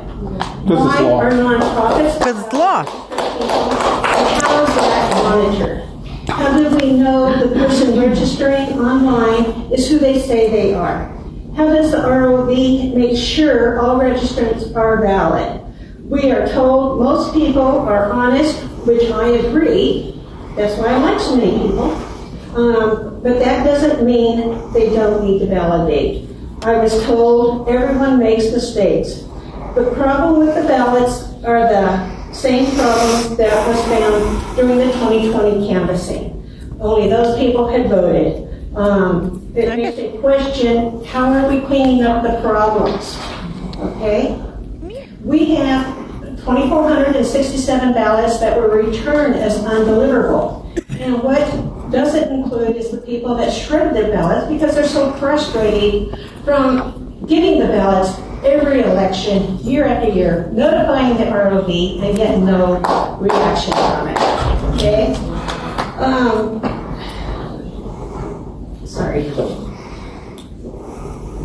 You know, it's the same problems, and these ballots that we're questioning are the type of people that we found. These ballots were not deliverable, but in 2020, they weren't deliverable to an address that didn't exist, but they voted, okay? And that was a big percentage. Okay, I'm checking. How big? Yeah, what's the percentage? The ones I looked at, 41.147%. Okay. Okay. I'm checking of undeliverable ballots. Say we have over 20,000 voters on our voter rolls that should be removed, and over 30,000 inactive voters that should be canceled. What are those sources? I said I would give it to you. Yeah, no kidding. Okay. Wow. I'm working on it because I'm getting it from 3 different sources. Hey, can you tell me what those sources are? She's one of the I will people she give it to doesn't you like. in this meeting, okay? Can you just tell me You don't give me any sources. Why should I give you? I'm happy to give you sources. Okay. LA County has been sued for having dirty voter rolls. And I believe Shasta County has been warned to clean up their voter rolls as well. Why are people not concerned that there will be a lawsuit in Shasta County? From looking at our rolls, it would not surprise me if 20 to 30% of our voters need to be removed. Think about it. Why are we still seeing problems in 2020 that we are still seeing today? Why can we only get 2 pieces of a 3-piece puzzle when there is nothing on the 3rd puzzle piece that is not on the other 2 pieces? Should be able to have canceled records. There's a lawsuit right now, case number 324CB00679LB. Okay, that is in the courts of California. We do have to wait until Shasta County has someone. Do we have to wait until we have someone sue for not being able to get the canceled status? Several people at least one precinct complained, why are we not hand counting? Think about why there is such a lack of trust in our elections. So many people on our voter rolls that should not be on there, we cannot even view all of the records. Okay? We cannot see the software. The same problems are in every county and in every state. People say there is no fraud, but yet not only do they not want to hear it, they don't want to see it. Dead people can't vote. That could only be fraud. Show me a single dead person who's voted in Shasta County. Show me one. I'm not going to give it to you in public. I give it to you individually. Stop it, Satan. Yeah, Satan did it. Okay. Okay, I totally agree with the graphs that I've seen as evidence or problems. But this is physical evidence that we've been collecting since we did our canvassing, okay? People cannot vote if the address does not exist. And so many people... So the ballots don't get returned. That's why they are undeliverable. They made it to a place and they could not be delivered there, and then they come back. People that are places that don't exist and other problems. So their staff's working on it. One of them of each sample. They're working on it then. I guess. Okay, cool. Let us hope it doesn't take 7 years like all this other stuff. I totally agree that dead people can't vote. And how can finding dead people be fraud on my part? Okay, I just don't understand that. And not that everything is reported as accurately. We have problems that have been identified now, and we need to see if any of these problems ballots are voted.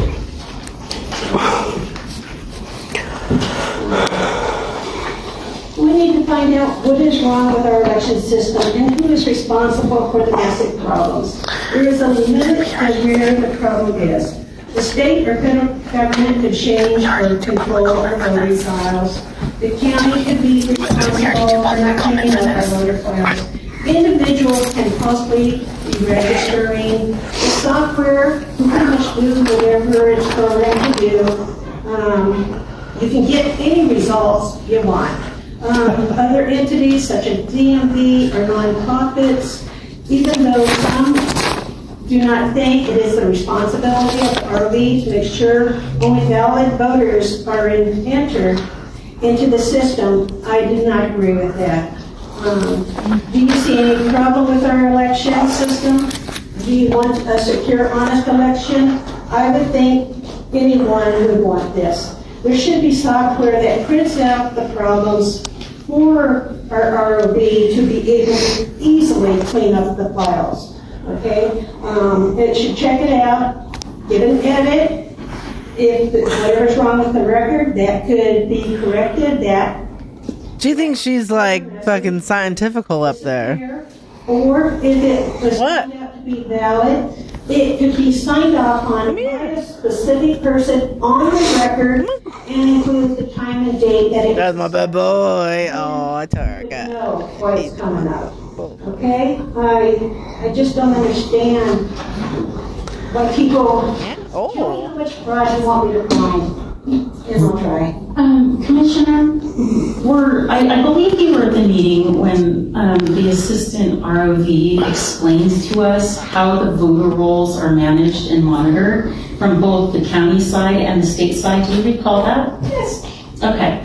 So in that process, do you recall how there is a lot of conversation to make sure that people are not being disenfranchised from the vote? Because that is part of the election code. Do you recall that? I don't think they should be disenfranchised. Okay, what you think is not how our ROV's office operates, because she operates under the guise of the law. Well, let me just throw out an example here. No. We have people that pass away. Theoretically, the ROV's office is getting files from the coroner's office periodically. I've heard sometimes monthly, sometimes once every 6 months, whatever. This is the real void right here. Theoretically, this is the void that we shall hail. would be diligent about making sure there were not deceased people on the He's a big motherfucker. They would be making sure they get these records One that from does the bad coroner's motherfucker. office, and then they would take those people off because they have official record from the coroner's office, and then there wouldn't be. I've also suggested to them that, well, maybe I haven't suggested this yet, but I have thought about it and talked about it with others. They need to go back and 20 pounds of love bug. The voter rolls from scratch, not just taking what they get in from elsewhere, because maybe there's already multiple hundreds of deceased people on the voter roll that they missed at some previous time when that. Right, you voted, you dropped in your ballot yourself, and then day later after you dropped your ballot off, you did early voting in the election, and you died, and you voted, and you're dead. So why are these people still on the voter roll? Well, I think this is. I would really like to see the voter roll subcommittee. And if we have to reorder this in a way that we have a better relationship getting the work done in the ROV's office, let's do that. Because staff in the ROV's office has explained to us the process and that they're working it. We have 180,000 people that live in this county, and the 24 people that work in the ROV's office cannot be mind readers and know who's been married and changed their name and know who's moved and know who's done all these things. I just moved. I made a conscious decision in October to change my voter registration. Not everyone does that. Okay, I'd like to clarify something. I did not say it is in our county that's doing it. I did not say it's our ROV. It is there's only so many ways it's happening. And our system is not a valid system right now. If the state... If it's not happening in your county, then why are you trying to collect? Where that has happened. One instance. You won't get, I can't get access to the council voter rolls, so... Meanma doesn't know what she's talking about. No. This is not a serious thing. It's only our elections. No, I also have some other questions on this item as well. I am extremely concerned as a commissioner that there was that ad on the radio insinuating that this was a commission work. It wasn't. This isn't anything we voted on. This isn't anything that you made the commission aware of. We voted to form an ad hoc committee to work on voter rolls. To work on voter rolls, not to be collecting data from people through a private phone number. That is a huge jump. Hold on. The ballots that are going out are coming from the voter rolls. I have had numerous people calling me with their problems. Okay, have you sent those over to Joanna? I'm going to when I'm done with it. When I give the report to the board, I will be giving a copy to Joanna. Okay? So do you understand that the ballot, as you have just said, being an extension of the voter rolls, that there are limitations to what you can do with that data and personally collecting it? Do you understand I did not ask for any ballots, period? I just a copy or a name, and they did not have to call me? Well, no, because it wasn't your number. How did that number get in that, how did that come about? That's irrelevant. It is not irrelevant. It's software. We know whose number it is. Okay, so I have some real questions about this, Bev. I mean, what is the concern? There's data being collected by people that volunteer to give the information. There's data being collected about problems that they have had related to... I have been saying from day one that this information should be going through the ROV's office. And so into the ROV, then the ROV should put out an ad on the paper saying if you are... On the website. Yeah. So anyway, I have more questions. It is going to the sheriff's department, so... Can I get that case number, please? I don't have it with me. You've been given it before. I'll take the case number. You have not given it to me before. Yes, it has been announced multiple times. So, I mean, I guess you're not in agreement that that what you did was overstepping, our bylaws and what we were doing. This can be shown during a trial, probably. I hope it's my coverage of it. Or did you do it as part of our subcommittee? I said I was on the commission when I did the act. Okay, and that's a problem. That is a problem because Is it a lie? It's disingenuous because what we agreed to is for you to go through the voter rolls, not to be collecting information from the public, acting like There were no constraints on what we were to look at. Those were pretty damn clear. Who paid for it? So, who paid for it? Tell me who initiated this advertising. Did you go down and pay for it? I'd like to know if, don't we get to know if we pay for it? We're going to find out. Examine the voter rolls. Part of the examining of the voter rolls is finding these issues that are being looked at. Nope. Legally, is that the same? What are you asking me?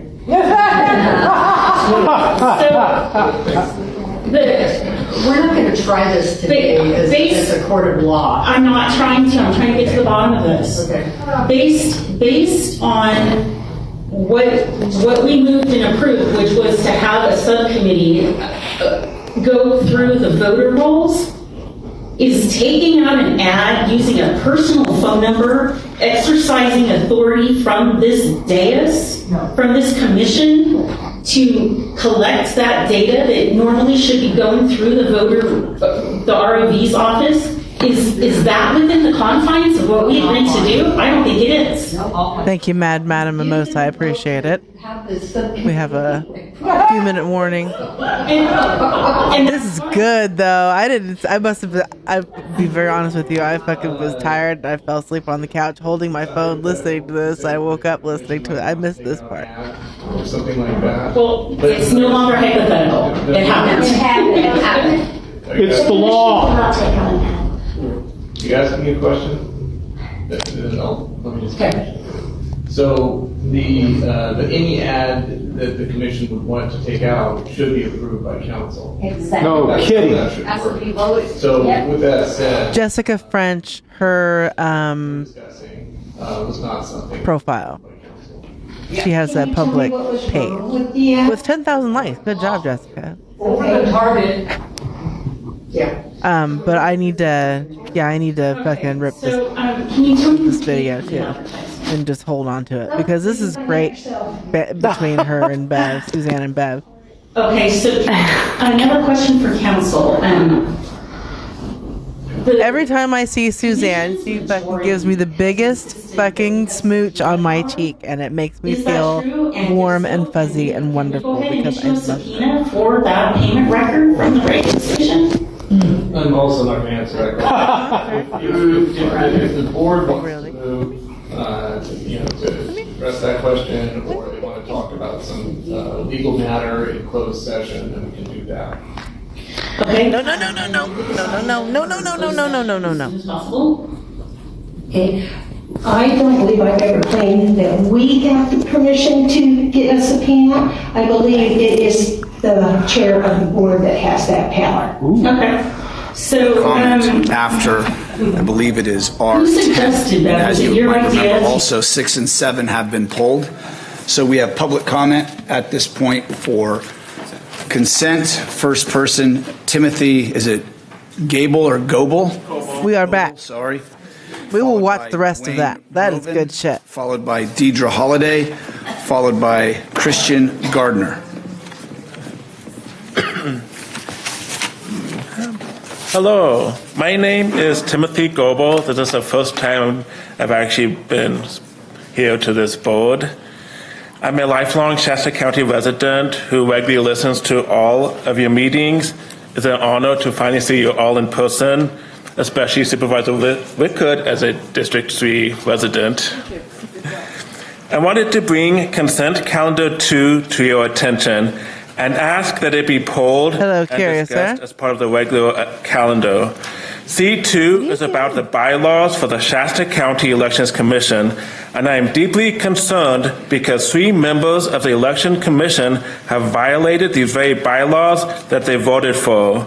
Section 2.1 about the Commission's purpose begins with A, make reports and recommendations to the board regarding existing programs, policies, and procedures in alignment with the law for future elections. The next 4 bullet points about the Commission's purpose include the words, as allowed under the California law or as authorized under California law. The Elections Commission's recommendation as part of R8 is for a local ordinance mandating hand counting. This is not only a direct violation of state law, but their own bylaws that clearly state the Commission will follow the law.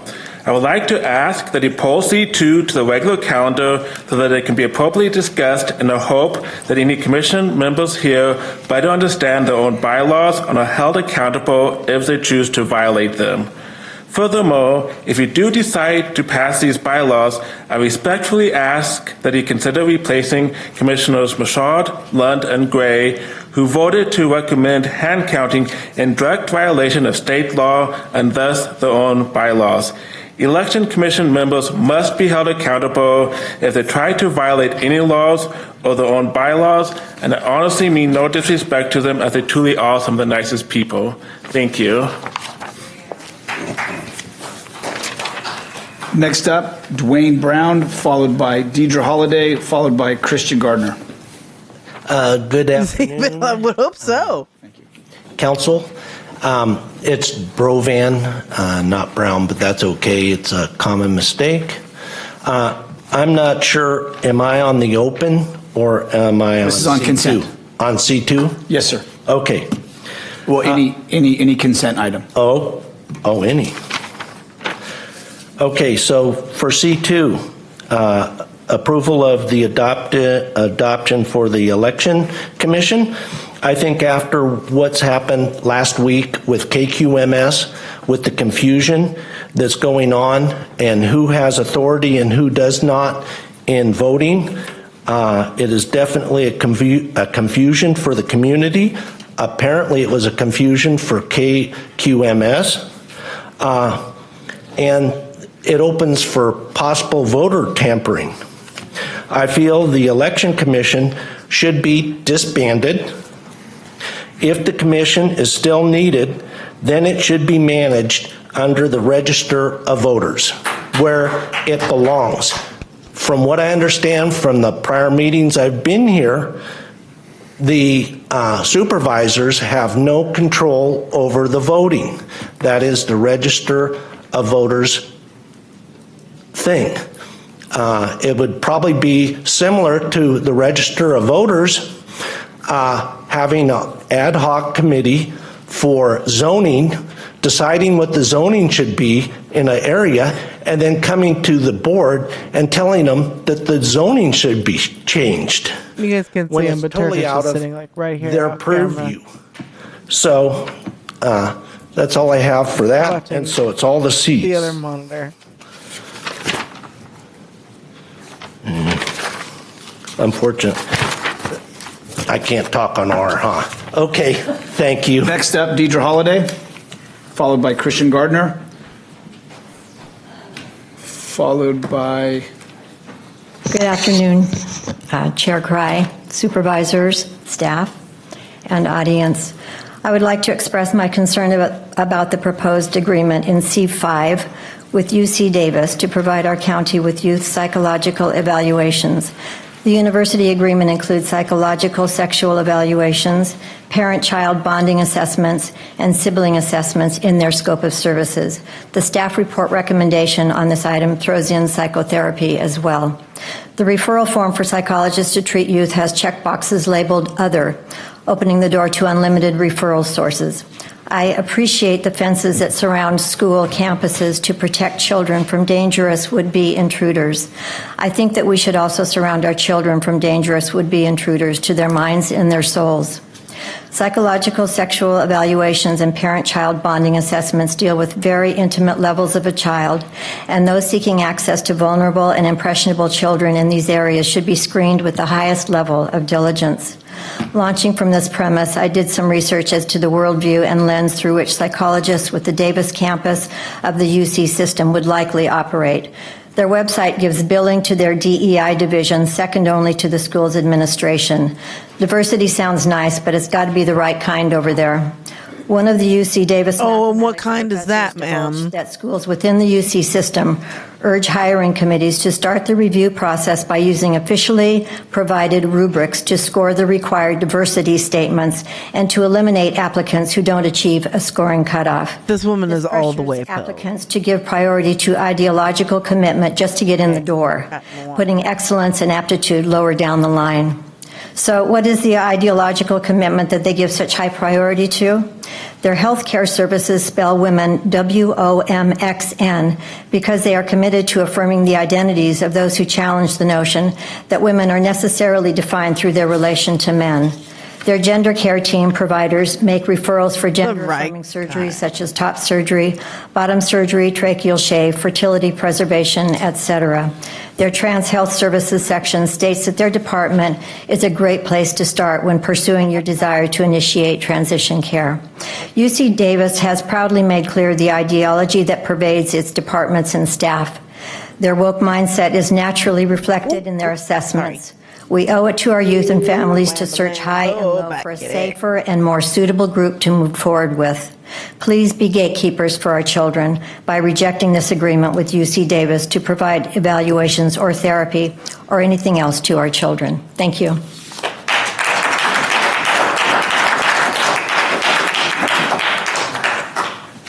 Christian, then Kim Moore. And that's all I have for the consent calendar. If you'd like, please get in queue.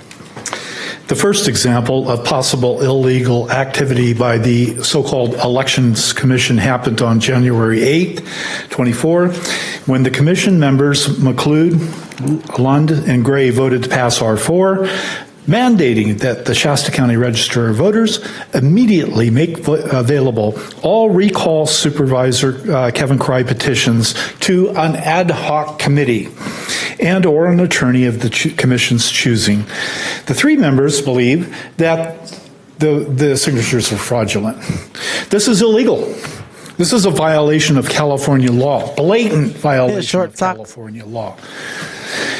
The Assistant County Counsel informed the Commission that under California law, examination of recall petitions signatures by this Commission or by the Shasta County Board of Supervisors or any ad hoc committee for that matter is against the law.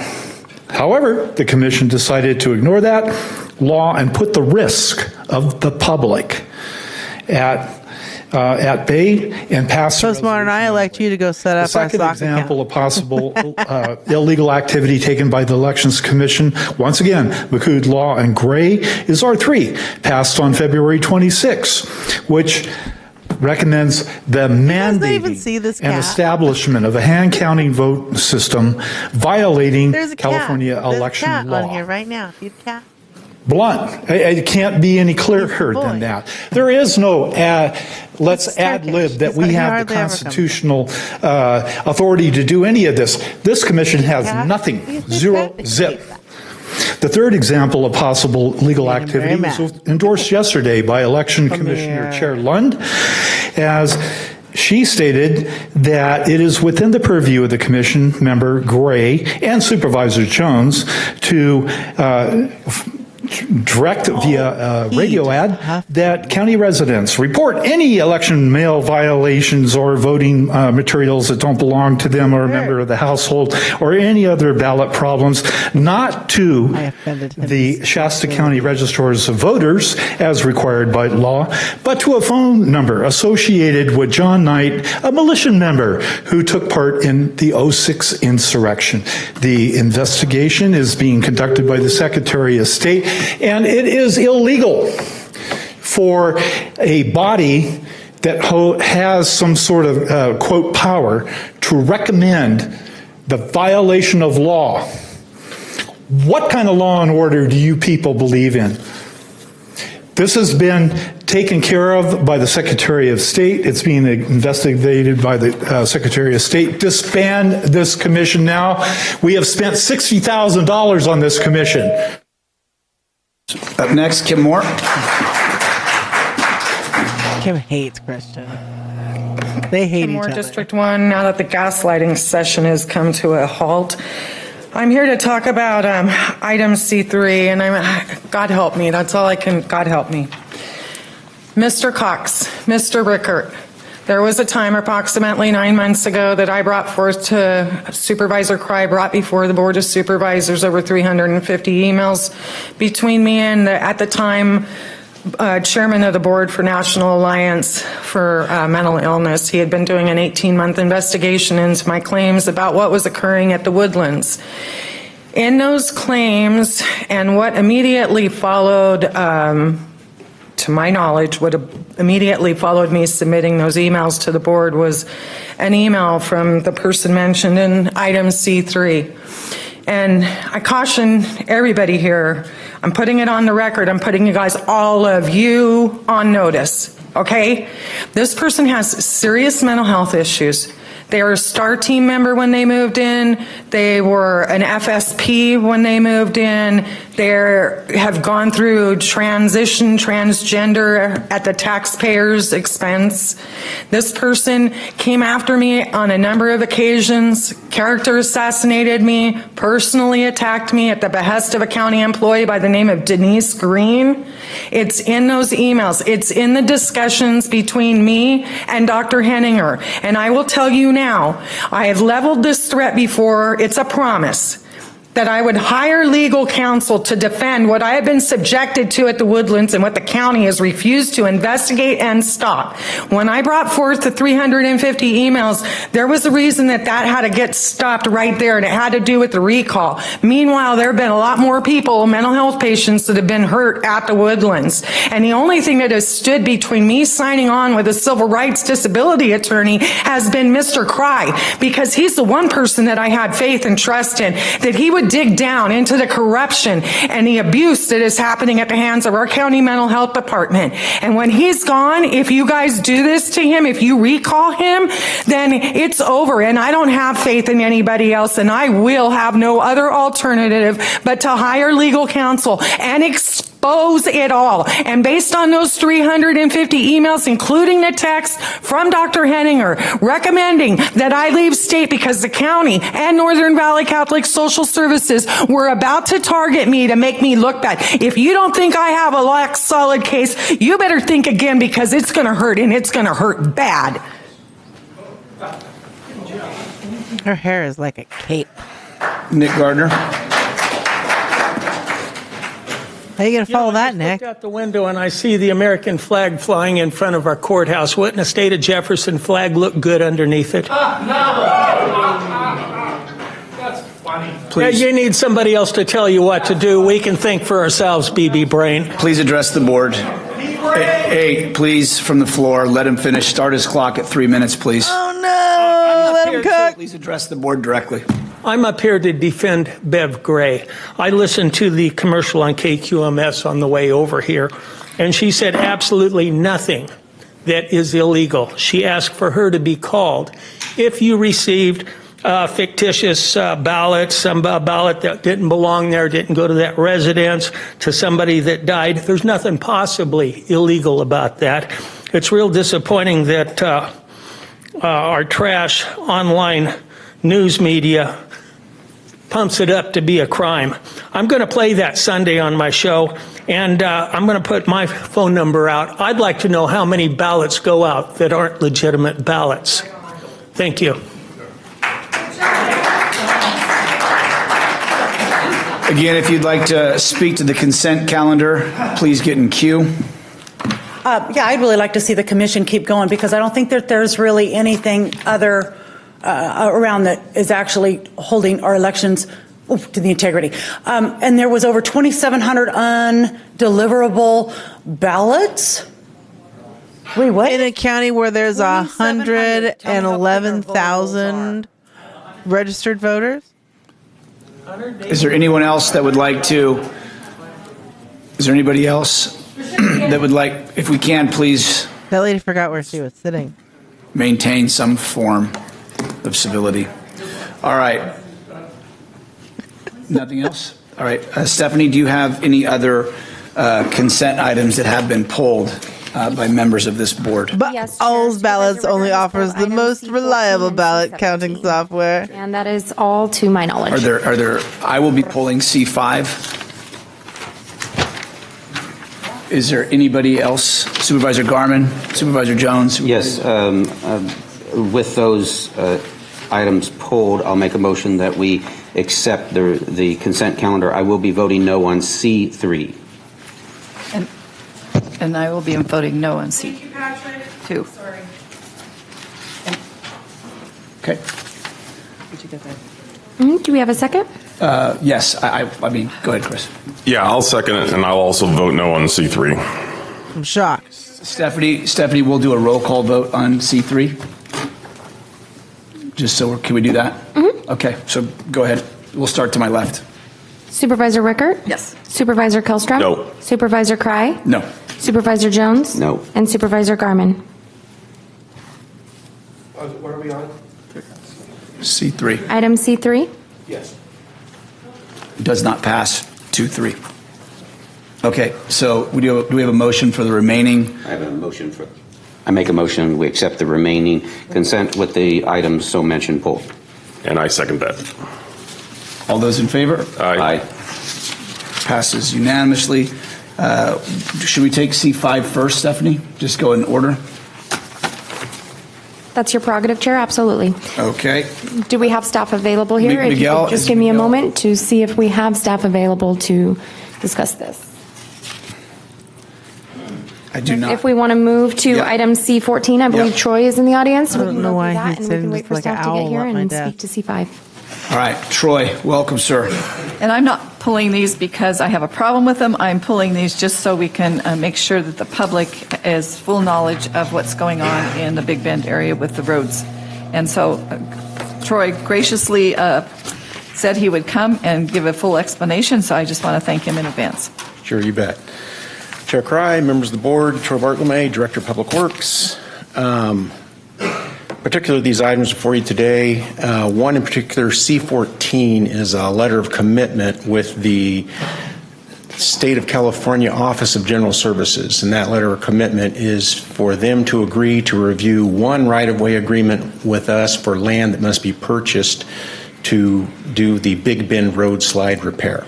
I can When items at they once made to give you Kevin an update of where we're chair, at with those. And then Chris both Kellstrom roads, is during the storms of vice 2016, chair, 2017, co-chair, or whatever. suffered And a then slip out, a Patrick moved washout over. during So those yeah, I mean they were going to be split up They either were way. considered I think it's just eligible for the way that they hazard have release to funds. sit.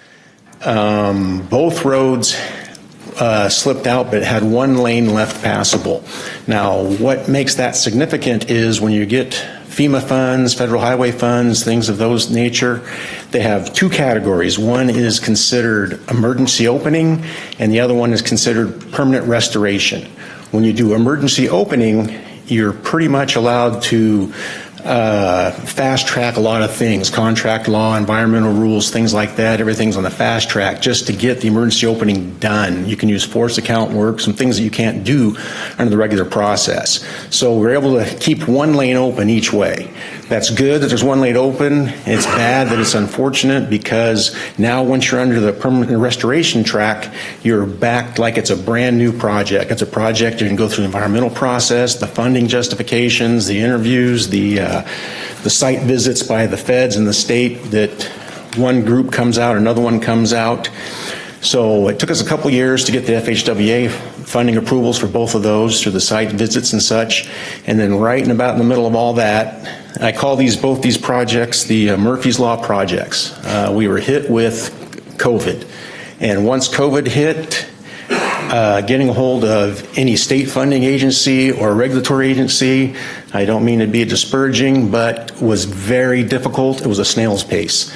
And so that brought these things basically to a halt. After a couple years, things got back up and running again, got more back to normal. And as luck would have it, both of these projects are considered to be in spotted owl habitat and bald eagle habitat. So that made the environmental process take that much longer. So here we are today, we're about done, ready to go, plans and specs are ready. And before you today on item C17 is the permission to go out to advertise to finally do the construction on the Cove Road project. Unfortunately, we're not ready yet for the the Big Bend Road project. And what has held that project up is we had all the right-of-way, we're diligently seeking after the right-of-way, and we had two parcels of right-of-way to obtain from PG&E. One of the parcels, PG&E, it's a smaller part of a big parcel that PG&E at the 11th hour donated that land to Cal Fire. And they apologized. They said they meant to exclude our right-of-way from that. For whatever reason, it fell through their cracks. So now we have to deal with the State of California Department of General Services to obtain our right-of-way from them. And before they will entertain even reviewing our offer and our assessment of the land and everything, we have to sign this commitment letter to promise them that we'll pay them for their time. So that is item C14 that is before you. And again, C17 is the approval of the plans and specs for the Cove Road repairs. And so that is, in a nutshell, why these projects are taking a long time. Does that mean that Kevin's fixing a pothole? Whenever I write my column, anytime we have an update here at the board level, I always try and give as much of an update as I can so that people in that Intermountain area are aware of what's going on. And it is frustrating for them, I certainly understand. Yes. But it's just been, like you say, Murphy's Law has really been in full force. And if there's any assurances for what it's worth, That's a lot of bullshit to fix the road. anyway, we do monitor it. We survey it every month or two. The slides have not been moving. Should they start moving or they fail, we do have a plan B, and we could retreat into the slope one way or the other, and that would be an emergency opening. So that would help. Just no, we're not going to leave the individuals out there without access or egress in and out of their location, but unfortunately, the way the rules go, this is where we're at today. And thank you for coming in and explaining that in depth. Okay. Thank you. Yeah. Christian, question? No. Did you want to make a motion to approve those two now? Oh, yes. Yes, I'd like to make a motion to approve C14 and C17. And I'll second that. Okay, thanks. Let me just double check. 14. Yes. All right, we have a motion by Supervisor Rickert, seconded by Supervisor Kellstrom. All those in favor? Aye. Opposed? None. Passes unanimously. Okay. So did you get a hold of Miguel? Yes, Chair, my apologies. Staff are on their way. If we'd like to move on with the agenda as scheduled, we can. Perfect. I can let you know when they arrive. Great.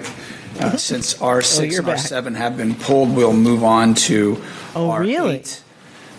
Stephanie, you said that you had an announcement about this one in particular.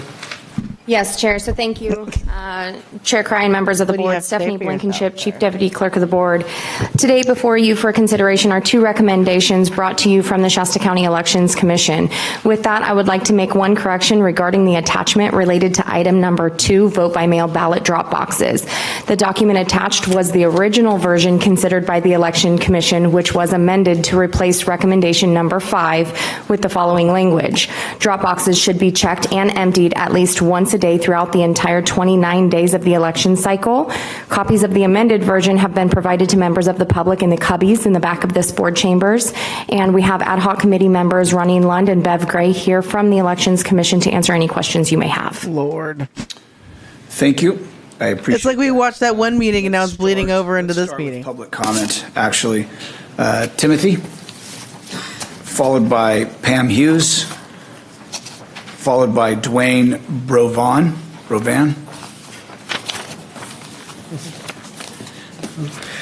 Thank you for giving me the opportunity to speak again. I really don't like public speaking, and I wish I didn't have to come here today. But as a law-abiding citizen, I believe I have a moral obligation to stand up here and urge you as a Board of Supervisors to follow the law. I never wanted to take sides in the constant conflict that happens in these chambers, but I now realize I was naive to think everyone would follow the law despite what their personal opinions may be. The only side I want to be on is the side of the law. There are many laws I don't agree with, but I believe it is my responsibility as an American, a Californian, and a Shasta County resident to follow our local, state, and federal laws, and I would respectfully ask you all to do the same. State law does not allow hand counting in our county, and I'm urging you all to please not violate state law. Yesterday, at the Elections Commission meeting, Commissioner Machad was under the impression that to challenge our state's ban on hand counting, we needed to pass a local ordinance mandating hand counting so that the courts will step in and decide that issue.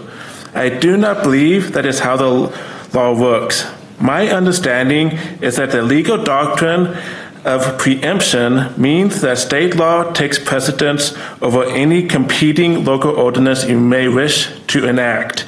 Thus, I believe enacting a local ordinance in direct conflict with state law will be struck down in the courts due to the legal doctrine of preemption. If you want to challenge the state's ban on hand counting, you as a board can initiate a lawsuit and ask a judge to declare AB 969 unconstitutional. I fully support your right to do so and would ask that you use this legal pass if you still insist on trying to hand count ballots in this county.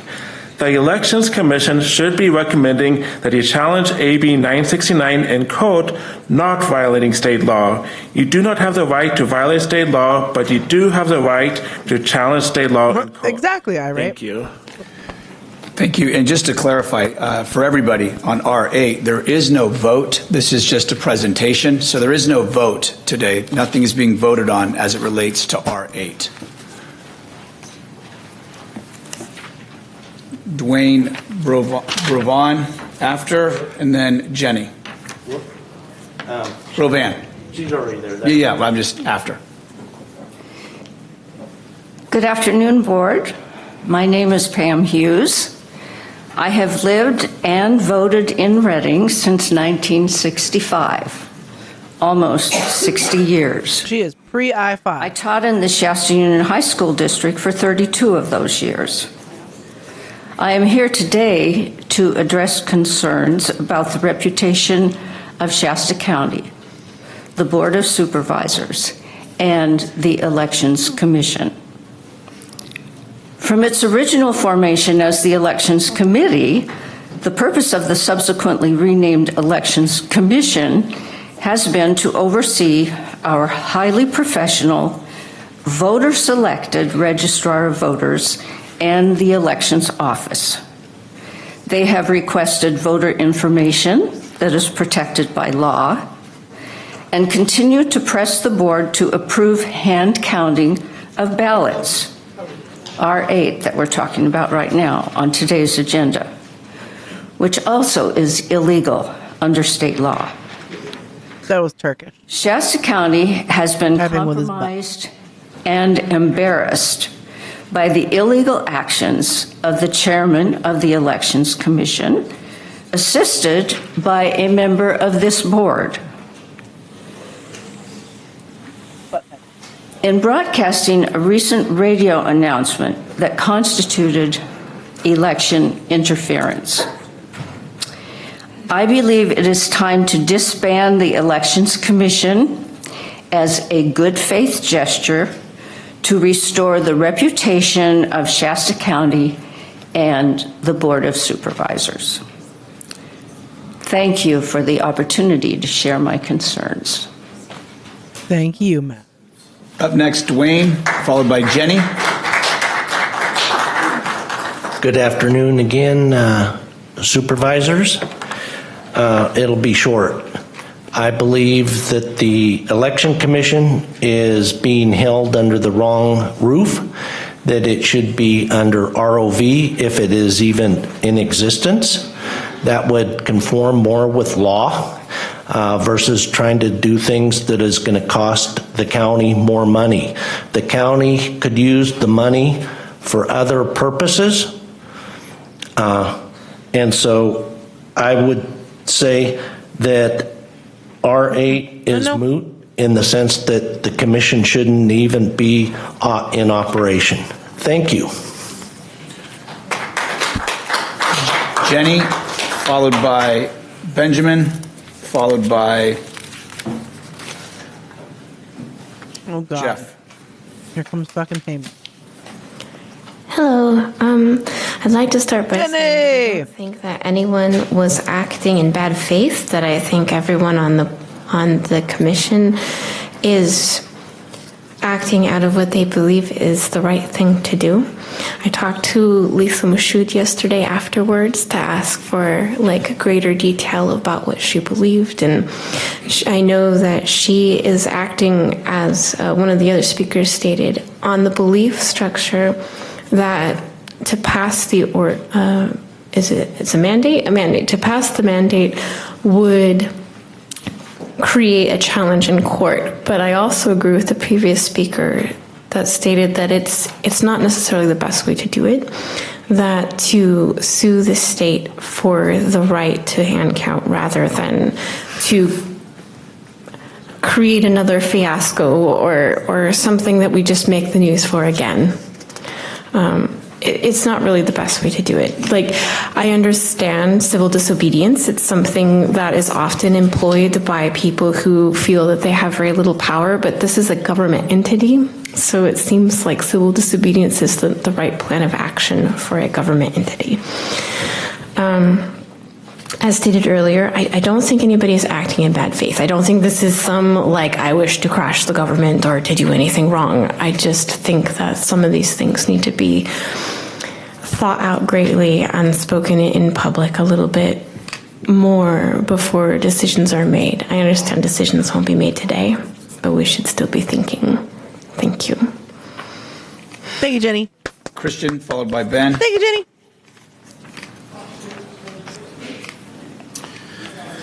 I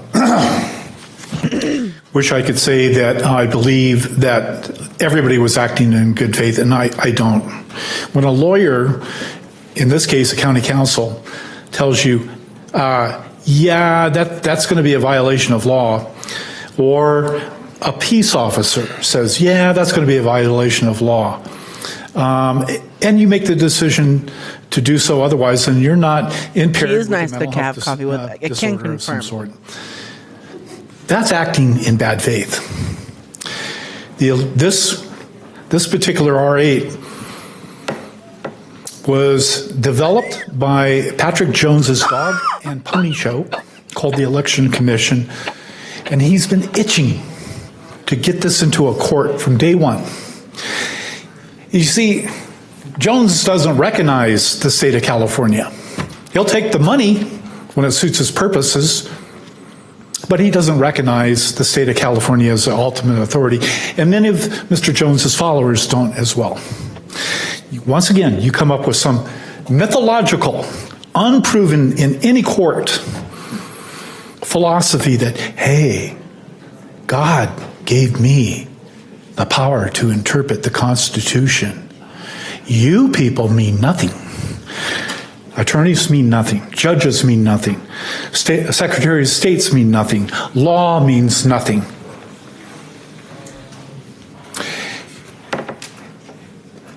I understand you're itching for a court case.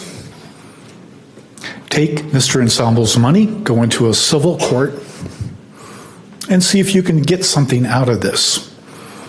Best wishes, it ain't going to happen in my opinion, but I'm not an attorney. Violating law on purpose is willful misconduct. Violating law on purpose, when you have been given the clear parameters of what is legal and what is not legal, in my opinion, disqualifies you from serving on a quasi-governmental board. He works for the county. Or this Board of Supervisors. He does, I think he's a violating law social worker. To prove a unsubstantiated allegation that has been proven over and over and over to be BS and costing this county what could be millions of dollars to do so. That is illegal activity. And along with the current investigation by the Secretary of State, this is going to be of interest as well.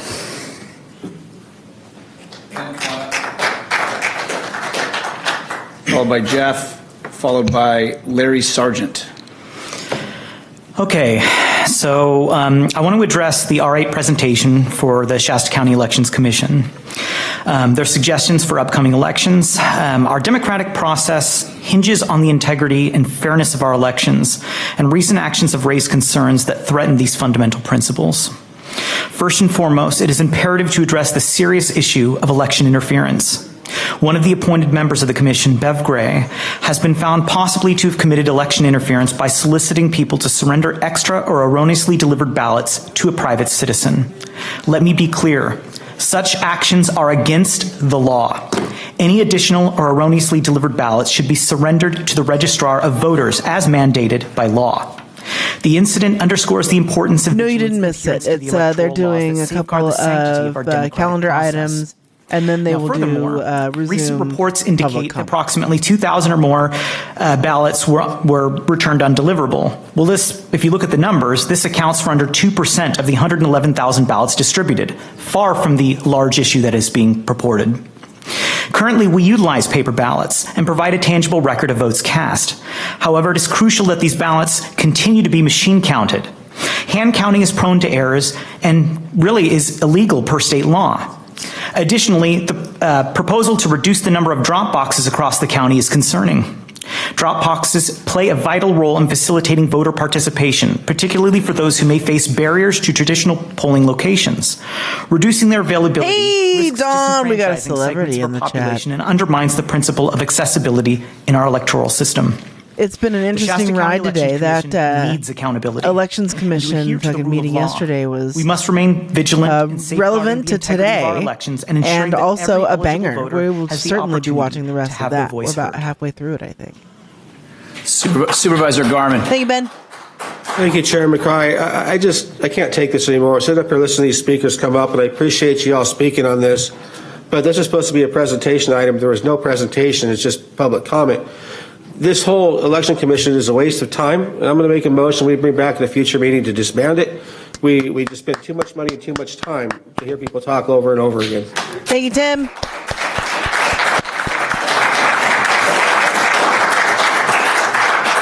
So there's a motion. I'll second. Okay. So, Kristen, welcome. So this is a motion. I'm glad you're there too, Dawn. For that, right? We would just do a vote on that. It has to, obviously it has to pass, but I just want to make sure I do this the correct way. Well, I think you can finish receiving public comment on it. Okay. And then take whatever action. Okay, the board deems necessary. and I will, and I would like to, Miguel, thank you for coming. I know you came for C5. So we'll continue with public comment, but again, this is not an issue that will be voted on.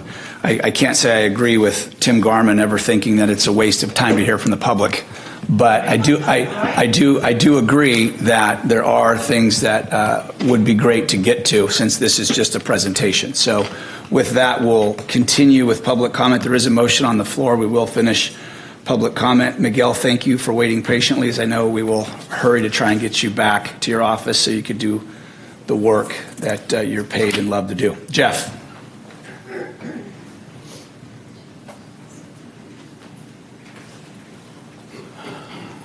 Good afternoon. Well, I think why Mr. Garmin suggests this is a waste of time is because this Elections Commission is continuously encouraging the board to violate the law. Yeah, and this is, thanks. If the Election Commission would not take an adversarial relationship with our registrar of voters and our clerk and try and, work to see how certain practices or processes could be improved, that's one thing. When you have an Elections Commission that is proceeding with the idea that there is fraud being perpetrated by the Elections Department I'm being stopped and by the Register of Voters, they start to maybe Hema took him to move into some ludicrous territory. For example, their first violation or recommendation to violate the law was with regard to the signatures on the recall cry petitions. They went over and over again as to how they could see the signatures, even though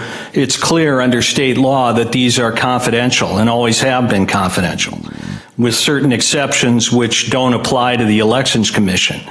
But they've wasted legal resources, they've wasted time, energy on that, deciding whether to call themselves a committee, whether they're a commission, whether they're public officers or not, instead of engaging in legitimate work to try and work with the Register of Voters to see where improvements could be made.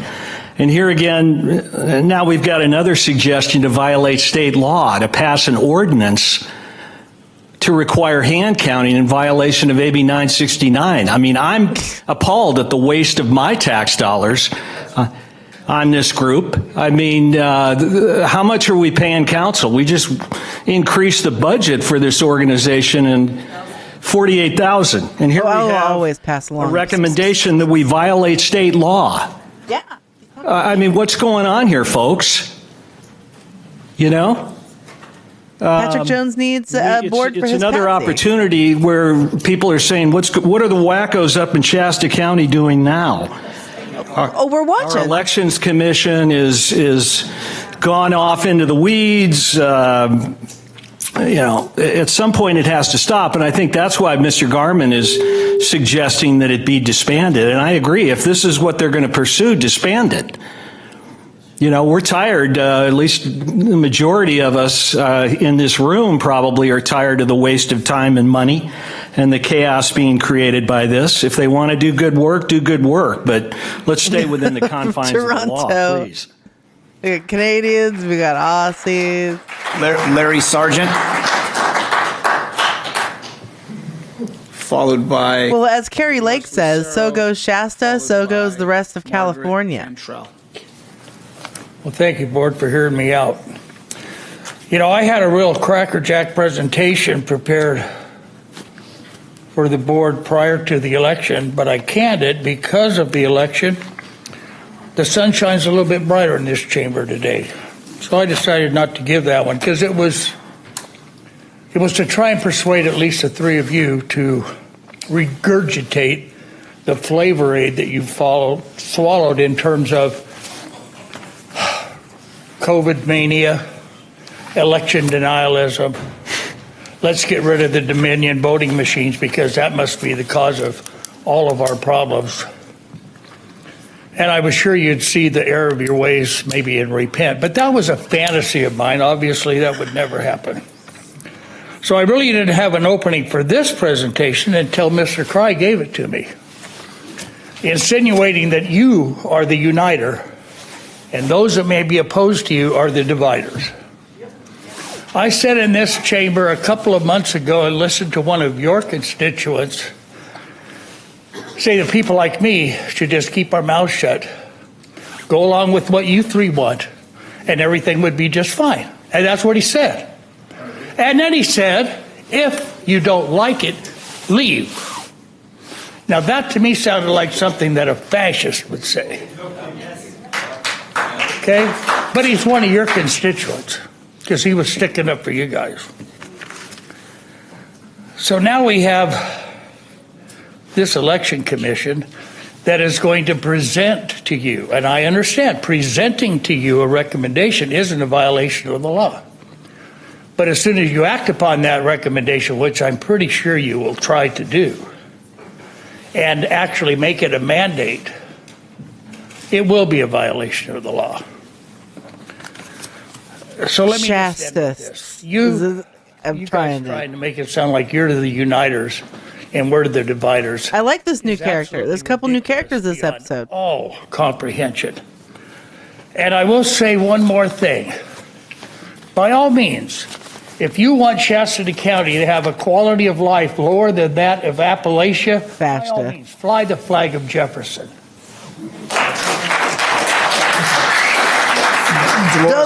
Bola, we've seen the most Dolores today. Followed by Mike James, and this is for R8. The most Dolores. We're operating at, I don't know his name. Definitely need to ban this committee. Hold on. I'm not sure if you're aware of what Beth said yesterday. She basically said some things that she actually committed crime, even more by what she said. But here's the thing. Patrick Jones, you need to recuse yourself if this comes to you voting on this issue because you're under investigation. And because you actually steer the committee what to do and you were involved with the committee. You have no right to be involved. If you were involved, that's actually, you're committing actually a crime because you are the ones who actually appointed the committee. And you have been abusing and wasting, and so basically everything that you've done is fraud. If you want something to pass, you want the voters to be engaged, you want to hear from the voters, if you really care, you will put it on the ballot and let the voters choose. Because if the voters had to choose, they would say, hell no. Because it shouldn't be up to just all five of you. Because when you're up there, you are supposed to be as a whole to make the right decision for the people, not for what benefits you, because that's what you've been doing since you took office, because your priority was that damn shooting range and everything else that you wanted to get. Because remember, you always said, I'm going to get what I want no matter what. Yeah, you're getting what you're going to get in the end. You're going to end up in prison because what you've done. You're steering the committee, which is a crime. You know what steering means? That you have been involved. You tell the committee to go this way. So you actually engaging for them to commit a crime. You could look all you want, make all your funny faces. Like I said, you will make you'll have plenty of time in prison making your funny faces. So, you know, and it's so pathetic that you guys continue to abuse your position and think your position is like you're above the law. You're not above the law. If you want to challenge the state, do it in your own time. Use your own damn money. Stop abusing the people's money because it's not your money. Yeah, it's true. You want to abuse their money thinking because you're in that position you can do it and waste everybody's money. It's not your money. I don't see you taking money out of your damn pocket and saying, I'm going to use my money so I can pass this law, so pass this, you know, anything that you want. The only reason you're doing it is because you're sitting there and you can do it. And you think these people are just going to sit back and watch you, allow for them to allow you to do this? She's always like on the verge of exposing something else. I can't even find the words how to express because I'm so freaking pissed off. If I could say the F word, I would. You know that? Say it. It's bullshit. It is so bullshit what you've done to these people. And now the people are, like I said, they're the ones that are going to get screwed over. We are, not you. Yeah, Dolores, we fucking love you, Baba. Yeah, you cuss them the fuck out. Right to lower that if you'd like. I'll do it for you, fucking babe. Fuck, fuckity, fuck. Those are all for Dolores. As many times as she wants to scream the F word up there, I will do it for her. Yep. A recent report, a Heartland Rasmussen survey, revealed that roughly 1 in 5 mail-in voters admitted to potentially fraudulent actions in the 2020 presidential election. After much analysis, they concluded that had the 2020 election been conducted like every national election has been over the past 2 centuries, wherein the vast majority of voters cast ballots in person rather than by mail, Biden would not have won. Vote by mail is fraught with problems leading to fraud. If 1 in 4 people in Shasta County had not been fraudulent, Biden would have lost the election. About what is going on, they were able to answer the question of those who asked about the counting of That's the ballots. actually Dave's favorite shaped hat right there. If that was like army colors, he'd be like, I need that hat. That their ballot would not be hand counted. Some even got angry. The people you represent are paying attention. Please pass a local ordinance mandating hand-counted ballots at precincts using paper poll books. No, ma'am. Mike James. She absolutely left her gun outside, but just leaning against the wall. Followed by Casey. Oops, sorry about that. Go ahead. Board, I brought you some information on Mojave County out of Arizona, I believe about a month ago. I gave it to both you, Mr. Cry, and you, Mr. Garman. And they went through that right in the garbage. By a Republican county with approximately 225,000 people, not much larger than ours, proved beyond a reasonable doubt that it would be approximately $1.1 million for the initial count.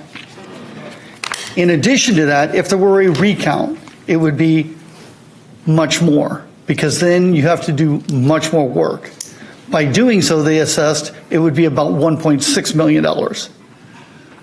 What they determined is they would not do hand counting. There was also an error rate of about 40%. And if you just look it up, it's Mojave County. I did give it to Mr. Cry. I did give it to Mr. Garman. I hope they post it, and you can read for yourself. It was put out by, like I said, in a Republican county. Regardless what the three of you do in the next 6-8 months, Mr. Jones, you will be out. Mr. Plummer will be taking your seat. Mr. Cry, you're probably going to be recalled. You'll be here until the end of the year, give or take a day. Whoever takes your seat is whoever takes your seat. Anything you currently do over the next 8-9 months can easily be reversed. So it really doesn't matter what you do. So Wild out, do whatever. Fucking scorched earth. Let's go. Happens. Chaos. And Woo! CEO over there and the council over there to not hold you guys in check for doing some of the stuff that you do is beyond me. Your 3 votes have gone to pass so many things over the past 2 years, and I've only been having to deal with this stuff since I took up the plight against Hawes Ranch. Now I'm stuck in the cesspool.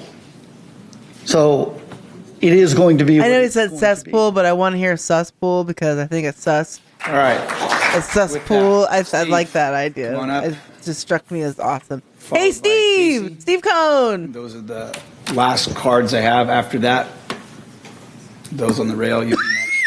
I heard cesspool. Good afternoon, board, community members. Good to see everybody. Audience, you gotta wave to the audience now. We're all out here. We out here. Committee, originally now commission, was created.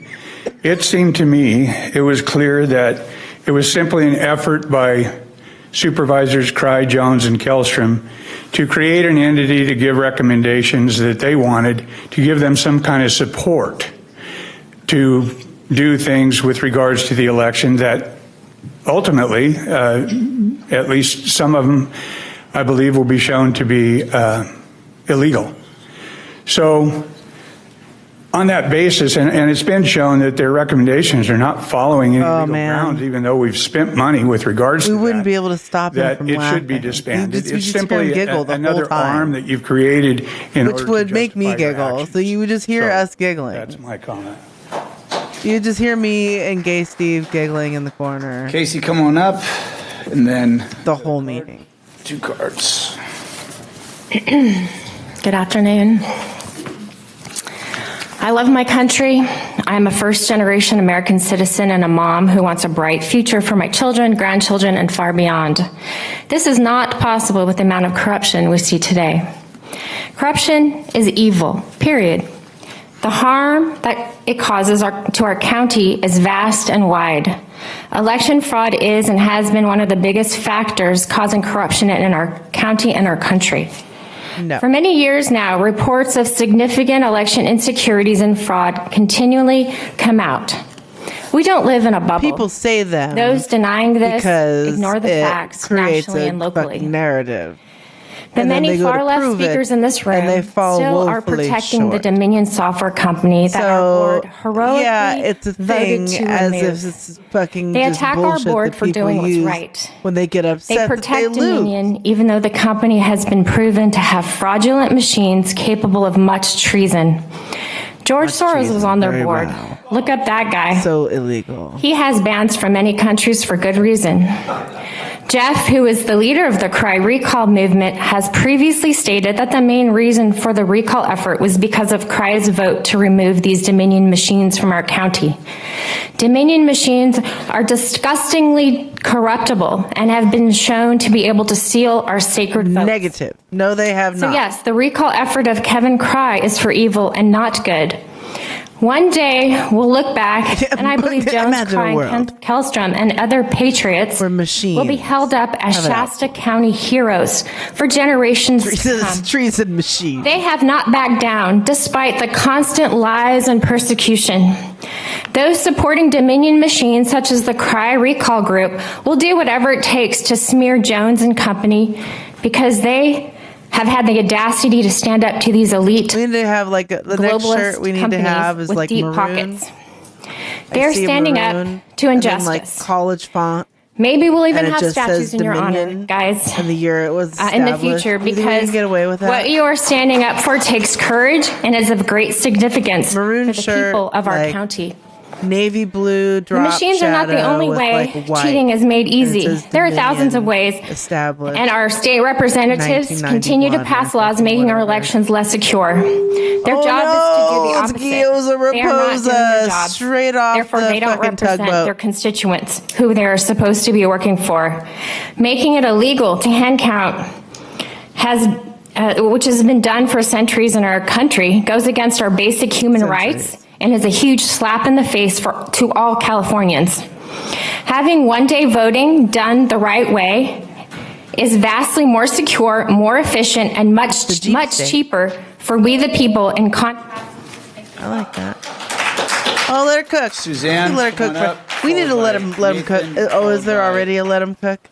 Laura. Auntie Civics, we love you. You did great yesterday. And at this point, sorry, really quick, Suzanne. Terry, you'll follow, and you don't need to put a card in at this point because you'll just go ahead and get in queue. I kind of like the idea that you're just taking people from the rails. That's kind of a cool saying. So, supervisors, good afternoon. Suzanne Barrymore. I'm here today as an individual and not as a member of my workplace, nor any committees or commissions upon which I might serve. I feel it's important today to make sure that the record of this decision you're about to make reflects the fact that much of the work that has been put together for this lacks quality data to back it up, lacks the force of law behind it, and has been not given even a reasonable vetting amongst our commission members. One of the things that I'm concerned about with this recommendation is the lack of coordination with the ROV's office over these issues. Our registrar of voters was elected by 68% of the votes and 68%. Is in fact the elected official who has been given a sworn oath to carry out the duties of our elections. There's a lack of consultation on this issue with county council, and we've seen too many times in the past where this board continues to get itself in legal hot water without getting good legal counsel. I'm concerned about Nathan's back there like, yeah, preach it, sister. As it's been used in this document, because it has been refuted multiple places around the country, including using Shasta County's own data, because cast vote records cannot be used as a measure of time, because we do not know what votes are going to be put into the pot in terms of what it gets processed. Furthermore, the Mesa pattern of fraud neglects to take human nature and human decisions into the course of the analysis. We know that people who are more conservative tend to be vote in person people, and people who are more moderate or liberal are fine with voting by mail. So none of those things have been taken into impact in terms of the formation of analysis. This week, elections were counted by hand by the Republican Party in Gillespie County, Texas. It was an abysmal failure. They did not get their votes counted very fast. It wasn't efficient. It doesn't look like it's going to be accurate. This report does not have data which supports the idea that elections are not accurate, nor that the public believes there's a widespread problem. Nathan, come on up. Laura, to follow. Thank you, Suzanne. After Laura, Terry.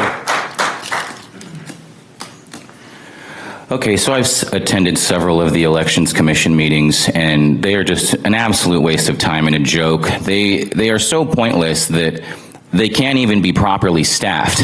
There isn't enough staff available to even allow them to be filmed. There isn't enough money available for it to even have security here. And then they go off the rails. Yesterday was insane. There was a gentleman who came up to try to talk about how, you know, his experience with voting, with the implication that something was wrong with how he'd voted. And Commissioner Barrymore simply explained to him the facts of how that system works. And he got up out of his seat, came up to the podium, and pointed at her and said, "I'm not going to let you get away with this.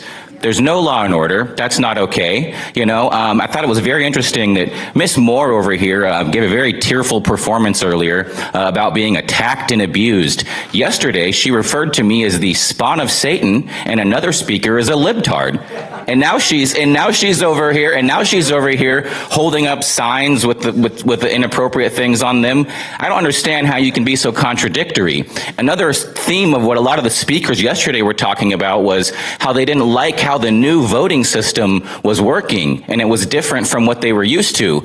Well, maybe that's because you all got rid of the old one. So how can you have your cake and eat it too? You're getting the new thing you guys all voted in, and then you still come and complain about it. So none of this makes any sense. And it's a waste of time, and it's just something you put forward, Patrick, to reinforce your theory of voter fraud. That's all it is. It's just a big, huge, expensive grandstanding operation. And everybody contradicts all of it. Everything they say contradicts something else they say. You don't want Dominion. Get rid of Dominion. Now we're mad about Hart. You just want to be mad about everything. The point is that you guys just lost the election in 2020, and then you lost the red wave. You didn't get cheated. You ran terrible candidates. And I've said this before, if you want to win elections, stop running people with horrible histories that are easy for people like me to dig up. Laura, followed by Teresa, followed by Kim. If there's anybody else that would like to get into queue before dinner. Good afternoon, Board. Dr. Laura Hobbs, candidate for Supervisor District 2. Not anymore. There's a lot of talk about what's illegal and what's legal within the state, and I want to draw your attention to this very well-researched document that our Elections Commission put forth. One thing which actually isn't on there is that the Board of Supervisors may canvass all election returns pursuant to California Government Code 25201. And here's the definition of canvass. It's in Chapter 4, 335.5. Verse what? Chapter what? Like we quoting Bible election fucking law now? What? Received in an election. All right, and they draw attention to California Election Codes 19003, which states any city county ordinance shall govern voting systems unless the other provision of law is deemed consistent with this division. Therefore, the county laws and ordinance supersede any state laws in regards to voting systems, and it's incumbent upon the county to dictate the manner in which elections are counted. See also Elections Code 19207. I'd also like, I'll define for you 19207. It grants the authority of the county governing board to adopt any kind of voting system or combination of voting systems. Can you just yell about and AB 969 the usurps the county's authority under 19207. Truth Social. And lastly, 19001 states that the real will of the electors will not be defeated by any informality or failure to comply with all the provisions of law. And that's She thinks California she is Elections so Code 19001. smart and on top of her So shit. if the real will And of the she is electors in so Shasta County pilled. is determined by hand counting, then enforcing AB 969 would be in direct violation of California Elections Code 19001, which clearly states compliance with state law is secondary to ascertaining the true will of the electors. And I'd like to talk also about one-day voting. It's completely within our rights. It's been decided already by the Supreme Court, the federal Supreme Court, in a case called Foster v. Love in 1997. Look it up. Look it up. Are granted a one day to vote, and this is within the Constitution. So there was a state that tried to stretch it out to multiple days, and that was struck down by the Supreme Court. We need to go back to one day voting, hand counted at the 10 out of 10 using doobies. paper poll books. This is the Nathan. only way we are guaranteed a free and Jessica. fair election. And I suggest Fantastic. that you move Magnifico. forward. I know there's no vote today, but I suggest that you put this on the agenda for a vote in a future meeting. Thank you.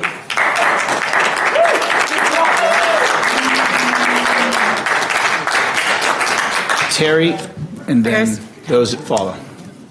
For those of you who are old enough to remember back in, 2000, 2004, when we voted by hand with no Dominion machine. And, it was done in one night. Wait, what? It's now 2 months? You got a month before the 4th and a month after to count 52,000 votes? Are you kidding me? Do these people not know how to count? Do we not know how to count? I mean, common sense. We did it before. Countries are doing it. Why can't we do it here? because somebody said, oh, it's against the law. What do you do? Well, here's the reality. You can either sue them, but how are you going to sue a corrupt state? Oh, we could have them try to sue us, but by that time, we could actually have some real transparent elections and boot them people out. Oh, and then guess what? There's not going to be any lawsuits because, oh, everything has been done right. Law and order. Law, thou shalt not steal. Come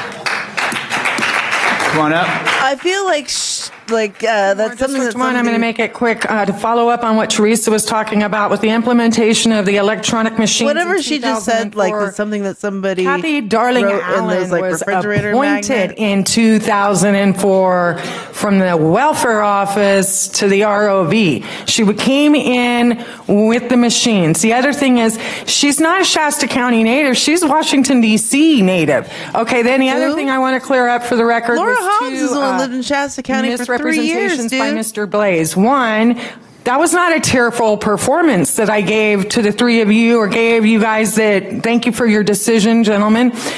That wasn't tearful. That was fierce. I'm serious. I'm done. I'm tired. And I've had enough, and I've put up with well more than I should have had to put up with. And the other thing is, it wasn't Nathan Blaze that I called the spawn of Satan who was running interference for the ROV. I was referring to Suzanne Barrymore.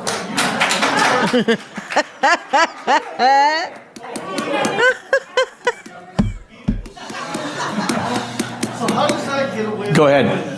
That's hilarious. Are we having fun yet? Yes.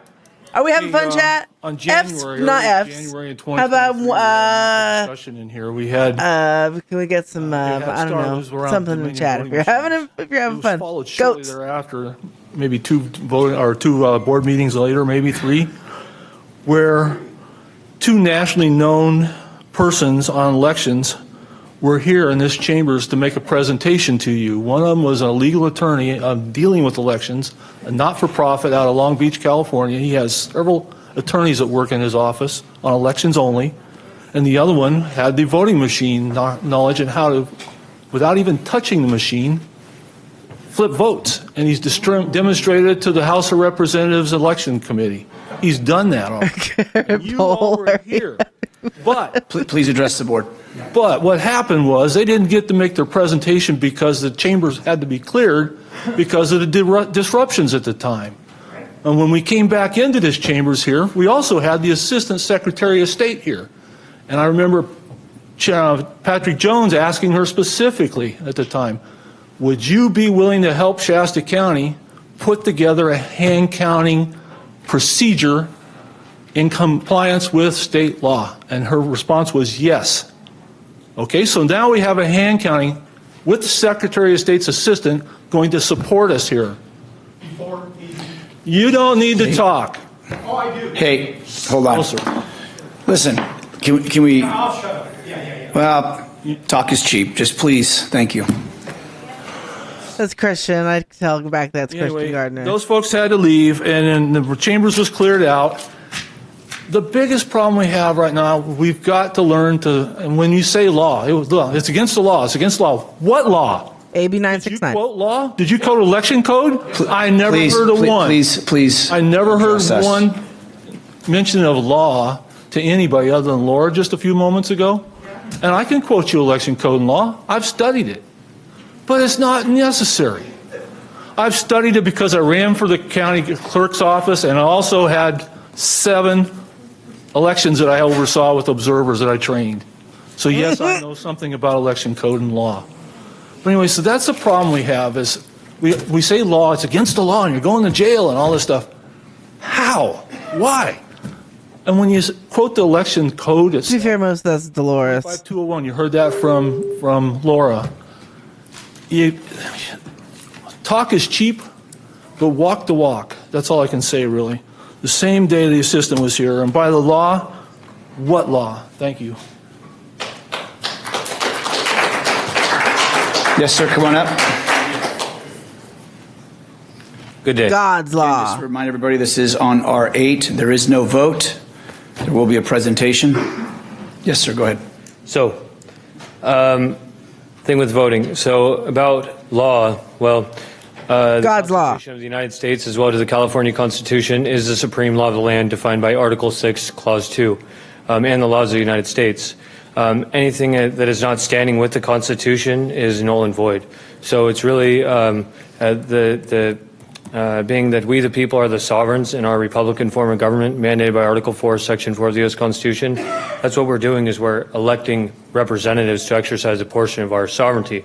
So I think it's really important to understand that there's a difference between a registered voter and an elector, defined by Article 2, Section 1, Clause 3 of the Constitution.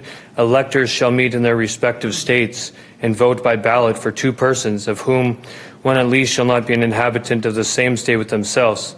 They shall make a list of all the persons voted I'll be right back. Let me check and the of the number Supreme of Court. votes for each, which they shall sign and certify and transmit sealed to the seat of the government of the United States.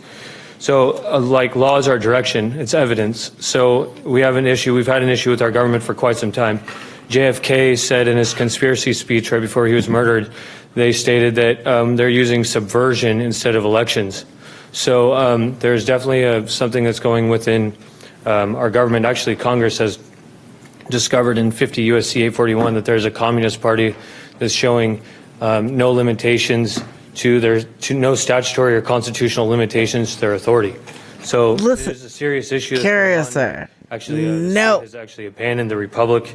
But anyways, so becoming a registered voter rather than an elector, electors are sovereign, but registered voters and their real property can actually become surety for the debts of the local government. So in voter registration, it would actually be an invasion of Article 4, Section 4 of the Constitution. It's a franchise. So the Supreme Court has defined that a good citizen is one that knows the law. So that's what I've been told my whole life, to obey all laws. So I started really investigating law and figuring out what is law. Yeah, definitely. It's offset. Is that everybody's like talking about these laws, but there's only two contexts of law. There's statutory and constitutional. But, constitutional is the supreme law of the land. So the statutory Because it's a lot of money to invest on. gives consent. All just powers drive from the consent of the government. So that's the thing. That's a long-term investment. Now, civil with statutory questionable law return. are for our government employees like these. No, it's not fun though. This is not to fun. limit their authority. So that's law defines and limits power. This is not Explain right now is that as sovereigns we're electors, and we really need to stop. We got to figure this out. This is crazy. What's going on? Take a breath, sir. Have a nap and a sandwich. Good. He's taking the microphone off.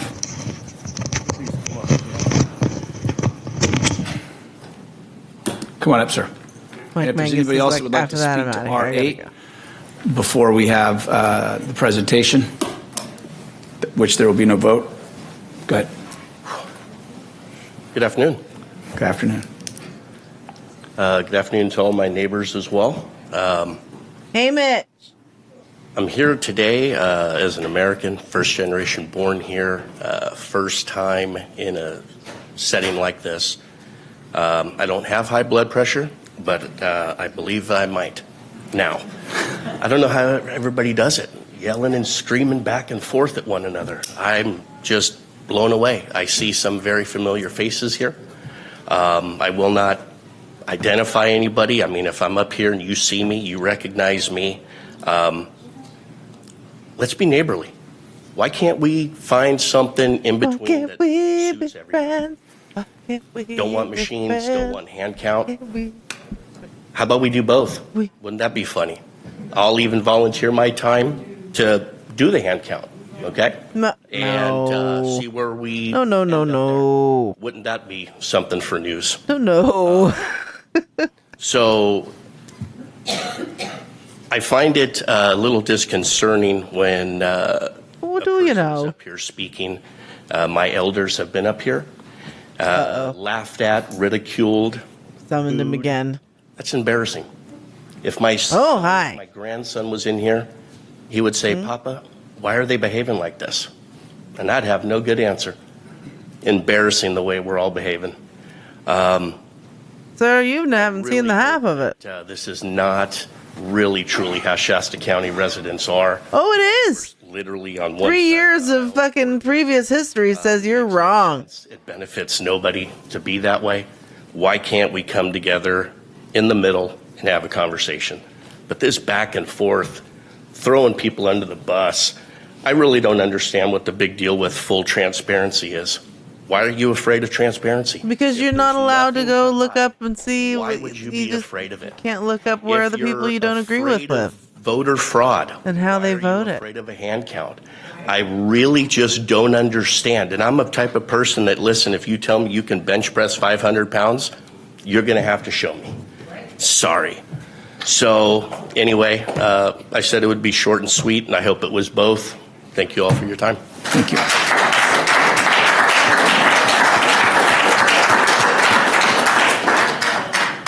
Come on up. I had turned a card in. It's not up there. Yeah, I called Terry, but then I thought maybe Terry was going by Teresa. And so maybe when I called Terry. No, not today. Yes. So go ahead. Actually, Laura Hobbs stole my thunder. Not really. She had it down. Nobody's breaking the law. That's the California code, not the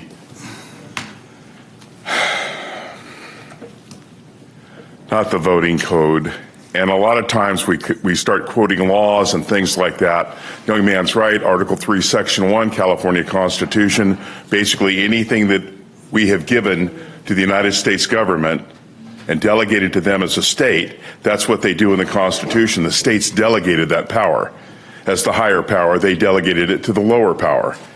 And then in the 10th Amendment, it goes on to say that all rights are reserved to the states and the people, not to a code, not to the government, not to the president, not to anybody, but to the states and the people. California Code 25201, they're totally within their rights in doing that. It's a California code, not an election code. They're totally within their rights doing it. If you don't like it, that's the way it goes. They're in their rights in doing it. The other thing is, too, is that we talk about the hand count. I remember when the assistant, was it the deputy secretary of state that was in here, and I'd asked her a question because she had made the comment that the machines are infallible. And so my question is, okay, if the machines are infallible, what about people? Well, people are fallible. In fact, I think she said it was up to 25% that there was a mistake. Okay, so if it's up to 25%, what you're telling me is that an infallible person created, or a fallible person created an infallible machine. How does that work? Okay, so a fallible person creates an infallible machine, and then the fallible person is asked to do a recount on a hand count when there's a mistake. You know, it's sort of like stupid is and stupid does, okay? And the thing you have to really look at here is that, thank you, Laura, for explaining those laws. And I know those get arduous and you kind of want to pull your eyelashes out when you hear them all, but they're totally within their rights in doing it. And by the way, not all law is good law, okay? Just because a law is a law doesn't mean it's constitutionally protected. It doesn't mean it's good law. That's why we rescind laws and we have referendums. So when you're looking at something and somebody's saying, well, I follow the law, well, you know, there are laws that are bad laws. Do you follow those bad laws? No, you don't have to follow those bad laws. And the people who we elect don't have to follow those bad laws because they take an oath of office in Article 20 in the California Constitution to the United States Constitution and the state constitution, and their only role in government, the only role of government is to protect the rights of the sovereign.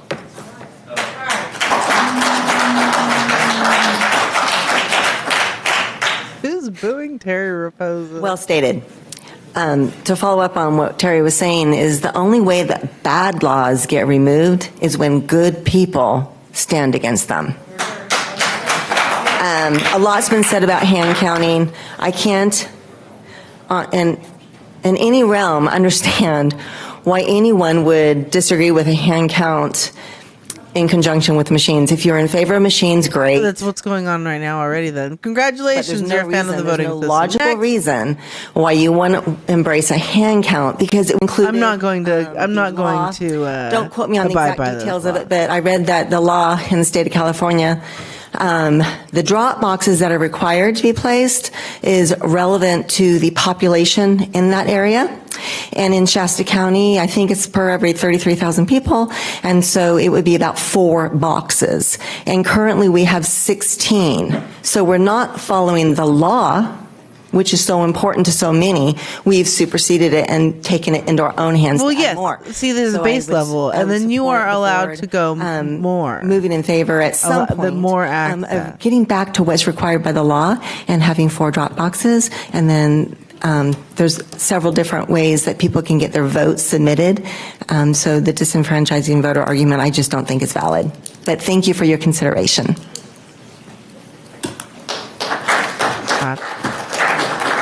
With that, is there anybody else who would like to Oh, Nathan, you didn't quack at anybody. Okay, seeing none, we will bring it You back. didn't fucking, you didn't do a quack. Kristen, who is here from the Elections Commission that is going to be making that. We had a motion in a second on that. No. Oh, yes. Oh, yeah, okay. So going back to the motion of Supervisor Garman. Supervisor Garman, will you state it again just so we're all clear what your motion was? Sure, Chairman Carr. The motion was to bring back at a future meeting. Hey, camera person. Discussion and possible action to Can we disband go the back Elections over to Commission. the bench? I seconded that. No, seconded, okay. We'll take a vote. All those in favor? Let's do a roll call. Oh, yeah, do we need to do a roll call, Kristen? Is it better? We can do that, Chair. Okay, if you'd like to do a roll call, we'll start with Supervisor Garman since it's his motion. Is that good, Tim? Yes. Supervisor Garman? Yes. Supervisor Jones? No. Supervisor Cry? No. Supervisor Kellstrom? No. Supervisor Rickert? Yes. Fails 2-3. Moving on. Is the Elections Commission rep here who's going to be giving that presentation? Hello, judgment the recommendations? for used one. Chair. Yes. The presenters had mentioned that she just needs to step out for just a brief moment and is returning. So I just wanted to put that notice. She will come right back. Okay. So as we have done, we have Miguel here. Judgment, judgment free zone. We'll bounce back over to C5 since he is here so he can return back to the office. Then we will come back to RA, Gesundheit, whoever that was. All right. Mr. Rodriguez, how you doing, sir? Good, thank you. Thank you for coming back over. Absolutely. On C5, I pulled it. I did have a couple questions, and I wanted to have some board discussion on it. I wasn't 100% positive if I was going to pull it, but then I understand Laura's out of the country. Yes. I did find out, so that's probably why I didn't get the call back. So, got it. I have a question on this. It says approve the agreement, and the agreement's up to $120,000. How is that dollar amount set? So these services are mandated through child welfare. So these are for kids who are in the child welfare system, and the judge is going to request those services, psychological assessments. Really, it's based on the rates that the psychologists charge per hour, and based on the amount of assessments that are required through the court system. And I'm guessing, and this is just an assumption on my part, which I do not like to make, but are we contracting with UC Davis just because of the lack of opportunity of those type of resources here in Shasta County? Yeah, and we also contracted with another provider in Shasta County. And which one was that? Oh gosh, I don't remember her name. It passed last board, but I can't remember her name. Okay. It's an individual provider. Is there? So I'm going to make a motion that we approve up to $25,000, so that way the services that are going forward right now can continue. But that brings this back for me personally to have more time and understand a little bit more in depth about some of the interview process that this goes. Chair Cry, I might just. Yes, sir. Well, in doing that, this contract is written in a particular way with this monetary amount. So, in terms of it being on the consent calendar, it's, if you will, it's for approval of these actual words. So, we wouldn't be able to amend it. You would have to pull the contract with recommendations to staff. So we'll bring it back. Yeah. So we'll bring it back. Is there any additional information I can provide you? Supervisor Rickert, this is a discussion, so go ahead. I'm troubled because we have children here that need services. And need to be protected. Excuse me. So I'm sorry. My fault. And I'm really concerned about this. These are kids that are really at risk, and I think if you've got a judge involved, I think we need as rapid assessment as possible, and so that they can get the help that they need. And so, are there other agencies, other schools, universities that do this, or is this more or less the one option that we have? So UC Davis provides psychological evaluations for most counties throughout California.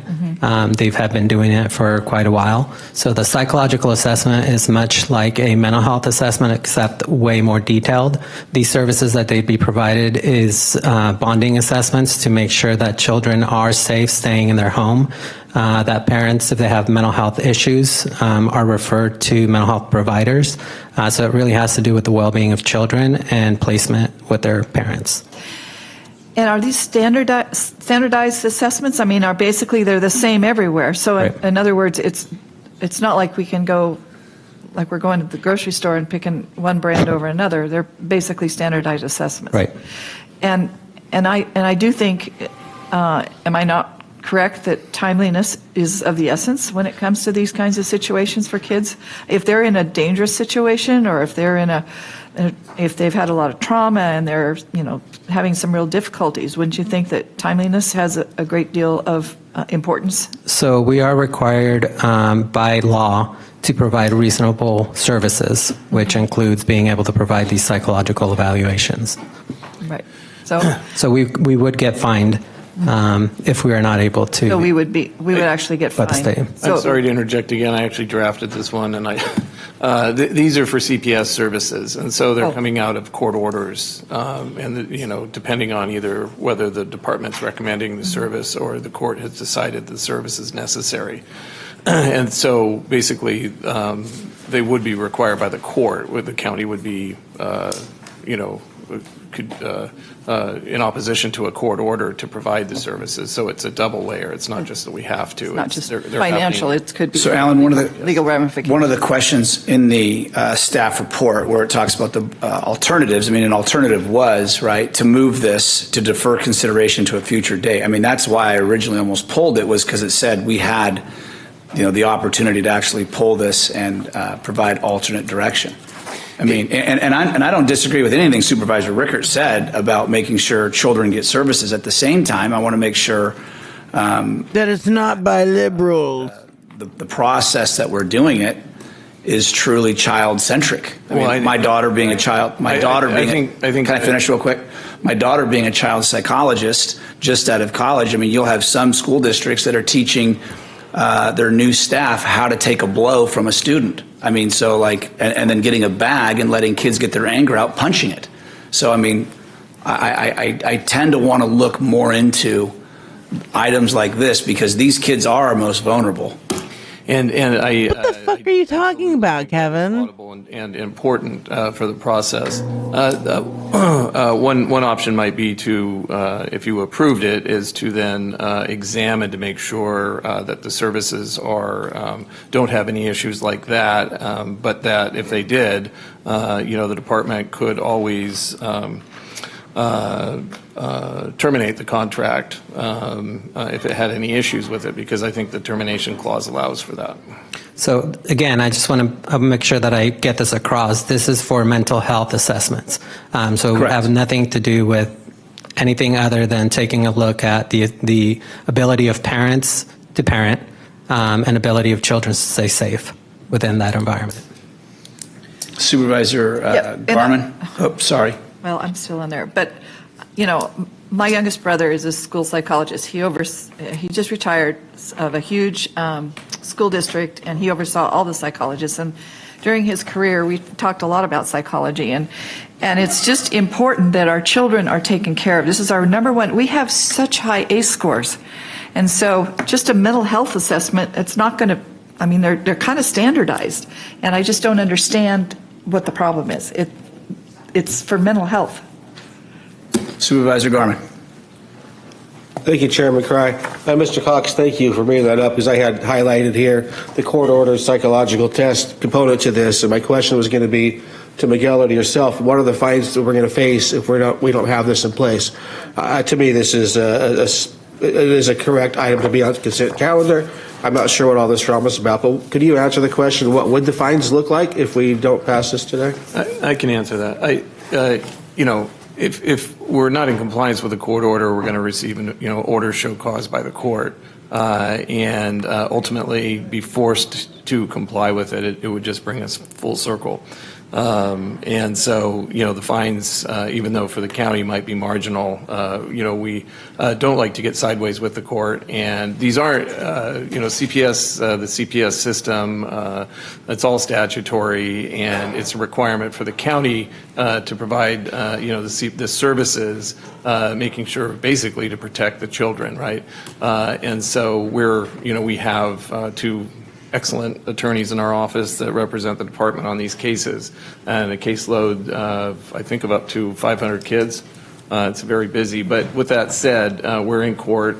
These things are happening essentially once the child is detained and within the system, then the court has jurisdiction over the entire matter all the way through the case. And so these things are happening under that rubric. They're happening under the court's jurisdiction of the child's case. So it sounds like they happen quite often then.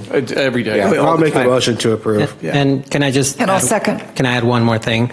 Regardless of whether or not we have a contract for $50,000, $100,000, $1 million, if we're required by the court to do that, we would have to go outside of the contract. And fiscally responsible is one of the things that's most important here, because psychologists can charge anywhere from $500 to $1,000 an hour, and these can be up to 20 hours of assessment. So it would be, I would take that into account. Oh, absolutely. Yeah. And the last thing, Supervisor Kellstrom. Well, yeah, I just wanted to point out that, these are strictly court-ordered assessments or evaluations. It's not a school counselor sending a kid somewhere that. Oh, yeah, no, this is strictly court-ordered, and we will be fined if we don't uphold it. Okay. Again, this is a conversation. People jump to conclusions up here that I have any intent to cost us any money. I just think when you see a consent calendar like we often have, and so few questions are not asked, hence that's how you lose an opportunity center. Supervisor Jones. Thank you. Miguel, we just approved C6 and C7 worth $6-7 million or of some amount, and that was all for youth mental health services.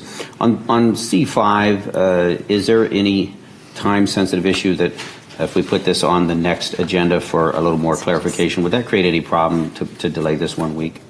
I just think our ability to...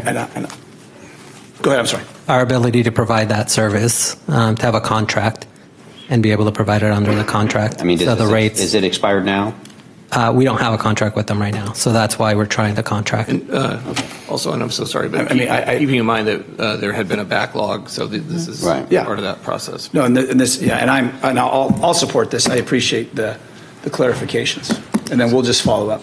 And again, one of the things was Laura not being here. Sure. That I probably would have had most of these questions answered then. Sure. Supervisor Rickert. Yes, and I just want to say that ultimately our responsibility is to the youth in this county and to their mental welfare, and we have a fiduciary responsibility too, that we're in enough trouble as it is now. We need to basically do our job and move these contracts forward. They've been slowly going through the process, and it's time that we get them going and get them moving and take care of them. Thank you, Mary. All right, so we have a motion and a second. All those in favor? Aye. Passes unanimously. Thank you, Miguel. Appreciate you. One more thing, and I don't know if I can. I guess I'll look at Alan if I can bring this up. But I know that C3 did not pass, and so I wanted to provide additional information on that. But I don't know if that needs to come back or if I can. We can bring if that it back. matters. Bring it back. Okay. Yeah, we can bring it back. Okay. Thank you. Thank you. All right. Moving on to R9. No. R8. Sorry. Hold on. R8 is the speaker back, or is the presenter back? Yes. Sorry, Adam. All right. We're resuming R8. Public comment is over. We're now going to receive a report from the Shasta County Elections Commission on recommendations regarding 1, a local ordinance mandating hand-counted ballots at precincts using paper poll books, and 2, vote-by-mail ballot drop boxes. There will be no vote, so we just will receive a presentation. Ms. Lund. Thank you. So good afternoon, Board. Roneen Lund, Chair of the Shasta County Elections Commission. I wasn't told that I needed to do a report, so I don't have a specific report, but I'm here to... Oh, it doesn't matter. All your facts and figures are imaginary anyway. I would like to clarify some things that were mentioned during public comment. Our commission does not have an adversarial relationship with the ROV office. In fact, I'm personally working with the assistant ROV election official to work on several different issues, and I know other commissioners are doing the same. So we do not have an adversarial relationship with the ROV's office. Well, they're doing their job, but then you're coming in and questioning their job, and then they have to stop and explain shit to you, and then you go break away. Any laws. That's and our recommendations relationship with the did not ROV. suggest that the board break any laws.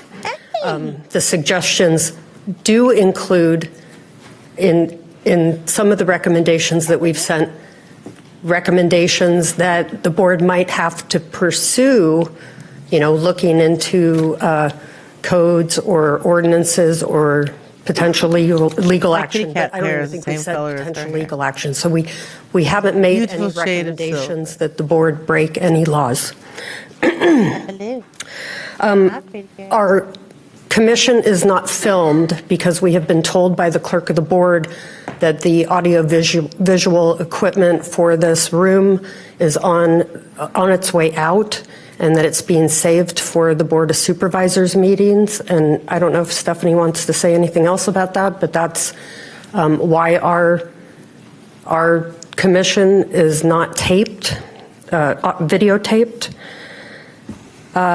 In regards to the hand count, or in regards to the ballot drop box recommendation, that pretty much speaks for itself if you read it, but I can't answer any questions. And in regards to the hand counting recommendation, again, we're not suggesting that the board break any laws. The board approved hand counting for this county in January of 2023. That was the right decision, and the commission supports that decision, and we recommend that you pursue figuring out how how our county can do that legally. Anyway, I'm here to answer any questions, and Commissioner Gray is also here if I need her for any questions regarding the hand counting recommendation. Supervisor Rickert. Yes, my only comment is that, I'm troubled by the comment, and it does refer to the recommendations, which this document says it's a recommendation, have not been reviewed by county council.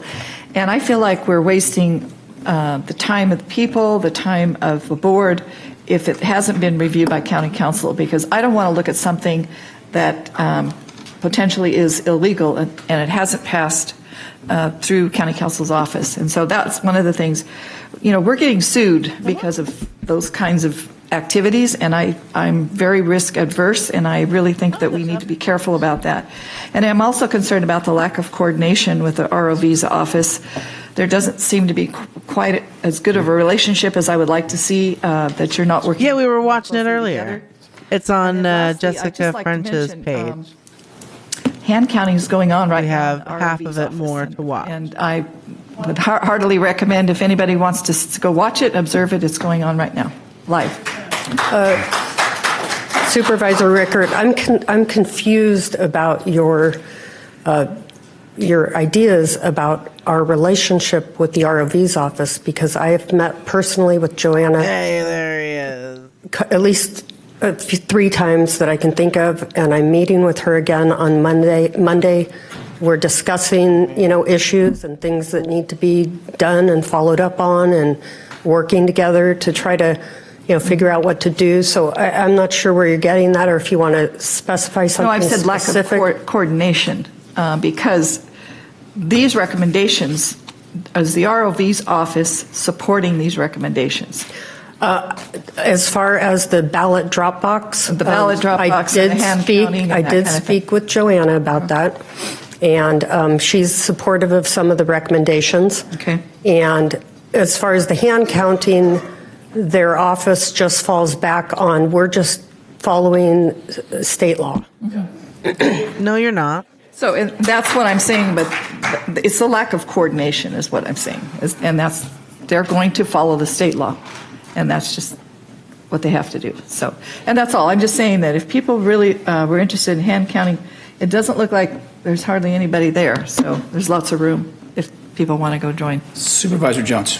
Thank you, Chair Cry. And Chairman Lund, I appreciate the work that you've done. I've made most of the Shasta County Election Commission meetings. I know Supervisor Rickert and Supervisor Garment have not, and they've been the two probably the most outspoken against the commission. And I've tried to make all of them. I think your work is good. When we have issues, and clearly across this nation, in California and in Shasta County, when you have issues specifically with restoring trust, you do what you guys are doing. You take. But the people who don't trust it are you, and then the people whose trust you're trying to restore is also you. You take that issue up. When there's an issue with chain of custody. I don't know, Julia. Maybe exactly what some fucking Nazi shit you're gonna get fucking I appreciate your punted work. real quick. And this body, I know the majority of this body appreciates the work, appreciates the commissioners, much in the same way that we appreciate the Shasta County Planning Commission as well. So I just wanted to commend you for your work. Keep up the good work. And no, but they're not doing any work. That's how we're going to restore trust with the voters. Thank you. They're not doing any work though. They're Supervisor just Garner. sitting there. Thank you, Chairman Cry. I don't really have any questions for Mrs. Sloan Coming right up now. I just have with a couple solutions of, for problems things I they wanted to created that mention. don't exist. The drop boxes, which is not really getting talked about, it's mostly talking about hand count today. By the year 2030, the amount of senior citizens in this country is going to peak. A lot of senior citizens have issues getting out and about. Without drop boxes, are we not going to be able to vote? So I think that I would hope that we can have drop boxes and keep drop boxes in the fold. The other thing I just want to mention is anybody in this room use a calculator? Yeah. You trust it? Okay, you had a speaker earlier talk about how humans make machines, the 25% error rate. We trust a calculator to do our banking. These machines have been out for 20 plus years. Of course, there's going to be mistakes in the beginning, but I believe as time has gone on, these machines are now accurate. I've been into the registrar's office. I've watched how it works. I have no issue with trusting the machines. I just wanted to throw that out there. I, for one, would like to welcome our new overlords. I'd like to make a comment about your comment about drop boxes. Comment on your comment. So I personally did the research. All of the drop boxes, the majority of the drop boxes, except for the Kamala's not running Reading for and in president. Anderson, She's which vice includes president. Happy Valley. So if Biden gets all elected, then she are has a 100% within, chance of winning her vice mile, presidency election. Most of them less What than kind of dumbass half a question is mile that? from a United States post office. So, and the issue with some of those is they're within grocery stores. She's not going to run, though. Why are you chewing on my shit? Nobody knows who has access to that grocery store in the middle of the night. They're just not secure. Not to mention that the quality of the boxes themselves that are within the grocery stores is questionable. So, there are issues. The law only requires that we have one drop box for every 30,000 registered voters. It had been 4, it might be 5 now, but, we have 16. And if we have 16 because of COVID, and we no longer have an issue with COVID, there's no reason that we can't go back to either what the law says. Everybody today has talked about how important it is to follow the law. So, let's follow the law. That's in our best interest to do the minimum number. And, we'll still have one in Happy Valley because Happy Well, then Valley he is doesn't one last of 4 those more years, and locations she gets to be that doesn't president have for a however post long it office is until nearby. the term runs out, and then she can Supervisor run again. And if she wins, she wins, and if she doesn't, she doesn't. I mean, it's just, kinda you lost can my train fucking of what thought, if and but pontificate your it's- fucking navel all day long with Go ahead and a bunch talk, of fucking Ms. made up Pepsi. fucking scenarios. Supervisor Rickert, I just talk want to about make a that. comment about Is the alternative better than fucking Trump winning? rural Yes. area of Shasta County. So The fucking, closest there you stoplight's go. 30 miles from where I live. So drop boxes are really important. And what I want to know was, what is your concern about the drop boxes? Is it because you think somebody can open them up and I don't Well, understand. I'm thinking that you didn't read the report. Did you read the report? Well, I glanced through the report. Okay. Yes, I did. Because it tells in the report the concerns. They include, potential for ballot trafficking. I already mentioned Ballot the issue of having trafficking. drop boxes within grocery stores or, places that aren't open 24/7. It's not this is a what if question. It's your. When you go to I don't know. Rite Your Aid, they fucking have premise is stupid. containers that you can drop. What if fucking Joe Biden dies while he's in office and Kamala Harris becomes president? Well, fucking is that better than fucking 4 years of Trump, who may also die in 2 years of him becoming president? And whatever half-baked ass fucking vice president he has ends up being in charge. The security that what they if? put on Who people's fucking bank cares? accounts That's not. Well, I do a lot of whatever else. You just have we to don't be have that fucking kind realistic. of security with our ballots. I do a lot of banking. I handle about 25 accounts in our business and lots of money. And what if aliens fucking come down tomorrow and suck all of them off the with planet? a banking issue, and it was a human error. It wasn't the. Yes, I care who wins. I fucking care. Had to tell her put. I care who wins. Money in the wrong account, and that kind of thing. But what is it? Fucking John Stewart said Joe Biden's head fucking in a jar of blue liquid. No, that was fucking Bill Maher. In a jar of blue liquid. I am over fucking Trump.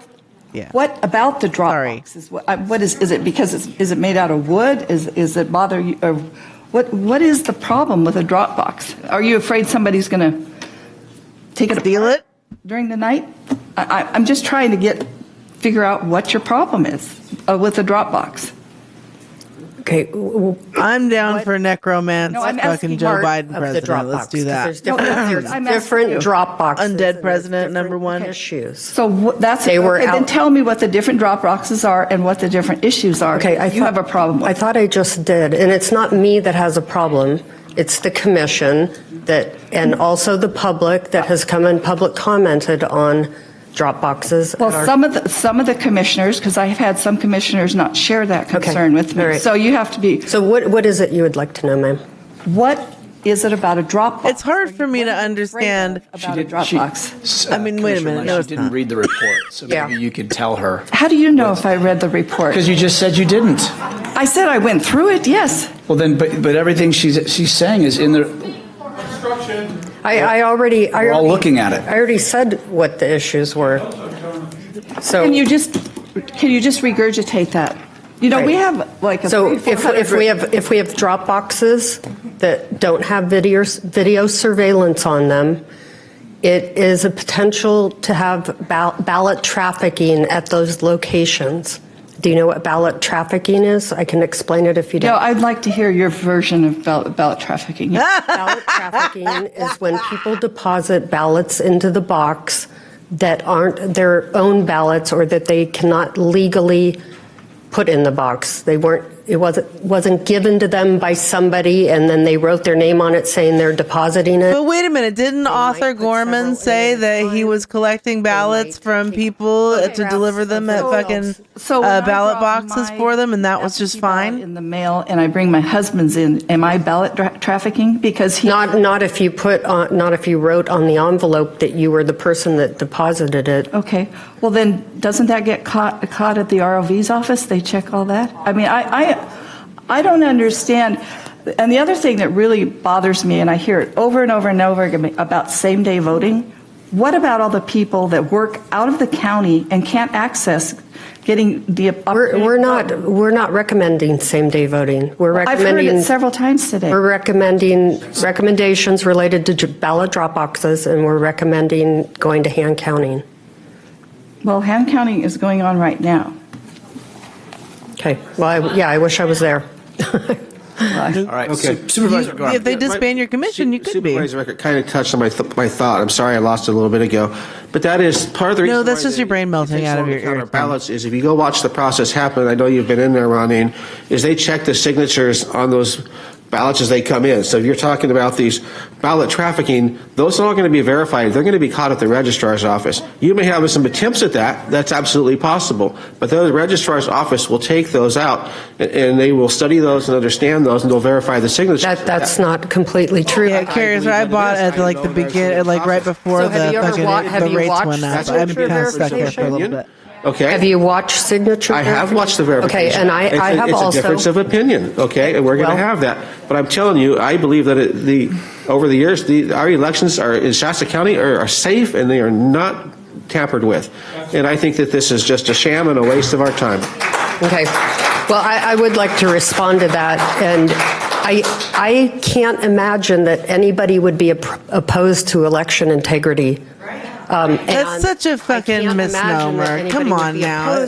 You can not think that everything is constantly being fucked with and still and think that the elections are okay and still think that the security of an election is important. Hand count today. It is going to be What's that, verified. Michael Richards? If somebody wants to pay for an entire hand count, that can be done as well. Yeah, But something about that hand count you today. have somebody in your commission going on a radio spewing an ad that makes it sound like they're speaking for the Elections Commission, an official county business. They are opening up our county to liability and lawsuits, which I have already complained enough about outside counsel, how much we spend. At some point, you have to say, do I trust him or not? I trust our elections, or obviously I wouldn't be saying like I'm talking today. Supervisor Garman, something about the hand count today.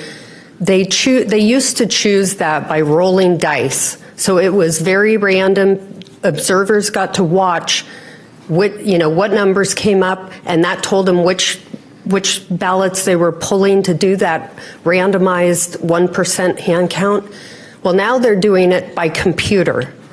So, I trust a computer. We used to count with an abacus, and now we do it with a smartphone. To believe that it is a random pull of those ballots, some people believe that's questionable. Fair enough, if that's what you believe. I didn't say I believed it. I just said that some people believe it. Yeah. Well, that's you. Please don't yell from the I'm floor. representing my constituents. The voters will vote, and they will say where they think. Okay, I trust me. When I came into this position, I said I would work for my constituents. I work for my constituents. Vote by abacus. That's right. I understand this county probably better. Anybody at this point, from talking to people, I understand where minds are at and what people want done up here. I am representing my constituents. Am I representing everyone the way they want? Absolutely not, because I'm not going to be the perfect supervisor. God would be the only perfect supervisor other than your individual self, because you can always vote what you want. I don't always vote for what I want. I vote for what is best for the constituents and what they want. Thank you. And I want to say, too, Supervisor Rickert. in all my time since the termination of the Dominion machines, elimination of them, I have not had one constituent come to me and say, I want a hand count. It's always been, what are you doing at the county level? Why did you eliminate? And these are people that are very conservative. MacArthur, Fall River, I have all kinds of other supervisors from other counties asking me, and what are you doing? So the feedback I am getting is that machines are just fine. And that's all I can say. I have not had any other comment. Okay. So I haven't asked you any questions or weighed in specifically. I just appreciate your work. I do know that there are many counties. Saying that you appreciate their work is weighing in San Francisco positive. just appointed a non-U.S. citizen to theirs. What's up, YouTube? Thank you once again for breaking trust and saying you wouldn't speak up and screaming profanities. That's nice. It's classy. I appreciate the fact. If we can.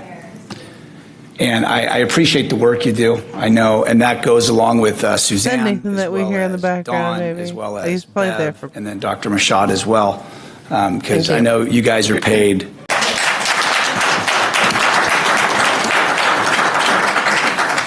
Moving on to R9, Resource Management, adopt a resolution of intention to consider amendments to the Shasta County zoning plan to limit retail hours of operation and limit floor area and or height of retail buildings for parcels zoned community commercial C2 in Palo Cedro. Yes, sir. Welcome. Thank you, Chairman Cry. Members of the board, Adam Fiesler, Assistant Director of Resource Management. Before you today is a resolution of intention to consider amendments to the zoning plan and map in the Palo Cedro area. On December 19th, 2023, the staff presented the results of the Palo Cedro Planning Strategy Survey to the board. After receiving the presentation and public comment, the board directed staff to prepare a resolution of intention for two of the items from the survey. The proposed resolution of intention specifies that the board intends to consider amendments to the zoning plan and map to limit retail hours of operation and limit floor area and or height of retail buildings for parcel zone, community, commercial, or C2 in the Palo Cedro area. If adopted, the proposed resolution of intention would direct the Department of Resource Management to study the matter, propose amendments to the zoning plan and map, and submit proposed amendments to the Shasta County Planning Commission for consideration. Use balls, ballots. We are America's numero uno and secure voting machines and software. Supervisor Rickert, would you like to start? Yes. It's your district. Yes. I just want to thank you for all this work. I know it's been a do long not. process, and I think we're well on our way. I appreciate all the processing of data that you received from the survey, and I know that was a lot of work. So please extend my appreciation to everyone at No. department. No. And I think I don't know if anybody else wants any other comments, but I'd like to make a motion for approval on this. I'll second. Yeah, so let's have public comment at this point. Stephanie, welcome back. I don't see any cards for R9. I'm sure there are some people that would like to speak on R9. Hey, what's going on, Is there boss anybody man? who'd like to speak on public Long comment day today. on R9? Yes. We still haven't gotten to the other half of public comment. Good I'm being afternoon, stalked Chair by Cry and cats. the board. This has been quite a frequent thing that we've been up here. We appreciate your patience and just your diligence and understanding and endeavoring to understand the nuances that have been created in all of this. In the interest of time for you, I would just like to bring to your attention that if we only apply this to the C2 zoning, we're going to miss planned development zoning as well. And if you don't know, Holiday Market and that whole market area is actually planned development. It's PD zoning. And so the danger that we have in not applying all of the regulations to PD as well is that, a developer with deep pockets can come in, create a PD zone, purchase something, change it to PD, and then create their own regulations or rules, or the staff can speak to that a little more eloquently than I can. I think that it would be good to just alter the resolution just slightly to create an overlay district. And what you can do is create boundaries for this district, and it would apply to all of the commercial retail parcels in the area, so that we wouldn't have this kind of back inlet to get something that the residents and are against.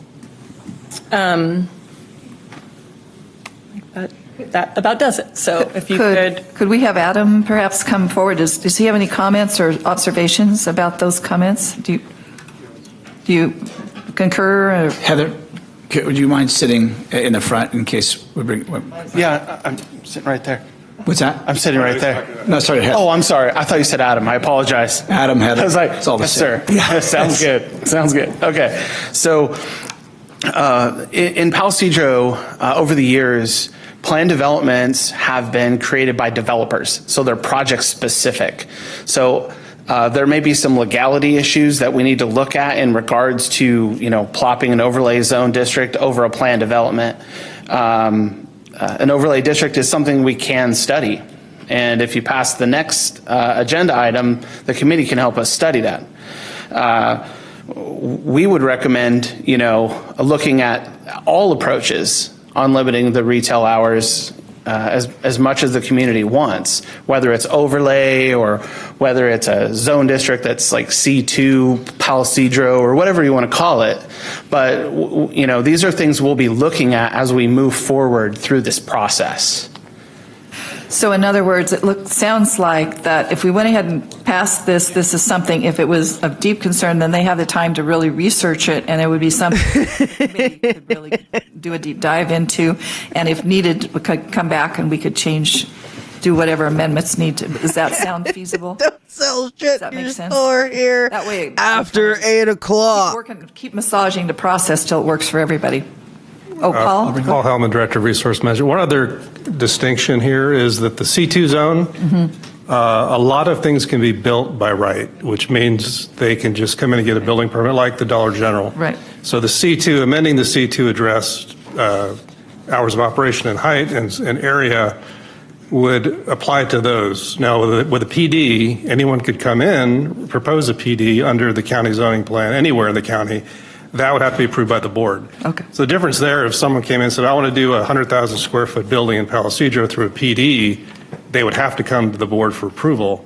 Whereas in the C2, you could build a building potentially any size today by right without coming through for any approval. Okay. So that's, I think, why we applied it to the C2 and not to the PD in this proposal. So. Does that help clarify, make more sense?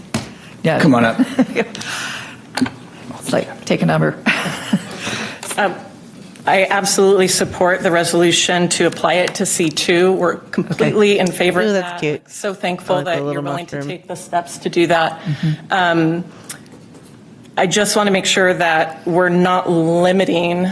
No, postmodern. No, we don't. We must never go there. Go ahead and apply it to C2 with the option of creating an overlay district that would kind of create a more complete regulatory homogeny, if you will, right. For that area of town center. And I don't know if passing the resolution of intention as it's stated, can we put a little caveat like that we are going forward with the C2 zoning and creating that? Right. And then researching and looking into That's exactly other aspects. That's exactly what the committee could do. And that way, this is not something that's, once it's passed, it's not set in concrete where it can never be amended or never be changed. So feel confident that I do think that if you find that it's something that you need to revisit, it is certainly possible. Okay. Okay. Thank you so much. Supervisor Kellstrom. Yeah, so changing the C2 zoning, that would probably help someone coming forward with a PD in the future. That PD would have to go through the Planning Commission and then be approved by the Board of Supervisors. Okay, so I mean, and if they were to bring forward a PD that said they wanted to have a 24-hour establishment 5 stories tall, you're kind of going against the zoning. I mean, I'd be kind of hard pressed to see, the board and let alone the Planning Commission approve that, but. It's been made very clear how people in Palisadro feel about large structures, et cetera. So I'm confident that this would be something that wouldn't present a real problem down the road. If I may just add one thing. Oftentimes we run into issues where the community doesn't like how something is designed, look, feel, placement, this and that. This is a tool we could use in the future on any projects. If it's already outlined that this is what the community wants, these are planning tools we need to do our job and make life easier for everybody. No one wants to wait 6 months for a use permit for things. No one. People want to look at the menu and go, I want to do X, Y, and Z and move forward with their project and building permit. This is a tool that will allow us to do it and get out of the way. More public comment? No, public comment's over. Is there a motion? Yeah, I made the motion. Oh, sure, you made the motion. That's right. All right, so we've had a motion by Supervisor Ricker. It's been seconded by Supervisor Garman. Seeing no other public comment, all those in favor? Aye. Under discussion. Under discussion, sorry. Mr. Hillman, if you might, I have one question. So is there any projects right now that you know of or in the works that have been presented in this area that would fail because of this of the potential action that we're taking. I know this is to adopt a resolution of intention to consider, but has there been anything that has been proposed in this area of community commercial C2 that would ultimately have a problem with this? I think there are two use permit applications that would potentially be in this realm of hours of operation, things like that. The use permit would have to be approved by the Planning Commission, and that decision is appealable to the board. So if one of those applications were approved and anybody didn't like the conditions, whether it's the applicant or the member of the public, they could appeal. Live, laugh, get lit. There's one, I believe, one PD plan development that's been applied for, but it's not for commercial development. So I don't think there's anything that would be affected that would be approved by right. All right, thank you. Supervisor Kellstrom. Yeah, the AMPM is no longer in the equation as of now. I believe their application is still valid. They haven't withdrawn it. It's just on hold. Sorry, is any other discussion? Okay. First by Supervisor Rickert, second by Supervisor Garment. All those in favor? Aye.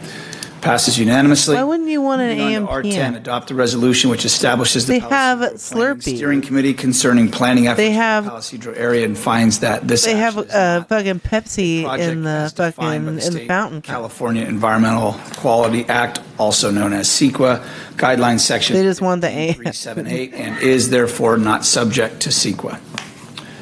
Welcome back.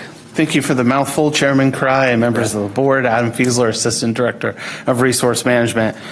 Before you today is a resolution to establish the Palisadro Planning Steering Committee concerning planning efforts in the Palisadro area. On February 21st, 2023, the board received a presentation from staff and public comment regarding the preparation of a specific plan and other potential planning efforts in Palisadro. The board directed staff to meet with 2 representatives of the group in support of preparing a specific plan and 2 representatives of the group in opposition to preparing a specific plan, and to report the outcome of their meeting to the board on March 14th, 2023.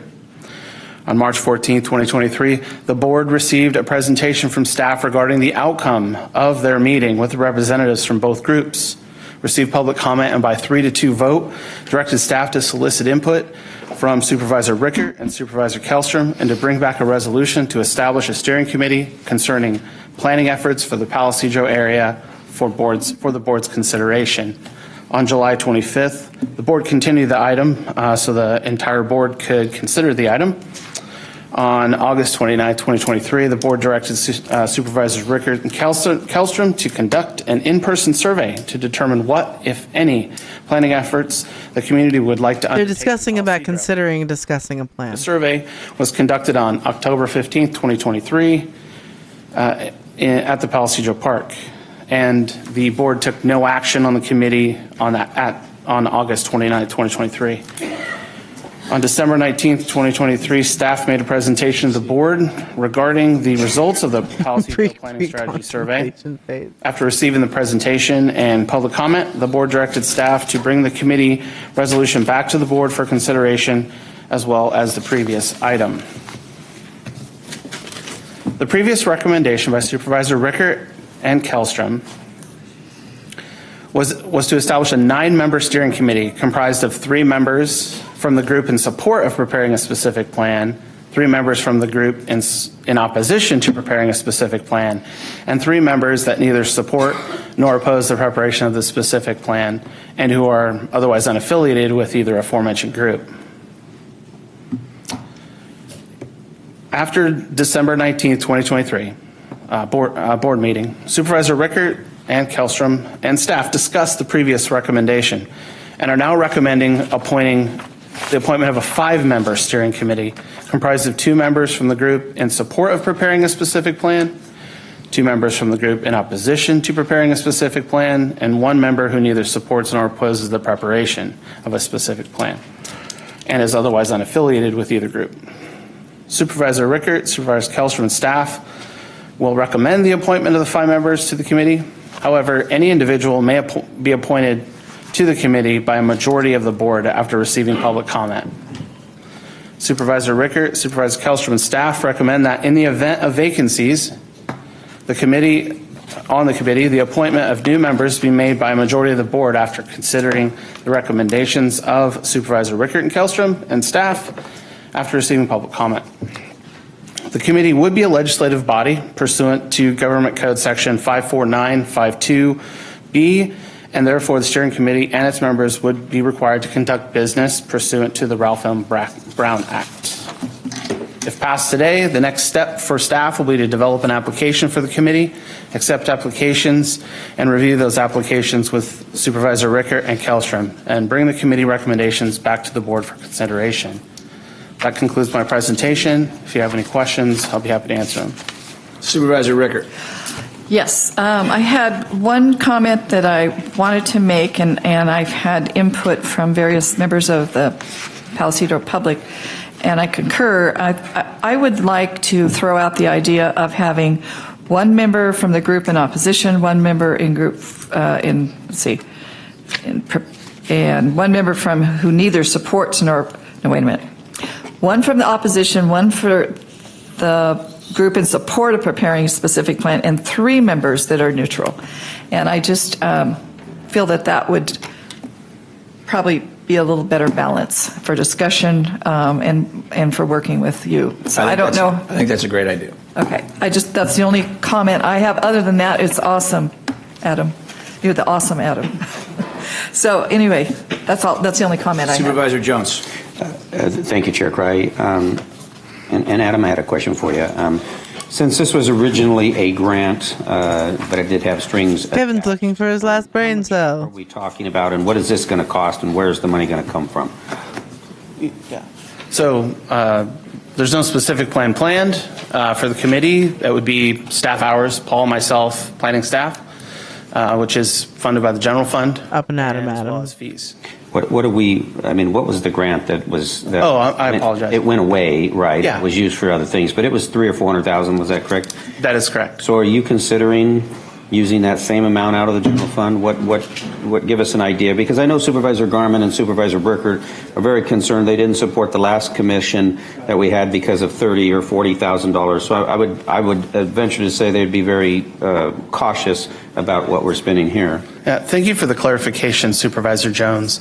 So that grant included hiring an outside consultant. One inquiry. Thank you so much for the fucking gift to prepare an side. EIR with our consultant. You're awesome. Awesome. Thank you so They were very much. expensive to complete that task. Staff can complete that in a more cost-effective way. It's not as in-depth as a specific plan. Any action by this committee brought forward to the board for recommendation would have to be considered and with dollars and cents attached. We just don't know what this committee may come up with. All right, thank you. Supervisor Garman. Yeah, thank you, Chairman Cry. Adam, Supervisor Rickert brought up the 1 and 1 and 3 combination of the committee members. Do you feel comfortable you can reach out and get 3 neutral people involved? I think we can, yes. Okay. Then it's got my support. Is there any public comment as it relates to R10? Chair, I believe you have a speaker request card. I do have one, yes. Yes, Ron Holstrom, come on up. If there's anybody else that would like to speak to R10, please come on up.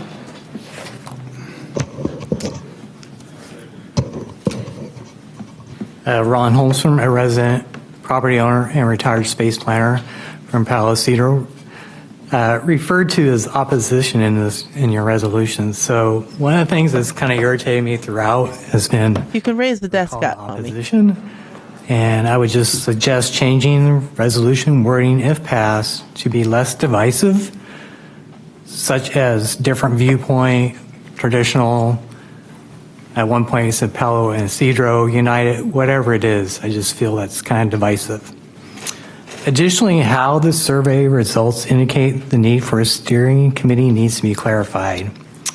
Apart from the 2 items you already addressed today, the only other majority it's like eating mushroom. Thank you, one inquiry. I really appreciate it. survey, It's which Adam stated he could it's draft. a labor of fucking love. That's for sure. On the other hand, others related to But it has its plans by right shining moments in that the we plan live development or no.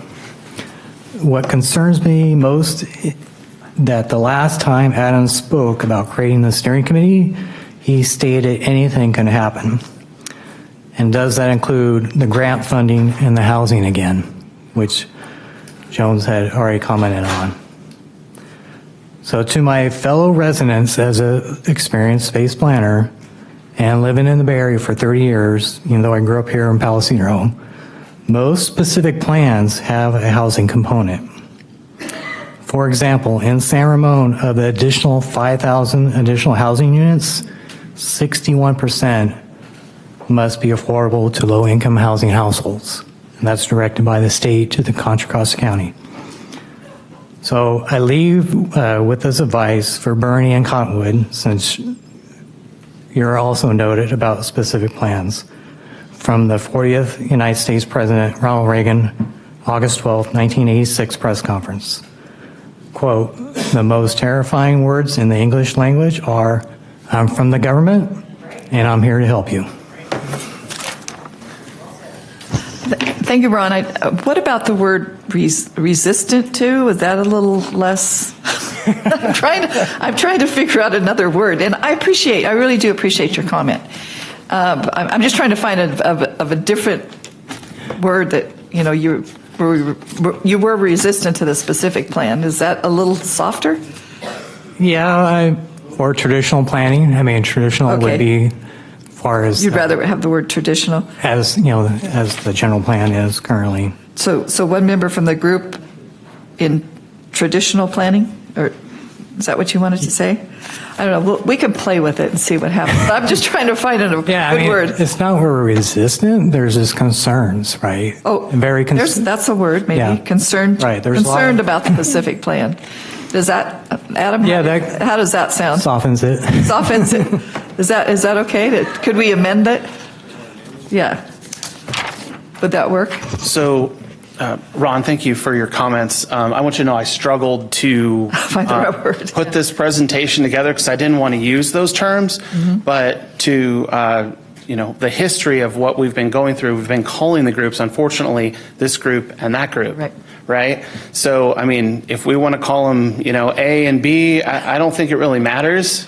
I didn't want to bring those terms, but that's how we've historically used them in other resolutions. So I just tried to stay consistent, and Paul and I try to stay consistent. You can get with this, or you can get with staff that. report. But the presentation, I didn't want to use those because it is divisive. No, right? I agree. And we're trying to bring the community together through this through this committee. Because everybody kind of wants pretty much the same thing. Well, the resolution will be drafted by Stephanie and her staff. Any edits, so you'd have to talk to them. What is the word? Does the word? How about if it read that were the group that were in support of preparing a specific plan, and one member from the group concerned about the preparation of a specific plan? Does that sound okay? I love that Adam deferred that to me, but that is not within my authority to confirm. Okay, it's been a long day.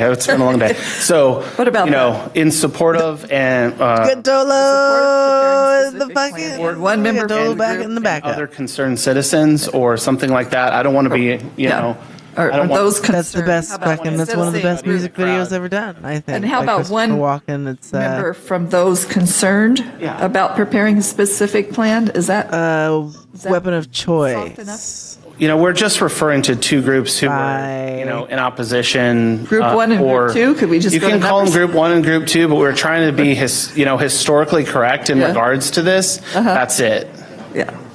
Yeah, I know where you're coming from. I understand, but Ron made a good point, and I think the more Fat Boy Slim, semantics does matter. So I would like to see one member from the group concerned about a specific plan. Does that sound okay? Whoops, I lost him.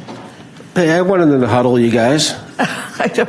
Maybe Bryce has a good word he wants to use. So just consulting with Bryce and Paul, we're trying to bring 5 people together to form a committee. We need to be able to differentiate them, unfortunately. Okay.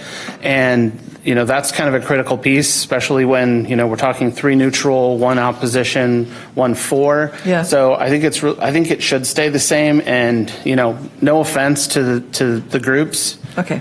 So we could just leave it as is. I would recommend, because Leaving of it the as is. Okay. historical usage of those, and Just so it's very clear, everyone understands. and hopefully it's the last time we see this in a resolution. And yes, exactly. And hopefully, I know that the committee will work on not being divisive, so hopefully. Okay, so I guess we'll leave it as is, other than the changing the numbers from 1 member from each group and 3 neutral.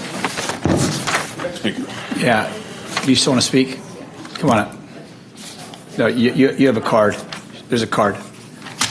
Take cards first. Heather Jensen. R10. To assuage anyone's concerns regarding the opposition term, I took a debate class in college. That's actually a term. It's the classic term, in support of, in opposition of. We're debating here. This has been a debate that's been ongoing. That's no disparaging remark towards somebody who's opposed to a certain regulation, standard, issue, or what have you. In the court of law, attorneys... Literally, hello, I am debate. Trying cases, it's opposing counsel. That's the term.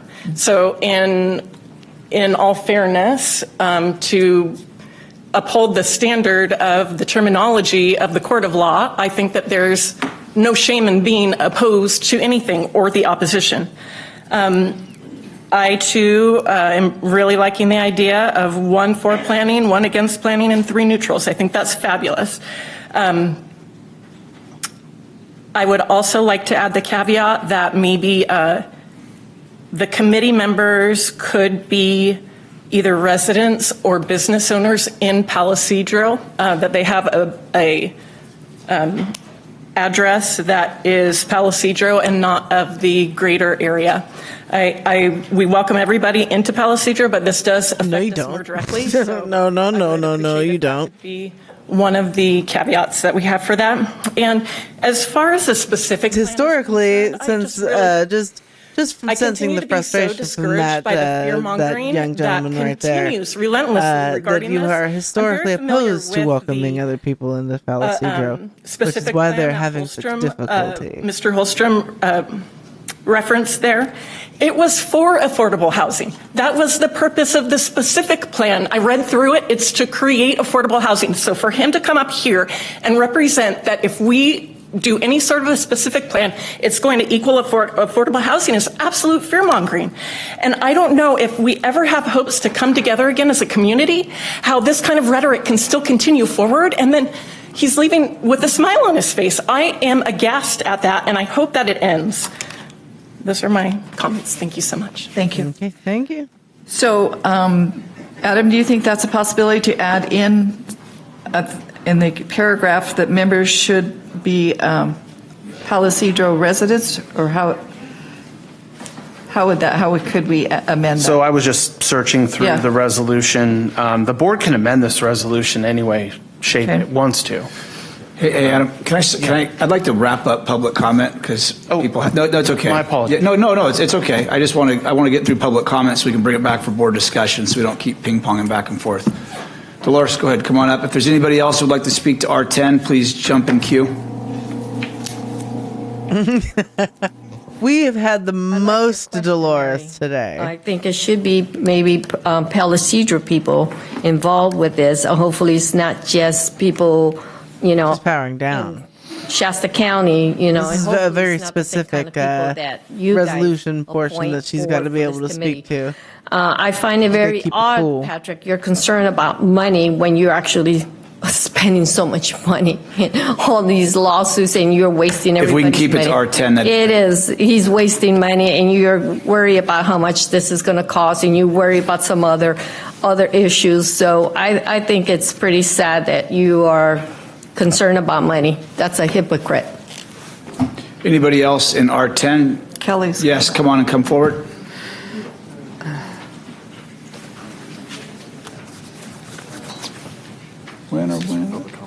Since I have a feeling the steering committee is going to go forth, I just want to remind the board that many business owners do not live in the Palo Cedro 96073 district. And many of us business owners are the ones in opposition. I would say we're the ones for the general plan and they're in opposition of the general plan, but I'm okay being in the opposition. But I want to remind you that she's many wearing a business feed owners store do not shirt. live in the 96073 and would probably like to have the opportunity to be considered for that steering committee, even though we don't want it. Thank you. Supervisor Kellstrom. Yeah, and Kelly, I believe Heather specifically said that if you have a Palo Cedro address or a business address. I believe she said residential, so I just wanted to make it. I heard both, but. Okay, thank you. I think we've put the link. Anybody else for R10? Public comment? Seeing none? Yes. Adam, come back. Let's get this wrapped up. I'm trying to butcher this. No. So, good. My recommendation would be to, in the now therefore, be it resolved, Alan might need to pull that up, that the Palo Cedro Steering Committee concerning planning efforts for the Palo Cedro area is hereby established and shall be comprised of 5 property owners, business owners, or residents of Palo Cedro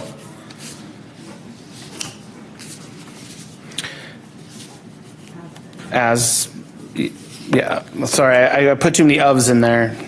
So shall be comprised of 5 property owners or comprised of 5 property owners, business owners, or residents in the Palo Cedro area as follows. Okay. Something like that. That sounds good to me. Does that make sense to you? Is that all right, Mr. Cox? Does that sound good? Okay, thank you. Thank you, Adam. It's called a comma. So I'll make a motion that we. Supervisor Garmin.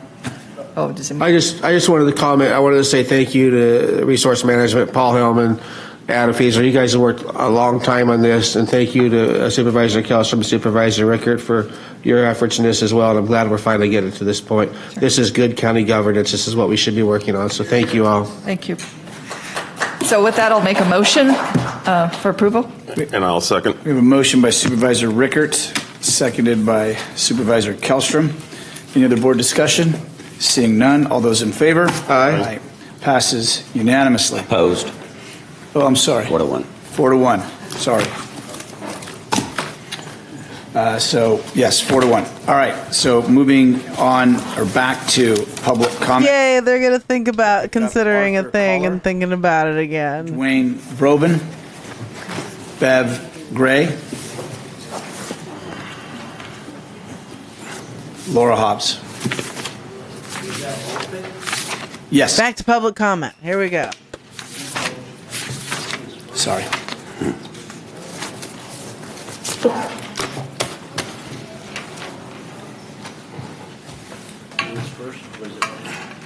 Is Arthur not here?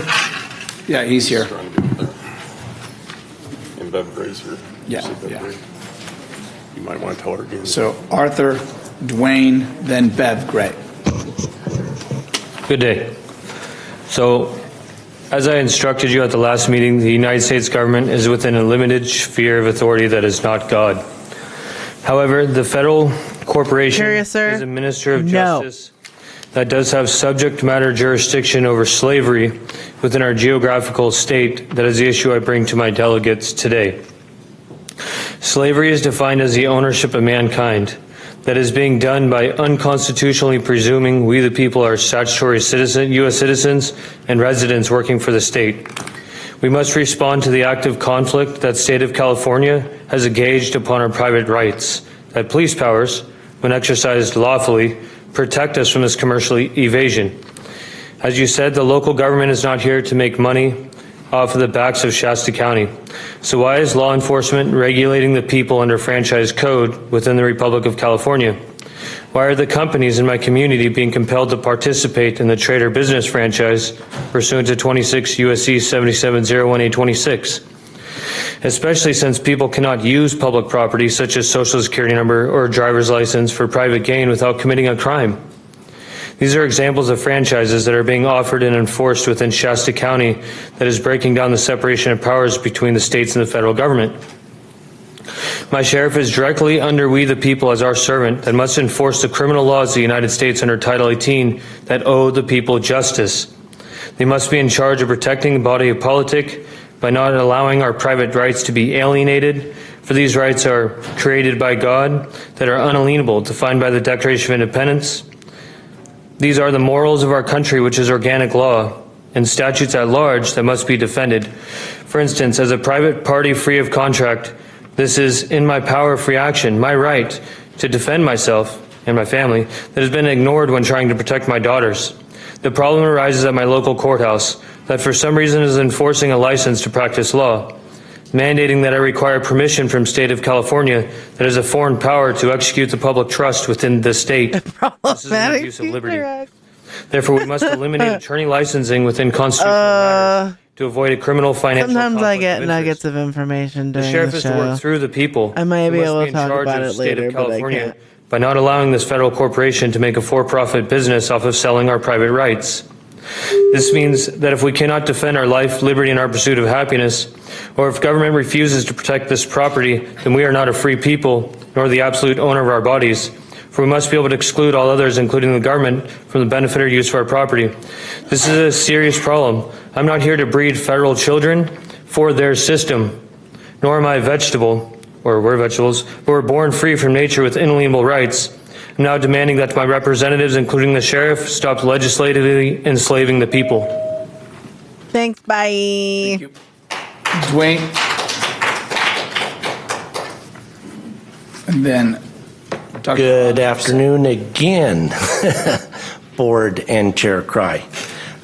This is on R7 that it was pulled. Yeah, I saw your note. Yeah, and well, other people to answer that for you? Don't know. I would like to suggest that you use Exhibit B in the Code of Conduct versus Exhibit A. Exhibit B, which was created by Supervisor Garman and Supervisor Rickert. I think that the language in it is a little more clear and also specific. I don't know the whole history of it, but I bet why he's it's got taking some so long time cube looking ass go website through. somewhere, probably. Just a brief question to Mary.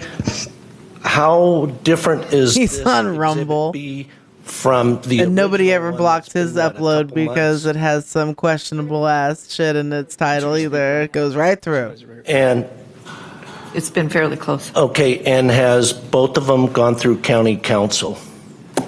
I'll chime in real quick. This Supervisor Rickert and I looked over this item last week and Friday, Right. and there's some legal stuff in our we didn't think quite felt right. So we got a hold of Mr. Cox. He looked at it and he kind of put the brakes on it and said, let's look at this to make sure it is all accurate, and because we don't want to obviously put something in that we can't enforce. That wouldn't make any sense to anybody. Yeah, there was. So the brakes are put on it, but it was just to be transparent. It was Supervisor Rickert and I. It wasn't anybody else that. It's just that it could Thank you, be Supervisor. misconstrued at some place at least, and so Mr. Cox looked at it and he concurred, and so it's just a little details. We just want to make Okay. sure it's consistent. And I have, and all of the people here have no problem in We wanna it get it going to right. council. Yeah, we want to get it right. Yeah. Right. Okay, and thank you for your service all. And I don't know, Mr. Cox, if you wanted to make a comment at all? It's a very minor change, but I felt it created a legal inconsistency that I didn't like. So if you want to call it a personal thing, Oh, hey, that's what you're there for. You're there to protect us. All right. So thank you. Thank you. Laura Hobbs, followed by Mike James, followed by Teresa Roberts. Not Terry. Don't jump the line. Shame.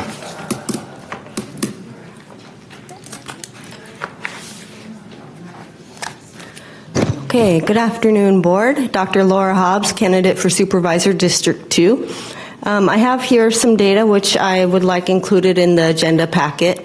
There's 10 copies here to be published. Okay, no look at Flash. I'm sorry. There's a I'd lot like of to lore show you. going It'd be a on. lot but easier to basically see this if we had is, a projector. Shasta But County I'm Board going of to try to Supervisors explain this so that meeting everyone can live, understand. Open comment Despite that fact, I have the early returns separated by party up to 3/4/24, which is the day before election. And I'd like to dispel a myth based on this data. Most of these votes were counted in drop 1, which was released at 8:09 p.m. on election day. We might get a drop while we're What we see streaming. is that if you look at the separation between Republican and Democrat, there was in District 1 287 more Republican votes than Democrat. In District 2, 601 more Republican than Democrat. Also, I just got, I'll talk over Laura Hobbs. 1,200 more Republican I just than got Democrat. the news maybe 984 32 seconds Republican than before Democrat. So more Republicans voted TYSK. early than Democrats. I got the in all scoop on 4 of the TYSK, precincts but I examined. held it close to the Another chest. piece of data that Don Duckett just resigned. Let me explain from the further too. These Elections data Committee Board. are based on ballot tracks data from the ROV, like I said, and the early votes included mail-in ballots, ballots handed over the counter, and ballots left in drop boxes. Now, the other bit of data that I wanted to show you was the Why did early she resign? vote, Have you seen? which Have I you just been watching described, what's going drop on? 1 versus election day, drop 2. And 'Cause historically, fuck it, and maybe it'll we see push very them little to variation between disband the it. early vote. Because Tim gets to drop appoint 1 somebody and else. Who do you election think he's day going to votes, appoint? drop Nathan? 2.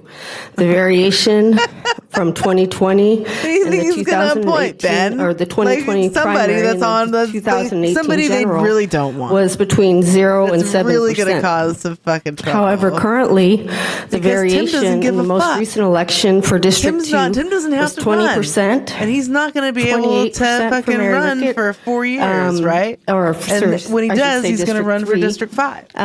In District 4, 33%. In District 4, 19%, and in District 1, it was 33%.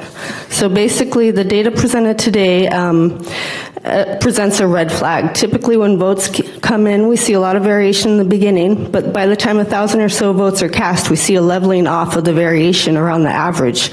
This is due to the law of large numbers. Instead, what we observed in this election is a huge change in variation between the early vote and election day votes by values as high as 33%, and this was not due to party preference. I'll have this here for you guys to look at. Bye. Mike James, followed by Teresa Roberts.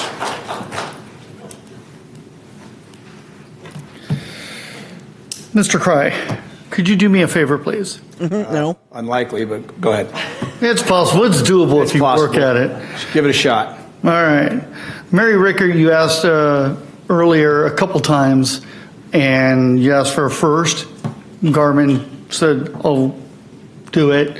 And then Mary Rickert came in right behind him immediately and said, "I'll second it." You walked right over and took Jones. And then you did it again about 10 minutes later with Kellstrom. Then when you were talking about R10, she was talking and you just rolled right over her. So if you want respect from all of us, do the same for your council people.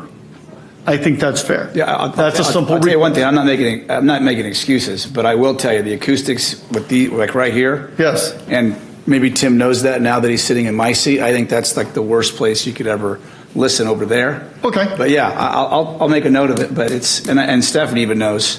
And stop his clock, Stephanie, because I just at this afternoon hour might as well engage you. Yeah. But it's But we've had this discussion multiple times where we've actually switch stuff just because sometimes you don't hear it. Yeah, just because, I'm sitting over here and I'm just.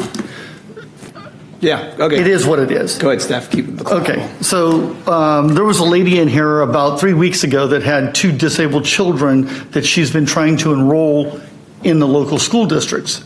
She's been getting harassed by CPS and she's been homeschooling them. Her name's Shannon.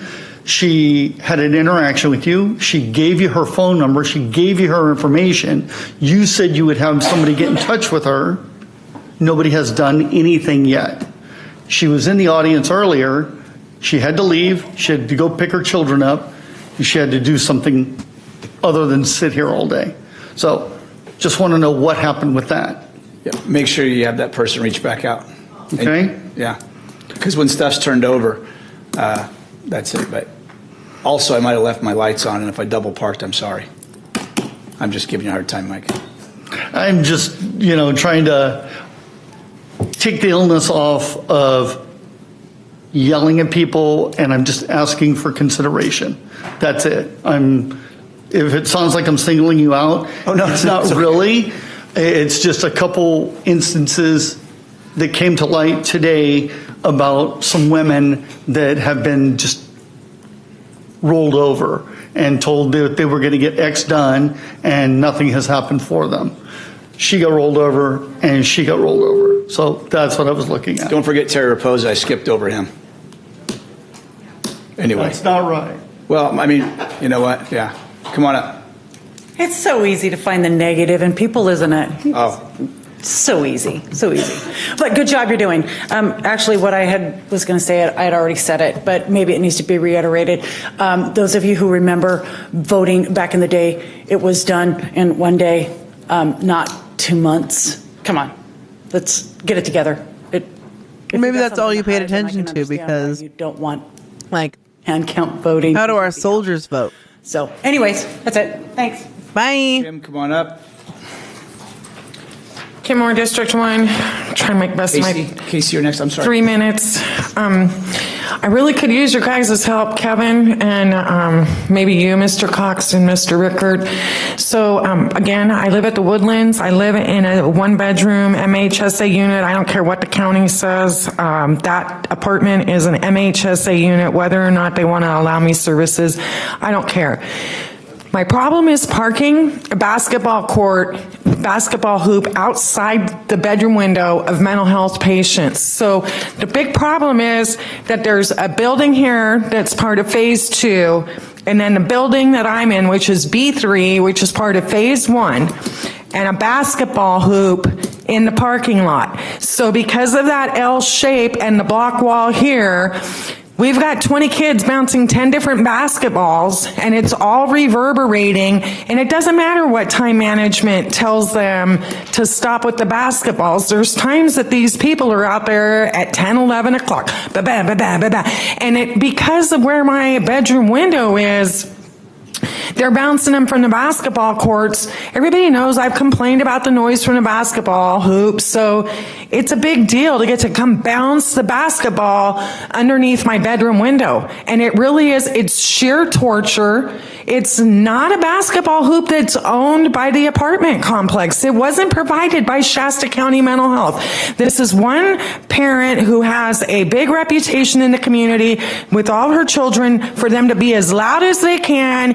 She doesn't give a flying hoot that what this is doing to mental health. Somebody like me who lives in a 2nd-story apartment that cannot see the noise before it's coming and has small children right below their bedroom window screaming bloody murder. I wouldn't even begin to demonstrate it here because it would torture the people in this room.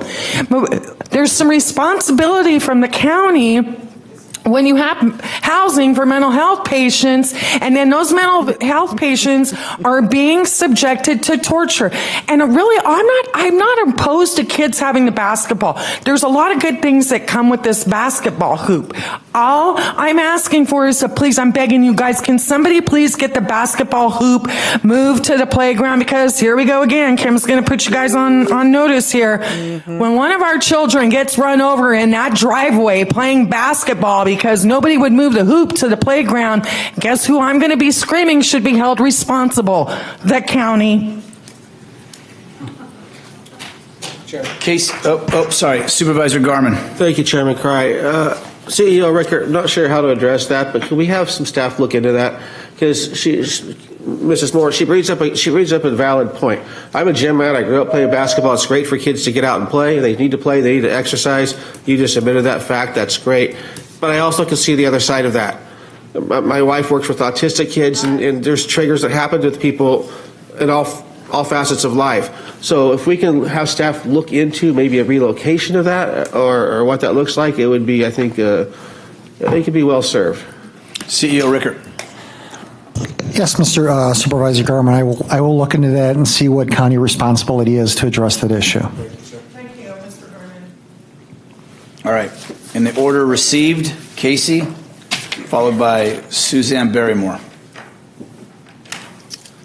All right. Our state representatives continue to pass laws making our election less secure.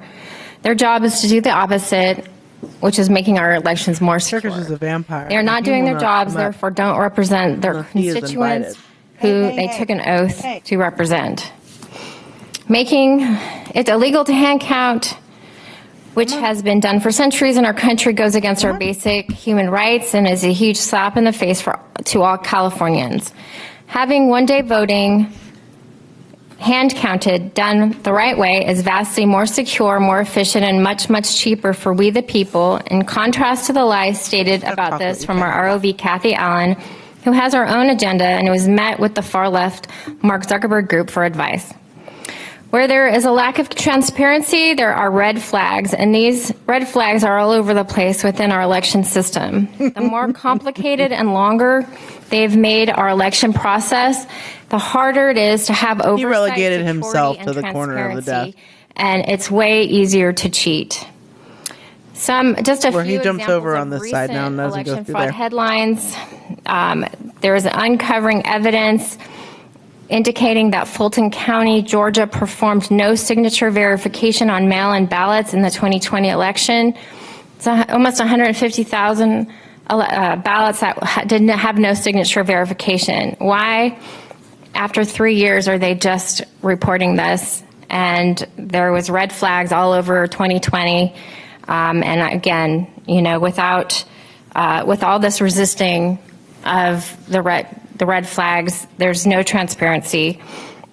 Another headline about the Cybersecurity and Infrastructure Security Agency, CISA, censored Americans critical of mail-in ballots Absolutely nothing, in the Astro. 2020 election, despite knowing that they were at risk of fraud. The CISA documents obtained show that the Department of Homeland Security Agency knew full well that there were legitimate criticisms of mail-in ballots, but it unconstitutionally advocated for censorship of Americans questioning them anyway. They knew that in-person voting did not increase the spread of COVID. They knew mail-in voting was less secure. They knew, nevertheless, they supported policy changes. Nobody to knows any of encourage those. unprecedented widespread mail-in voting. Another headline, Michigan sheriff submits affidavit stating that his department is in possession of evidence that proves Serbian foreign nationals remotely accessed the Michigan election system in the 2020 election. Dave, now I'm going to have to find and clip out the fucking soup song. Anyway, this is a huge issue. Anyway, it's a huge issue. Bye. Suzanne and Bev, are you back in queue? Okay. You'll follow. Supervisors, I just would like to follow up on some things I didn't have time for this morning. We can keep bandying back and forth about Mesa pattern fraud if Laura Hobbs insists. You cannot use the law of large numbers when you're talking about the behavior of human beings. This isn't rolling a dice every time you're looking for a number. This is people's values, beliefs, experience, history, family traditions, all bearing weight in how people vote. There are many reasons for people to vote a certain way, a certain time, a certain place. No one wants to save the American penis. So there's that.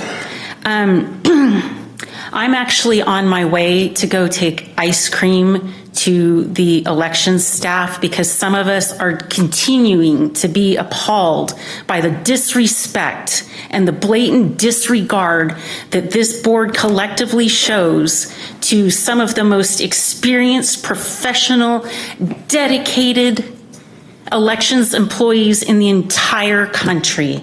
This is wrong. We have the best resources with ice here. Cream.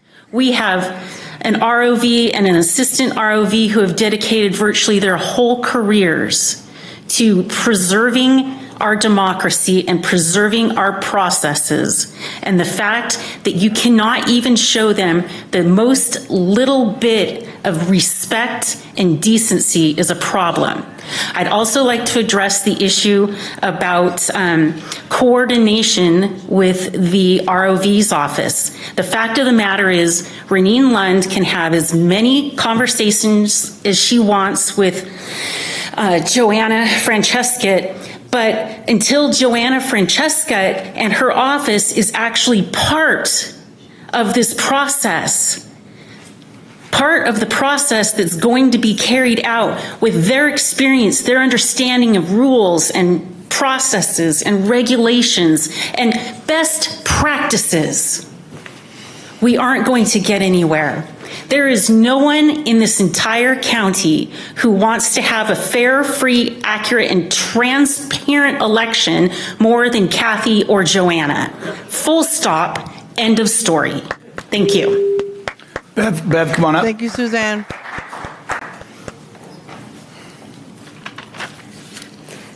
I just want to say, and then Mean Ma comes up. The Hart intercivic representative was in Kathy Allen's office on election night working on his laptop. We don't know what he was doing. He went in between the bat room, which contains the tabulators, and Kathy's office during the evening on March 5th, 2024, between the hours of 8 to 1, approximately. The 1% canvass that is being conducted has not been lawfully posted as required. A 5-day notice was not given to the public. No election observers were present during the batch selection process, leaving citizens with concerns. This election has not been conducted with transparency. Thank you. Bye, Mean Ma. Any more public comment? Yes, come on up, sir.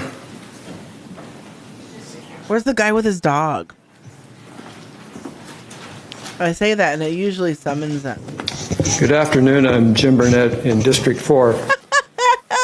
A lot has been said about the comparison between banks and electronic voting machines in terms of if one is reliable, such as financial institutions and banks, if we trust those systems, why can't we trust the electronic voting machines? And I would say that the financial systems have centuries of best practices that they've had a long time to develop, tried and true, reliable, and universally accepted matters of handling our money. And they have accuracy because, one, they have good protocols, and two, people pay close attention to their money, and it is this close attention that helps all of the banks and financial institutions to be honest. In other words, everybody provides their own oversight. Everybody has a pretty good idea of what the amount of their balance should be and what that money is doing. We keep a real close eye on that because we can have control over that. So,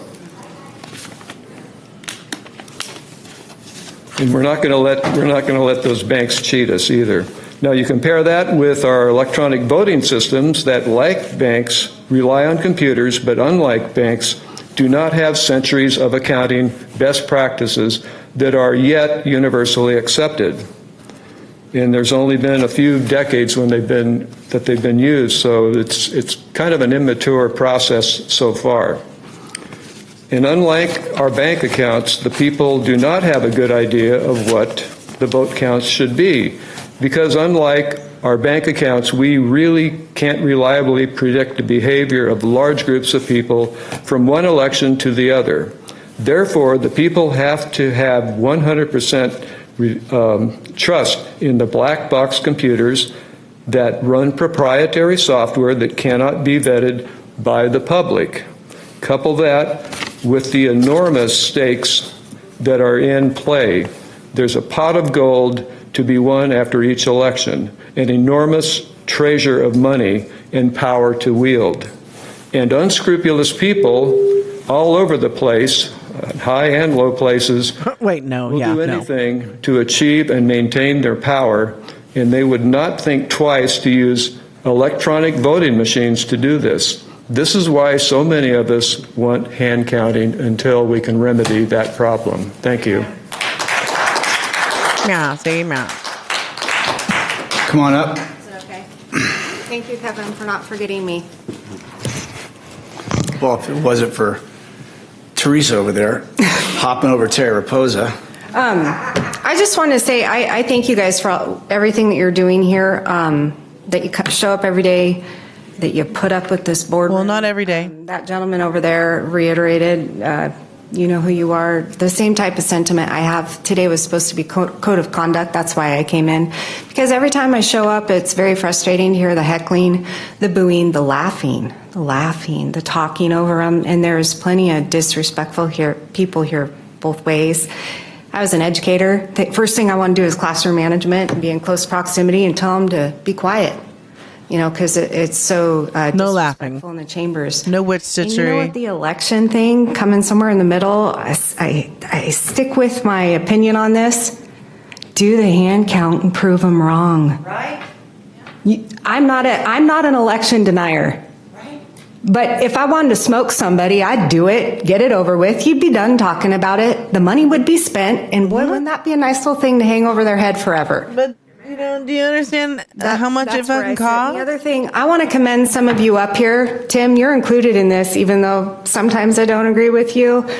But thank you to those of you who stood up when you knew the state of California was infringing on our rights. Oh, yeah, you're an They have been election sued. denier, They lady. talk about You're an following election laws, denier. following laws. Sorry, following laws. you don't like the Thank fucking... God there were people You don't like the outside of Shasta definition County and cease being the that took description. a stand against our state, and they found them to be unlawful. That's the type of leadership I want. I don't know, it's 422. I You don't toe the line from the state because the question becomes, what law is too far? Rips in chat. And which Can I one of get you guys some is going to rips do in something chat? about it? So thank you to those of you who have done that and stood for us, and you know exactly who I'm talking about and when it's happened. Because I would have never stepped foot in this chamber if it wasn't necessary, and I'm sure you all remember when there were 600-700 people here. No. When the chamber was closed. I don't ever remember there being 600-700 people there. Yeah, 50 more seconds. I'm okay. I'll be too far. And Kevin, thank you too. I'll use my 50 seconds. In the last meeting, I listened to it at home. Mary, I agree that it was inappropriate that anything was personally thrown at you, but I also listened to Kevin Cry be accused over and over again of being a rapist, being a child molester, and by golly, if you're going to come in here and shame someone, I've read your code of conducts, you have to have the same threshold for all of you. And it was inappropriate. Didn't belong in here in county council. Thank you for saying something. There's nothing documented. Nothing out there. And you know, Kevin, we've had a run-in when you were my coach for my daughter 20 years ago. You know why? Because he's so passionate about the sport. I didn't know I coached your daughter. You coached Sierra when she was a freshman. Oh, Sierra. Yeah. Okay, yeah, sorry. She said coach. He heard groom. She was in the program. I was the varsity coach. She was a freshman coach, right? Yeah. All right. Is there anybody else in public comment? All right. With that, yes, you good? Making sure. Okay. I saw you looking, so I didn't want to. I mean, at this point, gonna miss dinner anyway. So, yes. Welcome. I sit over here because of my hearing, and I hear noise and stuff. But these two women here, the big ones, they sit there and talk until you're up here. Then they shut up. But when everyone else is up here, they talk a lot. So, and to me, it's respect. It's respect. And I don't see any respect from those two women. We think a lot about what we want on the votes and stuff, but they sit there and disrespect everybody else in this room by talking. And I've asked people over there to shut up when I'm over there, and they do. These two women are, whatever they talk, only when they're up here, they want people to be like, listen. But those two people do not listen when they're out there. They're talking. Okay, thank you. As always, be courteous, drive safe, love on your children. That's one thing I didn't say earlier. keep defending kids. With that, the meeting is adjourned.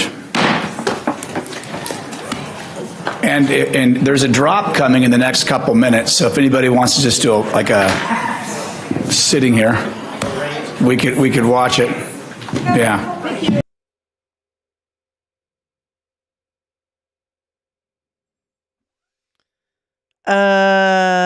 Yeah, I guess there is the.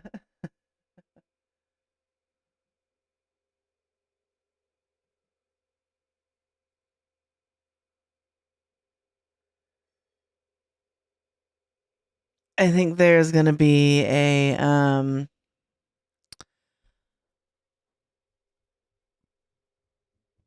another elections drop.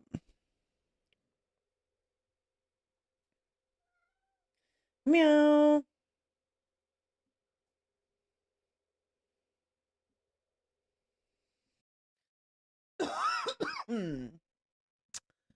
So, holy hell, that was a lot. Let me just refresh my little feed here and see what's going on. Yes, hey Mitch, we're gonna look. Ellen Long is still winning. Mary's still winning. I don't think it's recalls 51.84 to 48.16. Let me crowdsource some information here.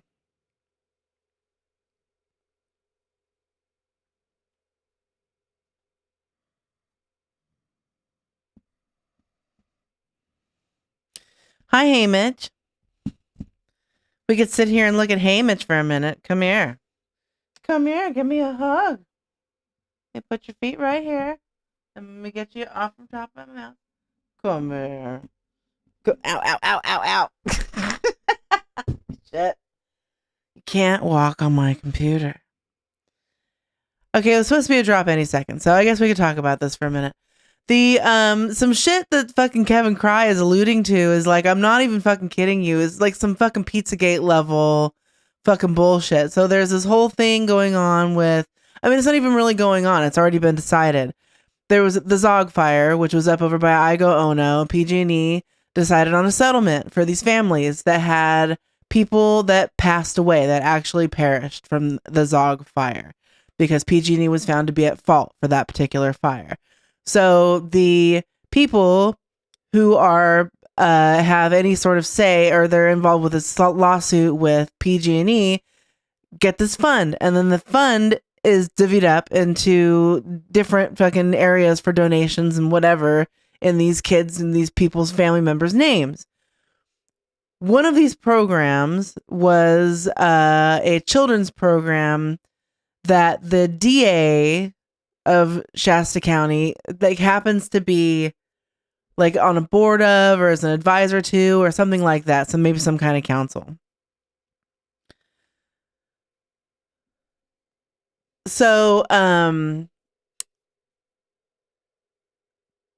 all of these idiots hate fucking the DA. All of them do. None of them are fans of the DA. And I don't know like how or why or when, but they think that they're going to drop some kind of save the children fucking Pizzagate shit that has to do with this organization that has loose connections to the DA and the tribe. Maybe I'm not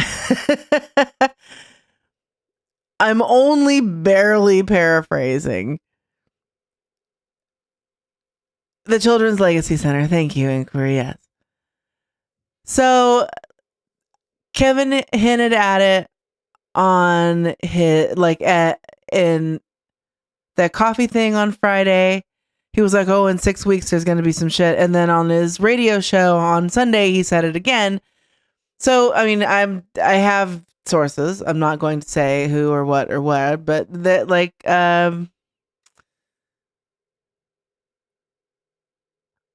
I don't think that they're going to be weird tunnels. I don't think they're going to lead to the Getty. But I also, whatever it is, it's going to be real stupid.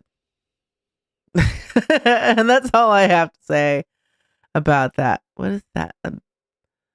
Is that a pineapple on a waffle?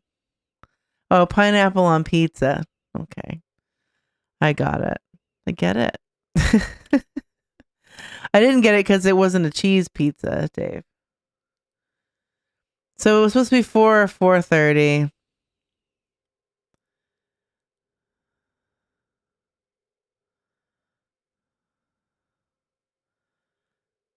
$4:31.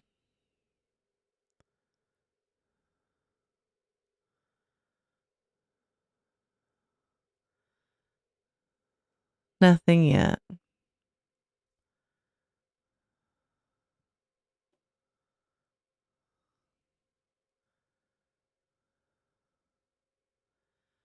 I would be really, really sad if the Charter County thing went through and then the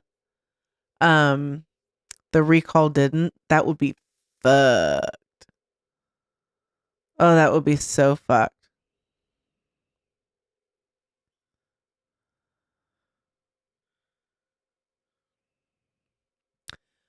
Well, it's 4:32. Where's our goddamn update?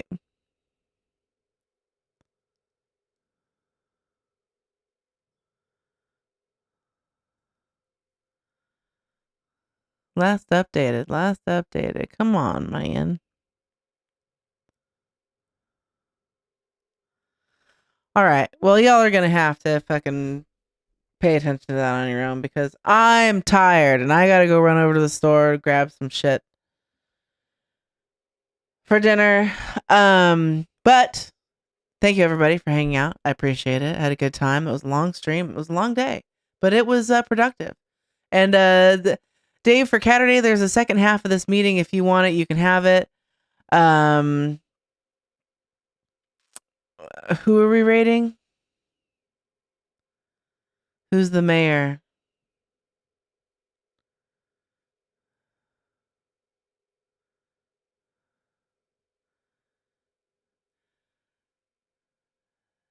McCheese? Is that real or are you fucking with me?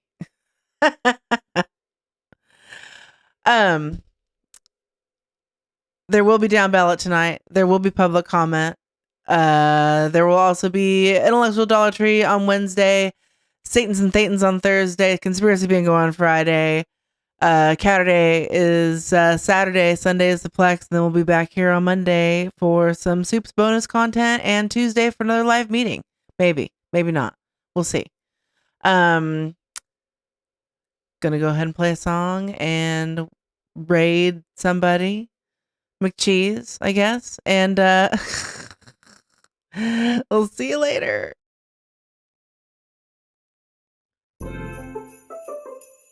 Have you been naughty or nice? Name's Rich Gallardo. I'm gonna arrest all you motherfuckers. Yeah, my name is Gallardo. I have a small weenie. I am not rich and I'll never see a Lamborghini. I'm a fucking meanie. I said I'm a fucking meanie. Yeah, said ain't got no badge, ain't got no gun. It makes no sense, but I'm arresting you, son. Ain't got no badge, ain't got no gun. It makes no sense, but I'm arresting you, son. Tougher than a goat, faster than a puma. How's it feel to be detained by a fucking Oompa Loompa? Yeah, Rich Gallardo.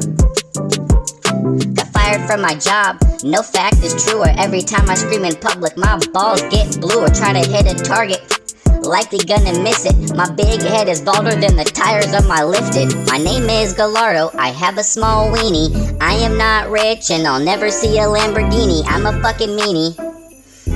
I said I'm a fucking meanie. Yeah, ain't got no badge, ain't got no gun. It makes no sense, but I'm arresting you, son. Ain't got no badge, ain't got no gun. It makes no sense, but I'm arresting you, son. Yeah, I'm tougher than a goat, faster than a puma. How's it feel to be detained by a fucking Oompa Loompa? I'm tougher than a goat, faster than a puma. How's it feel to be detained by a fucking Oompa Loompa. Got fired from my job, no fact is truer. Every time I scream in public, my balls get bluer. Fired from my job, no fact is truer. Every time I scream in public, my balls get bluer. Try to hit a target, likely gonna miss it. My big head is balder than the tires on my lifted. Yeah, I said, my name is Gallardo, I have a small weenie. I am not rich and I'll never see a Lamborghini. I'm a fucking meanie. I'm a fucking meanie. Ain't got no badge, ain't got no gun. It makes no sense, but I'm arresting you, son. Ain't got no badge, ain't got no gun. It makes no sense, but I'm arresting you, son. I'm tougher than a goat, I'm faster than a puma. How's it feel to be detained by a fucking Oompa Loompa? Got fired from my job, no fact is truer. Every time I scream in public, my balls get bluer. I'm coming for everybody. I'm gonna arrest everybody on the fucking planet. Because I'm Rich Gallardo. Yeah.